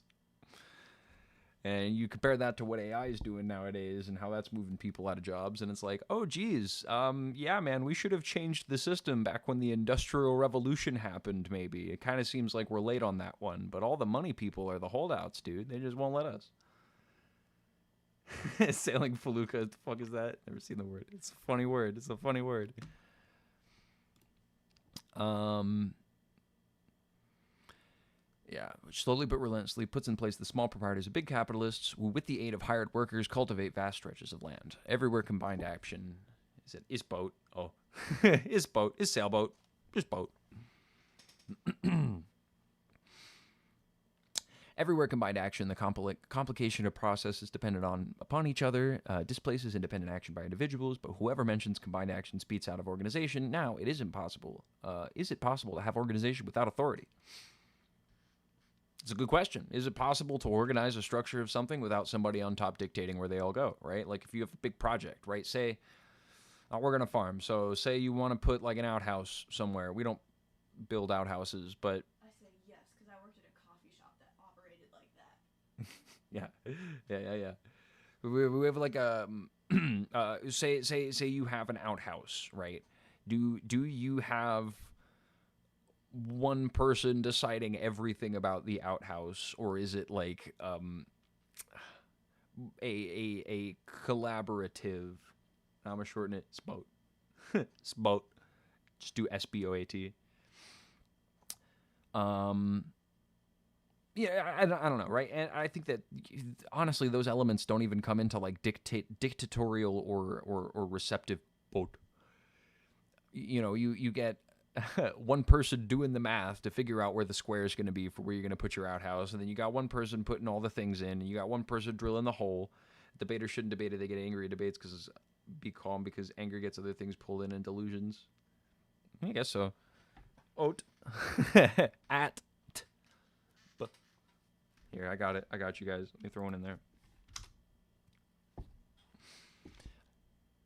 If you don't, then Tom's going to put the shitter 6 feet away from the outhouse because he thinks it's better actually, and fuck what Larry thinks. You get it, proletarian pride. You get it, proletarian pride. Right.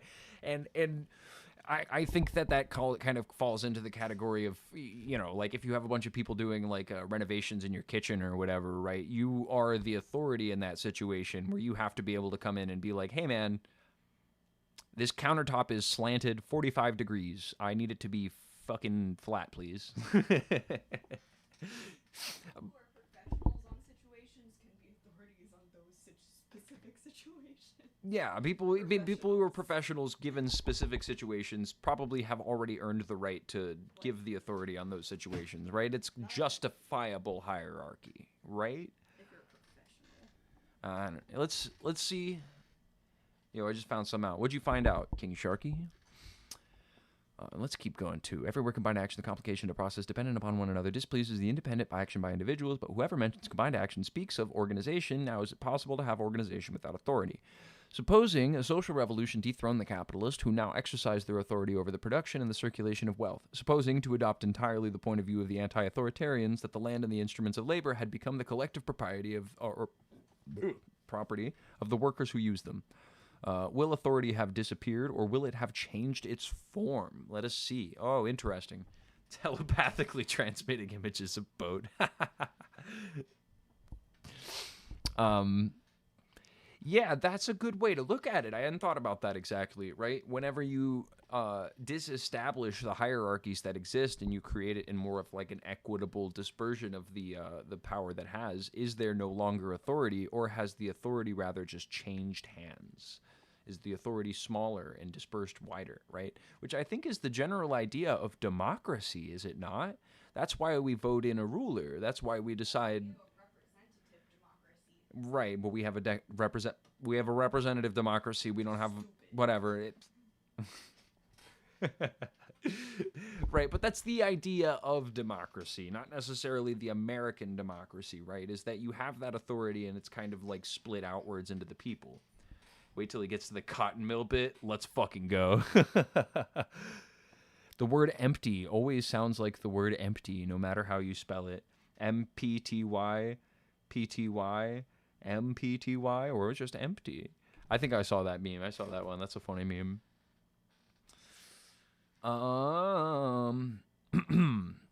Supposing a social revolution dethroned the capitalists, who now exercise their authority over the production and the circulation of wealth. Supposing, to adopt entirely to the point of view of the anti-authoritarians, that the land and the instruments of labor had become the collective property of the workers who use them. Will authority have disappeared, or will it have changed its form? Let's see.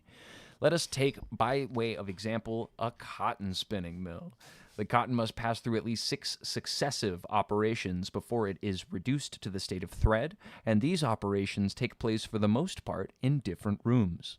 Furthermore, keeping the machines going requires an engineer to look after the steam engine, mechanics to make the current repairs, and many other laborers whose business it is to transfer the products from one room to another, and so forth.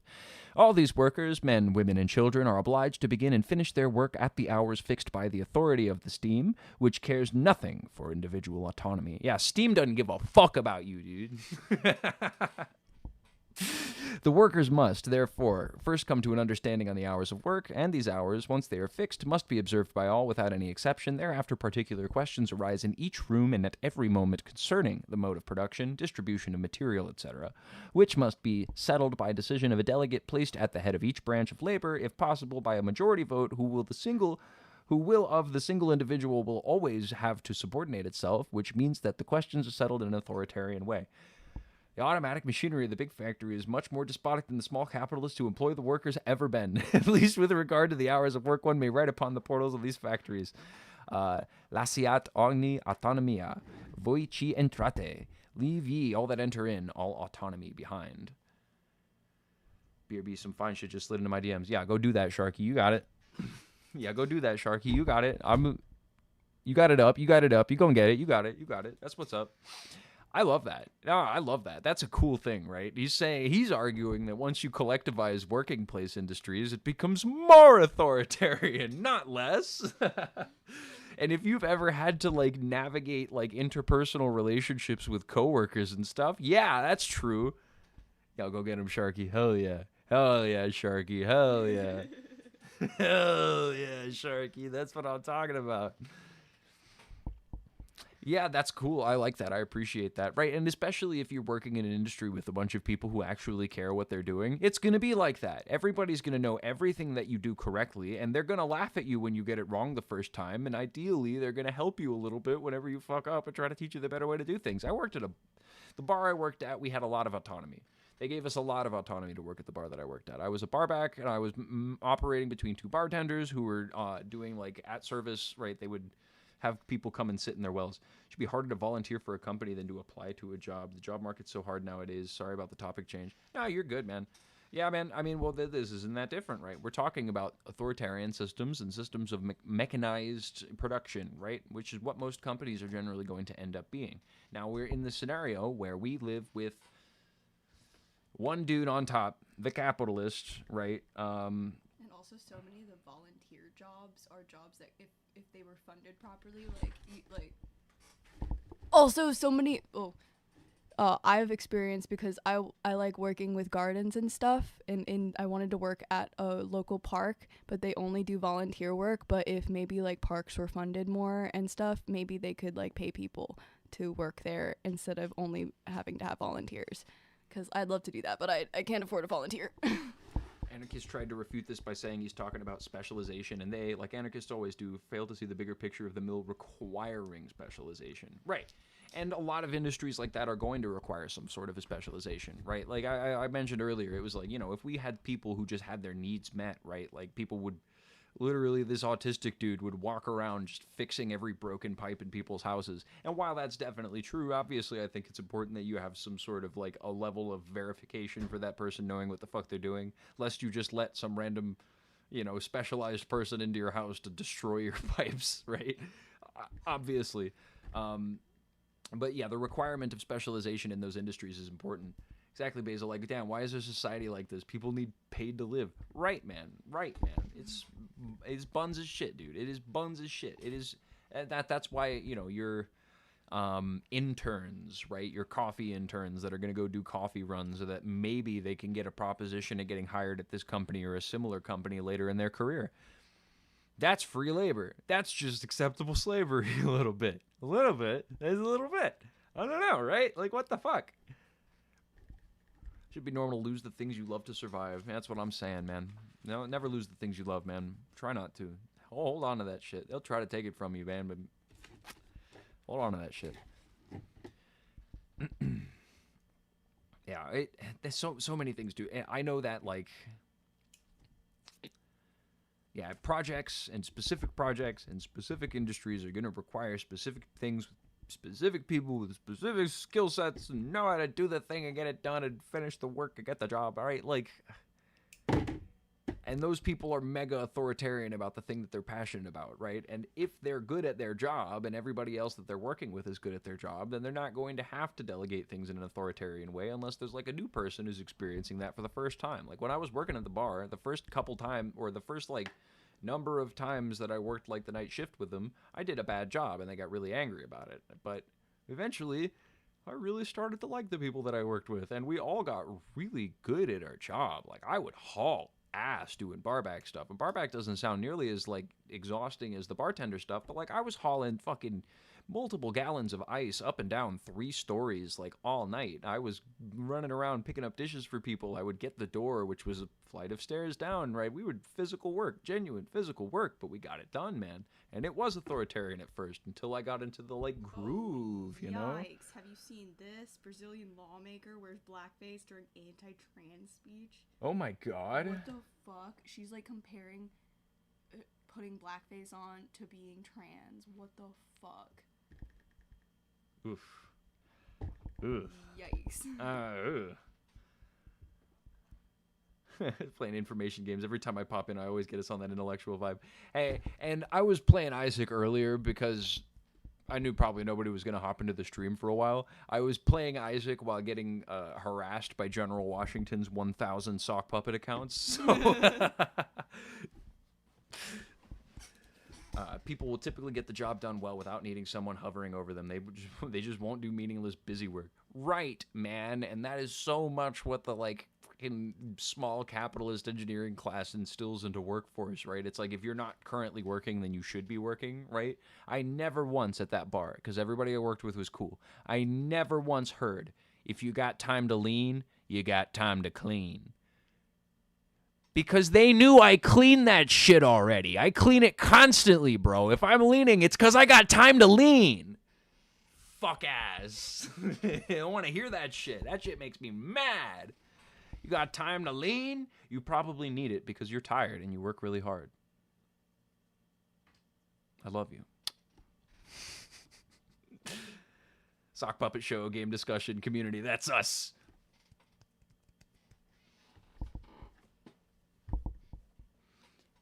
Isaac's not a fan of Donald Trump. Literally just about to quote that. Nice. I turn up my mic. Is it a little bit quiet? Sure, I can crank the vol. Is that better? That's a little touch better, I think. I'm hitting the red now in my audio capture. It looks like it's quieter than it normally was, but is this good? Tell me if this is good. Yeah, you were about to quote, you got time to lean, you got time to clean. That's what it was. Fuck.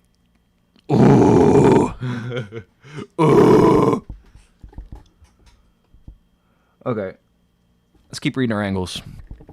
If man, by dint of his knowledge and inventive genius, has subdued the forces of nature, the latter avenge themselves upon him by subjecting him insofar he employs them to a veritable despotism independent of all social organization. Wanting to abolish authority in large-scale industry is tantamount to wanting to abolish industry itself, and to destroy the power loom in order to return to the spinning wheel. Yeah. I was just cleaning throughout the stream and I sat down for coffee and weed. I'm fried right now. Hell yeah. We might get some... Oh, I want to go. You hit up the lady. You hit her up yet? Oh, no, I thought you did. I thought you were doing it. No. Oh, no, I can't. My phone's recording. Oh, sorry. I forgot. I didn't think about that. There's a Vietnamese dude at my job with a Donald Trump bobblehead on his desk, and he wears a MAGA hat, and I'm like, how did this happen? Hey, welcome back, SCV. Yeah, I live around the area that I live in. I won't get too specific, but in like central Florida, there are a lot of Vietnamese diaspora from the 70s, from the Vietnam War, right? Like a lot of the Vietnamese restaurants and stuff were like, one of them was literally called Little Saigon, and Saigon was the capital of South Vietnam during that war period, and that was the one that eventually fell and is not there anymore. Nope. There is Little Saigon. And neither is the restaurant Little Saigon. Whoops, I guess they lost the Vietnam War too. Ouch. Yeah, but that's one of those things, man. Whenever you get diaspora from those countries, the same with like Miami Cubans, right? Like people who are from Cuba and live in Miami nowadays, like those guys are die-hard Trump Republicans. All of them are just licking up the Marco Rubio spit, you know, and they seem to hate Cuba. And I'm like, why do I like Cuba more than you do? And also, I've got a nuanced opinion about Cuba. Of course, there are issues with corruption within their government that are not the reason that they are poor. The reason that they're poor is the sanctions and the blockade that America has had on Cuba for the past 67 years. That is the most effective way to starve a population, is to block them out from the global trade. That being said, yeah, a lot of the time when you get diaspora out of those countries, right, you get people who are fleeing a country because a war was happening, and they're like, I'm going to go to the most profitable country in the land. And maybe it went well for them. Maybe they started a business, and maybe they started selling Vietnamese food or something before they got, like, you know, bought out by TMG, the local fucking Israeli connoisseurs. All those people went to Cuba a week ago. All the Cubans were like, please stop listening to Cuban Americans. Yeah. I've got a couple. I've got a couple in my family. I'm not. I do like the military, but not enough to be a gunfucker. I only like our capabilities and proper use that went out of the window. The commander-in-chief of bullshitting sat in the office. I would definitely make the argument that the American military hasn't ever been used for a war that wasn't just like profiteering motives and imperialism. I don't think that there's a conflict that we've been a part of since World War II. That's the one. Like that's the one. The one. I guess the Civil War.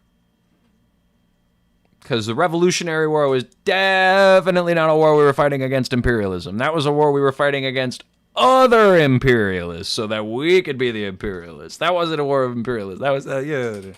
And, I mean, you know, fuck the South. The South will not rise again. Yeah, World War II is the one. World War II is the one. That is the one. And We didn't end that war. And also, our involvement in that war became pretty questionable pretty quickly. Whenever we move into the Pacific Theater, yeah, you got me. Yeah, you got me. Whenever we start moving into the Pacific Theater for World War II, our military action starts becoming a lot more questionable. And we did get a lot out of World War II. While we're here, let's do some imperialism. Yeah. Yeah, yep. Yeah, we're all in the same boat here with that chat. Like, yeah, that's just like World War II is the one. That's the one. And we still took advantage of that. we became the global hegemon after that, other than the USSR. But also, we decided coming out of that war, they were like, we're gonna be mean to all the other global powers. I think we could be mean to them. We have money to be mean. Fuck it, let's be mean. All right, let's keep reading Engels. Fucking World War II. I love learning about World War II, man. It's just such a time period, dude. What a time. What a time. Not in like a nostalgic way. Shit was really fucked up back then, obviously. I'm not in favor of all the stuff that was going on, but man, it's fascinating to learn about. The same way that I like Nixon, but I hate Nixon. You know? I hate Nixon, but I love Nixon, man. It was worked best then from basic morals rather than the complex morals of these wars today, like soldiers touring civs. Yeah, and the morality of the World War II was also a little bit more complex than that. FDR really wanted us to get involved with World War II because he was opposed to Nazi Germany, and there's a lot of wholesome reasons that he wanted to get into it, things that I would defend and say that that's the same reason I would want to get into a war like that. There were a lot of the people, this was one of the origins of the America First movement, actually, was people saying, hey, we shouldn't go fight the Nazis, actually. You know, American media was really bad about it during the time. If you were ever confused about the, hey, yeah, you got in there, you slid into the DMs, good job, Sharky, you got it. You got that pull. Go off, go off. Glad to hear it, Sharky. I'm glad that went well. But World War II, yeah, if you're ever confused nowadays about seeing like the New York Times reporting very poorly on Palestine, like they're like, oh God, I'm trying to think of some shithole headlines I saw recently. You're single for like 12 minutes. Yeah, you broke up with somebody and then immediately got back. I forgot about that. You were like, I just got broken up with and now you're not single. Yeah, that's record time, Sharky. Nicely done. Also, our health system is being ruined by the Kennedy. Yeah. Current head of the health system is causing measles outbreaks everywhere. Yep, that's happening. I mean, you know, that's what you get when you vote in an anti-vax person. If you're ever confused about seeing the New York Times reporting poorly on Israel-Palestine, like they reported that it was the execution law for terrorists, where they're able to execute terrorists now. Still counts as single. They're able to execute terrorists. They're not executing anybody who is considered a terrorist if there is an Israeli citizen. They're only executing external people who aren't Israeli citizens, which is fucking... That's an act of war. You can't execute people who are not citizens of your country, man. That's fucked up. What the hell are we doing? Anyways, New York Times reported on that. They were like, critics are saying that this law will only apply to Jews. And that's what the New York Times reported. And it's like, no, we're saying it's only going to apply to the citizens of Israel who have the legal classification of Jew, given the way that they determine citizens of that country. And everybody else is Arab. You should subscribe to Dr. Mike, genuine medical doctor. I'll look into that. 1.9% conviction rate for Israelis. Jeez, that's pretty low, man. That's pretty fucking low. I'm not gonna start saying facts about Israel right now. We're gonna keep reading Mark Engels.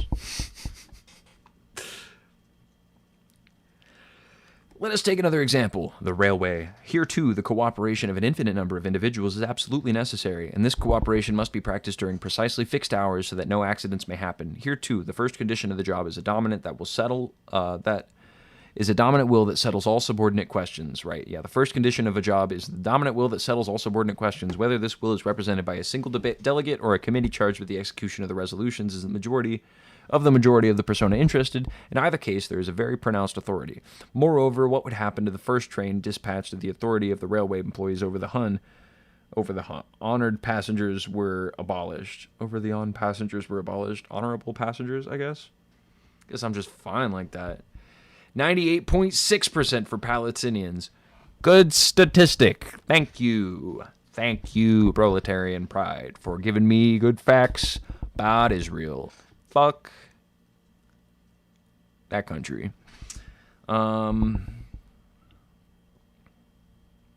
Yeah, the railway is a good example of that. That's something where you have to have somebody who is delegating some element of authority so that way you don't end up with a railway crash. Trains crashing into each other is very scary. I've seen plenty of car crashes driving up to work on I-4, man. Like, it's a dangerous road. One of the most dangerous roads in America, dog.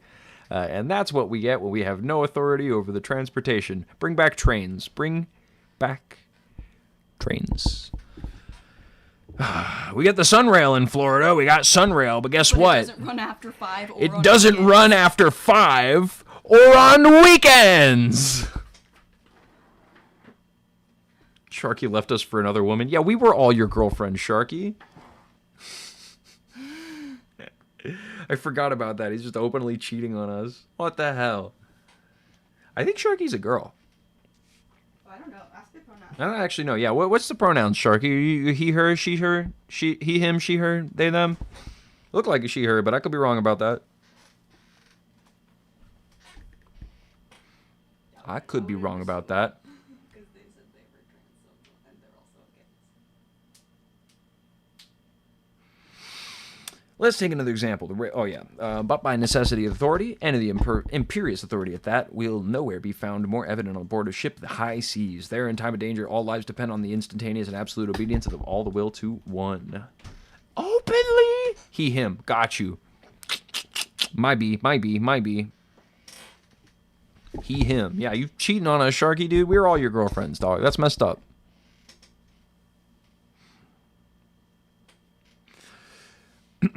Yeah, man, fucking boats, dude. Do you want a boat to capsize and then everybody to drown in the ocean? That sounds horrific. That's a bad way to die. Nobody wants to die like that. And that's why you need some authority in some elements, man. When I submitted arguments like these to be the most rabid anti-authoritarians, the only answer they were able to give me was the following. Yes, that's true, but there is not the case of which authority we confer on delegates, but of a commission entrusted. These gentlemen think that when they have changed the names of things, they have changed the things themselves. This is how profound thinkers mock at the world. Right. So he's saying this is an element of authority, and if you're like a full anarchist and you refuse to believe in any elements of authority whatsoever, then what about this? And they're like, oh, well, that's not authority. And he's like, if you were a girl, it would have been Queen Sharky. That makes sense. Yeah, that makes sense. Yeah, you can't just change the word of a thing and expect it to be a different thing. No, that's the same thing. We're talking about concepts here. We have thus seen that, on the one hand, a certain authority, no matter how delegated, and, on the other hand, a certain subordination are things which, independently of all social organization, are imposed upon us together with the material conditions under which we produce and make products circulate. What is he saying here? That's a long sentence. We have thus seen that, on one hand, a certain authority, no matter how delegated, and on the other hand, a certain subordination, which things are independently of all social organization are imposed upon us together with the material conditions under which we produce and make the products circulate. Right. So if you just want to live, in a global economy, there's got to be some element of like delegation, right? And that's the bit. And delegation would be like an aspect of authority, right? Which is something that we're looking at there. We have seen, besides, that the material conditions of the production and the circulation inevitably develop with large-scale industry and large-scale agriculture, and increasingly tend to enlarge the scope of this authority. Hence, it is absurd to speak of the principle of authority as being absolutely evil, and of the principle of autonomy as being absolutely good. SCV, the answer to the question is yes. You know about politics, trans, anti-government? Yeah. History, politics, trans, anti-government. Just asking. Don't do that. Yeah, maybe don't post too many people in the chat. You listen to Proletarian Pride there. You don't got to post somebody else up. They might not like that. Yeah, no. Well, I mean, we do a lot of political conversations here. We talk about politics. We talk about history. I'm also very interested. Yeah, maybe don't post up that picture. It's okay. You don't have to post anybody else. It's okay. We might delete that. If you post up a picture of that person, no, maybe don't do that. Only photos of yourself, that's okay. Well, maybe a photo of yourself, that's okay. That's okay. Somebody else, maybe not. You know what I mean? That's why. You already asked. I'm just so that it's not a. But thank you, Sharky. Thank you very much, Sharky. Thank you. You're a good mod, Sharky. Thank you for being here. Yeah, mostly history, politics. We're very interested in history and politics. Yeah, we also talk about trans, too. Just wait. What did they say? Here's the comment they asked. What is this channel about? History? Politics? Trans? Anti-government? Just asking. Trans. Yeah, it's about trans. Transatlantic. Maybe he misspelled trains. And we were just talking about trains. Actually, we're reading Marx and Engels right now, talking about the 1800s. Yeah, trains are important back then, man. Trains should be more important. This channel, all about trains, dude. I'm a big train supporter. And movies. Our videos are about movies, TV, media. Yeah, still fucking mad about Sunrail, dog. Only the best for Sharky. That's so true. We've thus seen that on the other hand. We've seen besides that the material conditions of production and circulation inevitably develop with large-scale industry and large-scale agriculture and increasingly tend to enlarge the scope of this authority. Right, yeah, you got more authority the more fucking farmland that you own. Hence, it is absurd to speak of the principle of authority as being absolutely evil and the principle of autonomy as being absolutely good. Authority and autonomy are relative things whose spheres vary in the various phases of development of society. If the autonomists confine themselves to saying that the social organization of the future would restrict authority solely to the limits within the conditions of production render it inevitable, let me reread that sentence. If the autonomists confined themselves to saying that the social organization of the future would restrict authority solely to the limits within which the conditions of production render it inevitable, we could understand each other. They are blind to all facts that make things necessary, and they passionately fight against the world. Right, yeah. What he's saying, or let me see, I'll ask again. I have extensive background moderating in Discord, developing, and other things. If you need somebody that can do that, you can ask to make any updates to your server. I got you. We will hit you up for that. Thank you for throwing up your, thank you very much for throwing your services into the ring. I appreciate that so much. And that is probably something that we'll hit you up for. For that. I probably will have questions or need help with the Discord because I've only done a little bit of it.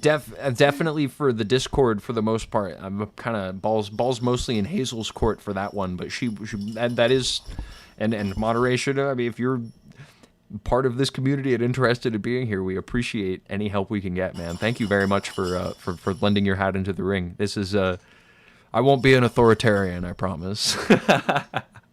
We'll be really nice. We're cool. Only to George Washington, only to General Washington, 89, 88, 87, 86, 85, 84. Yeah, I don't even know. How much functionality do you have out of Discord? Can you, like, soup that bitch out? Like, do a bunch of stuff on it? You can do quite a bit. You can do quite a bit with it, huh? There is, like, paid stuff that you can get extra. Maybe in the future we can do that. We're not doing anything paid as just yet, but I think you can even hook it up to Patreon in some ways. Oh, shit. Do Patreon, like, special tiers and to Discord, you know? Ooh, I also appreciate the music making. I might hit you up for that in the future. I do make music. If you watch our videos, all of the little tracks in between the scenes that we record, those are songs I make. But I mean, also we might want to. We might people to do that. Want more people to work on that for us though in the future too. So that's a really cool thing. I'm gonna keep that in mind, and we will hit you up for that Coffin Death Battle. That's very cool. You can add anything you want, and paid is only for already developed bots and stuff. Got you. Okay. Got you. Okay. Hell yeah. Hell yeah. Thanks, man, for being here. Again, thank you, Sharky, for being here. Thank you, Coffin Death Rattle Official, for being here. Proletarian Pride. Bro, you gave me the whole stream right now. This is what the whole stream is. I am my community. I am you. You are me and I am you. We are each other. That's why I start my streams and I always say, I'm slime, you're slime, we're all slime. Not Elon, though. Because slime is like goo, and goo is wet, and living things are wet and gooey, and they have goo in them. Elon doesn't have any goo. Elon's not slime. And that's my opinion. Why do the anti-authoritarians not confine themselves to crying out against political authority at the state? All socialists agreed that the political state, and with it political authority, will disappear as a result of the coming social revolution. That is, that public functions will lose their political character and will be transformed into the simple administrative functions watching over the true interests of society. But the anti-authoritarians demand that the political state be abolished at one stroke even before the social conditions that give birth to it have been destroyed. They demand that the first act of the social revolution shall be the abolition of authority. Have these gentlemen ever seen a revolution? A revolution is certainly the most authoritarian things that there is. Damn, that's a good line. Hey, LBP, how many puppies did you kill today? We all benefit from theory sessions. I'm so glad to hang out with some theory bros. Yeah, man, this is what's up. This is what's up. I love doing this. This is so fun. I love the line. I love the line. A revolution is certainly the most authoritarian thing that there is. Yeah. It is the act whereby one part of the population imposes its will upon the other part by means of rifles, bayonets, and cannon. Authoritarian means, if there be such at all, if such there be at all, and if the victorious party does not want to have fought in vain, it must maintain this rule by means of the terror which its arms inspire in the reactionists. Would the Paris Commune have lasted a single day if it had not made use of this authority of the armed people against the bourgeois? Should we not, on the contrary, reproach it for having used it freely enough? Therefore, either one of the two things, either the anti-authoritarians don't know what they're talking about, in which case they are creating nothing but confusion, or they do know, and in that case they are betraying the movement of the proletariat. In either case, they serve the reaction. Get fucked. Yeah, bro. I mean, like, and that's always... that's always been a disparity in my head. I'm glad I read this, because this definitely, origins of the family, private property, and the state is also really good. He called out the patriarchy in the 1840s. Fuck yeah, dog. Fuck yeah, dog. If you're analytical and you can look at these systems, you can see the disparities going. I was into anarchy. When I was coming out of high school, I started learning about it, the anti-hierarchy thing, and I started really paying attention to a lot of those things. But the issue I came across, the one issue that like really stuck out in my head, was the inherent hierarchies that are on display in surgical rooms, right? That's the one. You go into... There's inevitably very important specializations that are going to require somebody who's more knowledgeable about an area of a subject to dictate areas of that subject to other people who are less knowledgeable of that if you want to get the thing done, right? That makes a lot of fucking sense, right? And there is an element of like... I feel like you can... It's super appealing. The question of how kind of ruins it all. Right. The question of how is challenging for that one, right? Like... And I think that the bit where we can collectively delegate things, right? Like, I want the same things anarchists want. I just think they could skip a vital step, right? The development of like societal structures, right? The development of things that make an economy, that make a state that can survive in the global, fucking the big global thing that we're all on, the big planet. Hey, Kenny. Hey, LBK, how many kitties did you kill today? Hey, LBK, how many kitties did you kill today? Puff, puff, pass because I own land in South Georgia. Does that make me a bad person? No. You're fine. Yeah. I think that... we live in a world where people own things. It is what it is. Like, yeah, you're fine. You can own land. I mean, as long it's... as you're not, like, doing bad stuff on it. One of those things where, like, and Marx and Engels draw this distinction in the Communist Manifesto. It depends on how you got it or what you use it for, but owning land itself doesn't make you bad. Exactly. Right. And that's the nuanced answer for it, right? If you're on your land, if you have a bunch of kids who haven't seen their parents in a long time in your basement, yeah, I think you're a bad person. But if you just own land, no, that's a neutral thing. One of the things that Marx and Engels draw really, really, really resolute distinction in, on like literally the second page of the Communist Manifesto, is the distinction between private property and personal property, right? Private property is ownership that's not collective, right? It's a single ownership. You've worked very hard for everything you have. I believe you, and that's amazing. That's really good, man. So private property is the ownership where a man owns like an industry, like the entire aspect of an industry, right? The entire aspect of like a business selling a thing, right? And obviously the small business owners are not super different from that, but big business owners are a lot more like point at and they're bad. You can be like, That being said, having land, if you have land and you have a little business, you're farming or whatever, like if you've got if you have a house on it and you maintain your house and you go and you sell things to your local market, right? Like that, I guess you could make the argument about it being like petit bourgeois, but I don't think that's like a judgment on your character. I don't think that makes you like a bad person by any means, right? You have personal property, you do things with it, you affect your community, and I think that those are all necessarily positive. There's nothing against the ownership of land or nothing against like the ownership of homes, right? Having personal property is absolutely valid and necessary to live, and nobody would argue against that. It's just the privatization of specific industries that people are generally uncritical of. Yeah, post in the community. No one's mad at you for owning things when you live under. It's all about how you got it and what you use it for, whether you're exploiting anybody or not. Yeah, man. If you have Like, if you have a farm and you have a bunch of farm hands, and all of your farm hands are people that you're paying under the table because, like, you know, they're immigrants and they're scared of being turned into ice, then fuck you. Fuck you. But, you know, if you're, like, working and you're paying people normally and you have, like, taxes and stuff, yeah, whatever, man. Do your thing. That's great. I wouldn't even call that petit bourgeois unless he had work because he wasn't caring for it. Right. Yeah, that's why I said you could see the argument. But that you generally want to have people that are working underneath you that you're extracting labor off of. If it's all just your own labor and it's your house, yeah, that's awesome. I wish I could be that. That sounds great. I got a shitty little apartment, man. You know, we're working on not much money, but that's okay, right? Our lives are wonderful, man. Our lives are beautiful lives.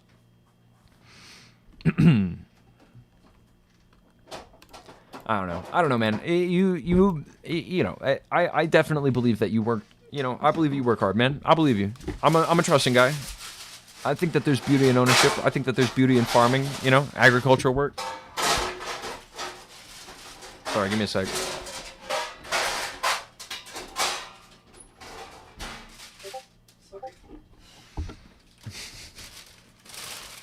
Community tab. Here, I'll hop on the community tab. Let's go see what's in there.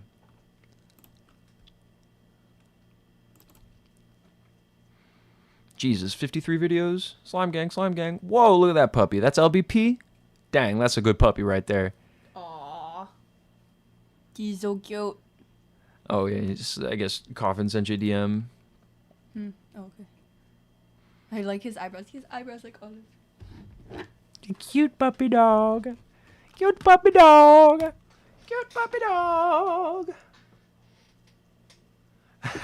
He was telling me, King Sharky. He said that to me, not you. He said, "No." Yeah, don't cheat. Yeah, you just don't cheat people out of their livelihood to support your own, like all of American capitalism. I'm gonna take a little break. Give me just a second, you guys. I gotta go to the bathroom and stuff. Do you wanna sit or do you want me to pause? I'm gonna pause.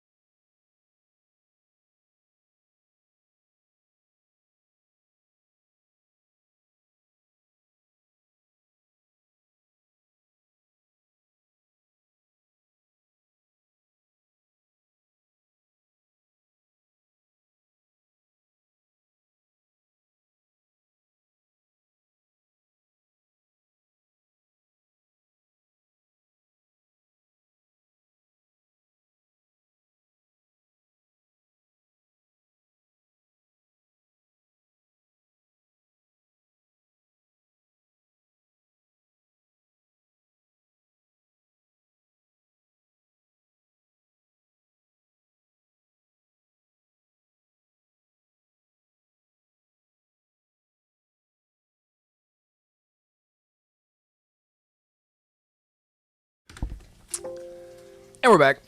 Welcome back, y'all. Oh. It's LBK, not IBK. I call my kitty that because it stands for Little Baby Kitty, but it also stands for Linda Baines Kittyson, which is the president that sent us to Vietnam. That's why I chant. You'll see Sharky chant, "Hey hey, LBK, how many kitties did you kill today?" I told my mom about that today. She thought it was so funny. That's the chant that protesters would protest outside of the White House during the Vietnam War. It was, "Hey hey, LBJ, how many kids did you kill today?" Because he kept sending American boys and girls to go die in Vietnam for no reason. And that was a nice Democrat. That was one of the nice ones. We were supposed to get good stuff out of that. And then he fucking Vietnam. God damn. 4-hour video about Tyler Perry. Watch FD Signifier if you haven't. He's got really good stuff. That's a lot of beans, you nasty ass bitch.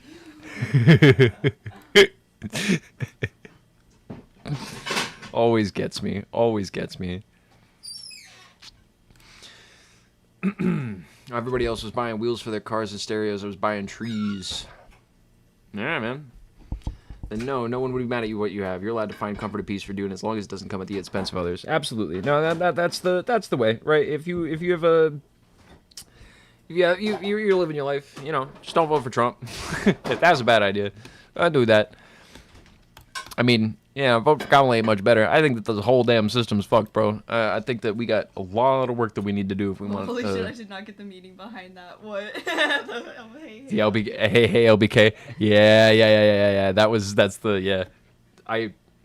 I love history, man. I gotta name it some dumbass history shit because that's how I go, right? How many kitties did you kill today? Yeah, my cat's a bastard. My cat, he invented instituted the Great Society and all that, but man, it prioritized white kitties. Oh, jeez. Why are you such an American bastard, kitty? Why are you this way? What do you have stuck to your... Oh, it's the undersides of this table. There's stickers on the underside of the table, and there's holes underneath the stickers, and I've been pressing on them all day, and that's probably what it is. Sorry.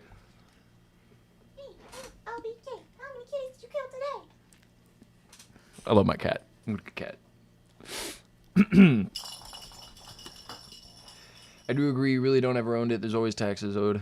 Well, I'm not opposed to paying taxes. I think that you need taxes to exist in a functional society. I think that, the purpose of like a federal government or the purpose of any sort of like a state should indeed be to benefit the lives of its citizens given any way, right? And that, what'd you say? She just texted. Say that again? She just texted. She texted, nice. Okay. I'll... Just letting you know that you lined it down or something. No, I'm gonna start. Yeah. So we're gonna start winding down the stream. We're gonna run in a minute. I think Hazel's gonna eat her food first, and then we'll call it for that. We're not gonna call it all night. We'll be back a little bit later, but we have to go run an errand. It's buying weed. Just so you know. When I come back later and I'm a lot happier, that's why. I'm in favor of taxes. I think that a lot of the taxes and the way that we spend our taxes in this country, I'm generally obviously not in favor of. I think the taxes, the way that they're generally instituted on us right now is like, I don't know, paying taxes is annoying. That's kind of an annoying thing that everybody has to do. I think it's just upkeep for society. I'd be very willing to pay taxes to a society that didn't send all of its tax dollars to a pointless war in the Middle East. Only $40 a year each person pays for food stamps. I'd be willing to pay more than that each year for people to eat. I would pay, you pay $40 a year for food stamps, I'd pay more than that a year for food stamps, bro. I think that people should be able to have food, meat, and like if I have extra money and I could pay it out and I'd pay taxes already, right? As long as I know that it's going to the fucking bellies of starving people and not just getting dropped in a fucking like 6-ton bomb on top of somebody's house in the Middle East, right? Like, I think that's what a state should do. I think that's what taxes should be paid for. I'm fine with taxes. I think taxes are acceptable, and it makes sense to have taxes in your society. But man, it doesn't make sense to keep bombing children in the Middle East, dude. It's so fucked what we're doing. God. I don't know. I get bent out of shape when I start thinking about that stuff. It's too damn easy to get bent out of shape when you start thinking about what the American government's been up to, man. But man. Oh, what was the one? Oh yeah, show it. Showing it behind your head. Yeah, here, look at that. My lunch. Look at that lunch. Egg on bagel with arugula. Yummy. Ooh, just drop it behind my computer. Yeah, that was awful. Why is Blake Lively and Justin Baldoni coming up on Firefox? Firefox always just shows me like the worst, dumbest news. Normally what I see is this AI generated picture. It What? looks like shitty hand They drawn. dismissed her sexual harassment claims, though. Is that not old? Is that Well, I I thought mean, that I happened a guess long time ago. It did, but I guess well, it was going on. It was ongoing. It was a trial that was ongoing. Yeah, Blake Lively, Justin Baldoni. I don't know nearly enough about that I to don't talk know very much, decisively. but I know that Justin Baldwin is a creep. Give me a bite, just don't put it in my face. Here. Hold on. Here you go. You have a bite. Oh! Grab it. I tripped and I fell and I threw it at you. My bad. You roll a boat when you get back? Hell yeah. People aren't going to believe that, but not everything good they do is a lie. Wait, oh, are you saying about taxes? I don't know. I think I missed part of that. Nom. Glad you enjoyed that cough and death rattle. Yeah, I don't know nearly enough about Blake Lively, Justin Baldoni to talk extensively to it, but I know that it is definitely I know one girl talked about it. one of those things where you should err on the side of believing women, especially when there's like a really famous man with a lot of money involved. Like It's the same as the Johnny Depp. same as like, Johnny Depp and Amber Heard, right? Mm-hmm. Why is Brad Pitt so goddamn hot? I got a big ass mouth, so you didn't miss. Yeah, your face is like 90% mouth, so I can chuck it and it's okay. Are you the girl from the Uzumaki, dude? Oh my god. Is this you? Yeah, I was talking about North Korea eliminating taxation. Talking about North Korea eliminating taxation. Oh no shit. Interesting. I didn't know about that. And is that something that they were just able to do because of how their economy is structured? Like enough money like comes in from industries that they have set up that they don't need to tax from people directly. That's Don't interesting. pay people as much. I guess that makes sense. I got that Poppy Playtime mouth. Jeez. I guess this isn't connected to her eye, but this one is. See, this is your mouth right here, and this is your second mouth. So I got one of them at least. Yeah, that's interesting. Let me look that up. Let's look up North Korea.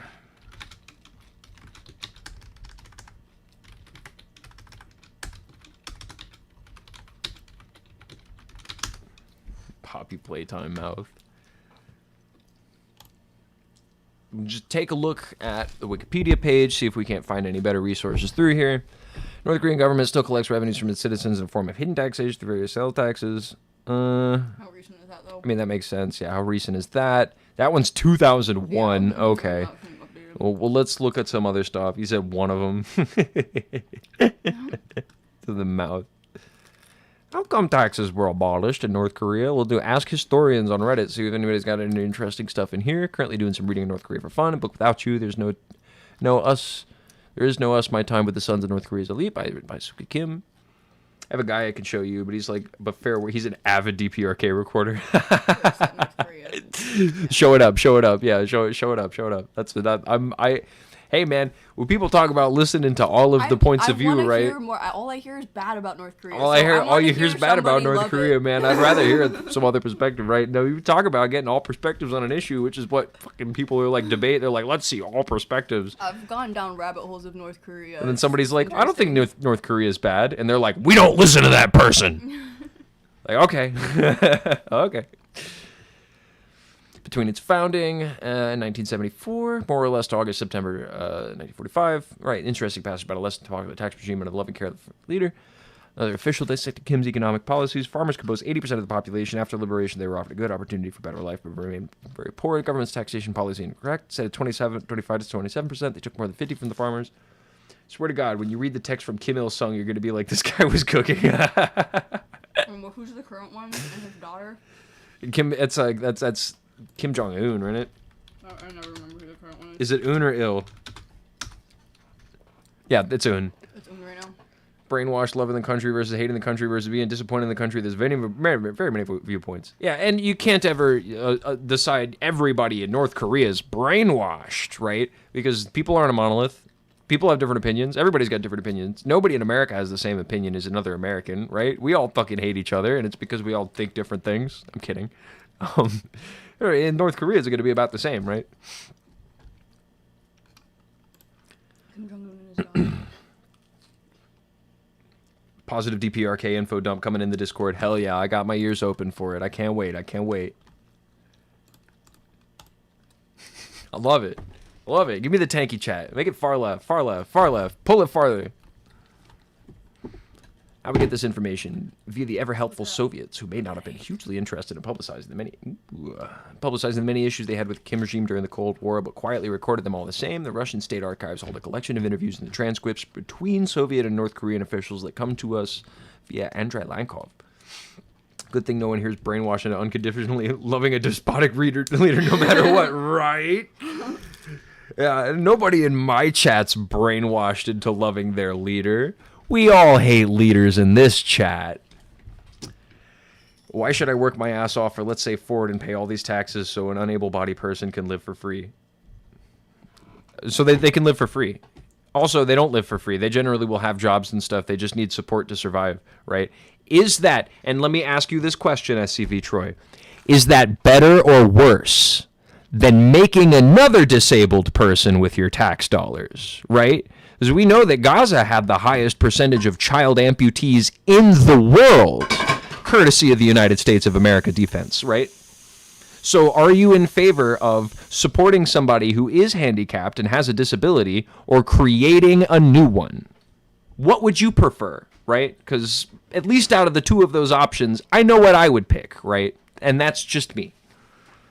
People don't choose to be disabled. People don't choose to be disabled, right?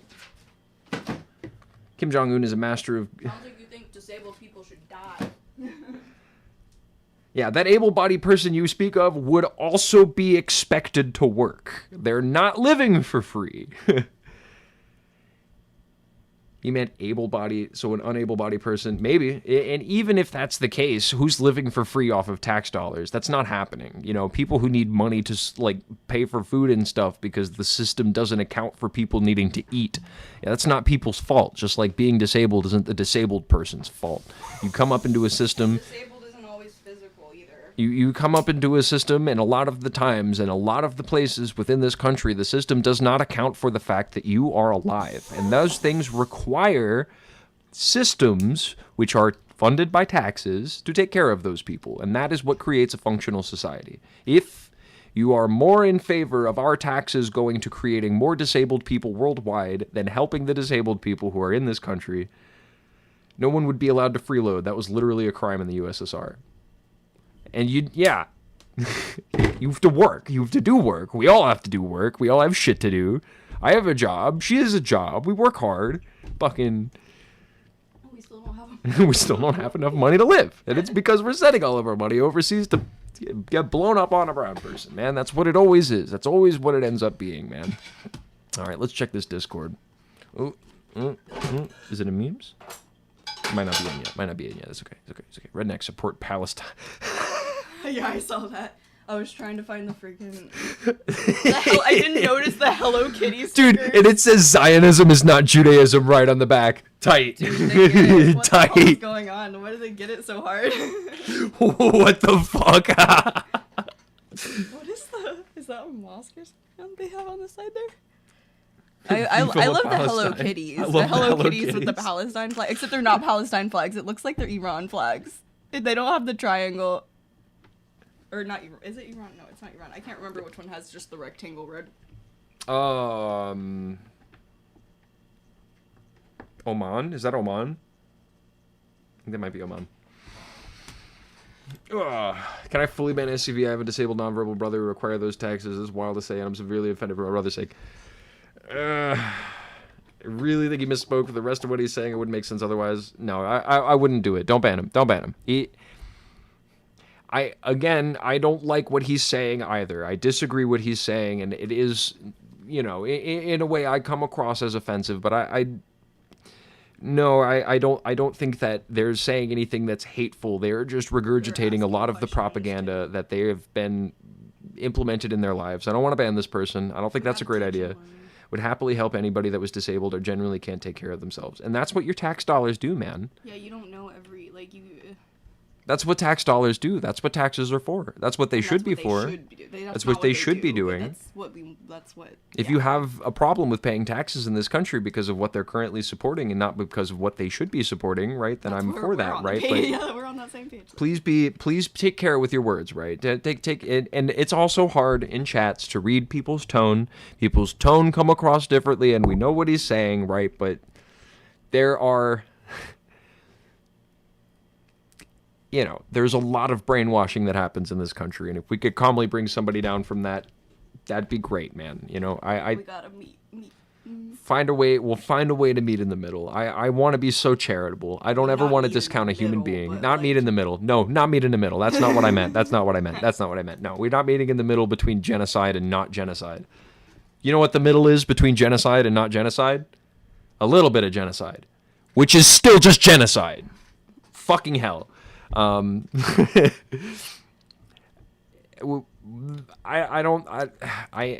also, you know, I am sorry that, yeah, I'm sorry that your brother struggles with those kinds of things. And, you know, that's a great example, a great anecdotal example. You got a defensive bro.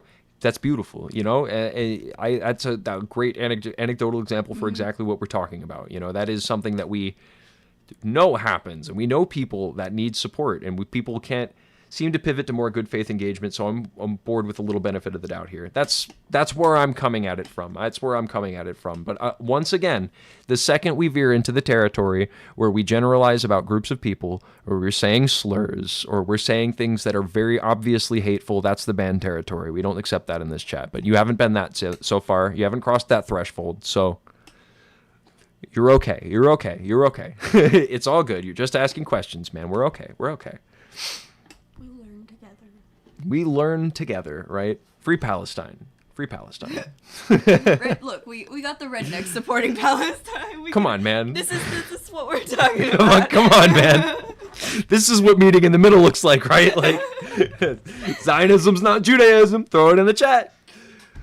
So wait, why does it say shame on Arab leaders? Because, well, I think it probably is referring to the other Arab leaders of the rest of the Gulf states who are in support of Israel in general. Oh, yeah. Okay. Fair enough. Oh, that's I saw that. I was like, wait, what? But yeah, I guess that's. I broke my wrist and sprained my ankle last week. I'm sorry. I hope you get better. That's tough. I hope you get good, Sharky. That's tough. I hope it's better. Yeah, so it's about time. It's about break time. We're calling it. We're running it. I'm going to think about some cool things to talk about when we get back on chat if y'all aren't here. It was really fun hanging out with you. Maybe we'll do dinner slime. Maybe we'll do dinner stuff. I don't know. We'll figure something out. But thank you guys for being here. Even you, SCV. Even though we disagree on some things, I appreciate you having an open mind and approaching these conversations and discussions with an open heart, right? Yeah, it's not being just mean. You weren't hateful. You asked some questions that, you know, my chat wasn't a huge fan of, but that's okay. And that's you're feeling out the world still, right? We're all learning. This is a learning process, and this community's nothing but love. And we're all slime. And that's why if you're hateful, you get kicked out of the community. Nothing but love means don't be hateful. But hell yeah. Before streamless chat, let's see if we do that. Maybe. Anyways, thanks for being here, Slime. I'll be in her, and you'll be Slime. So fucking much. Don't forget to check my channel. I will check out your channel. I hope your wrist gets better, Sharky. What up, man?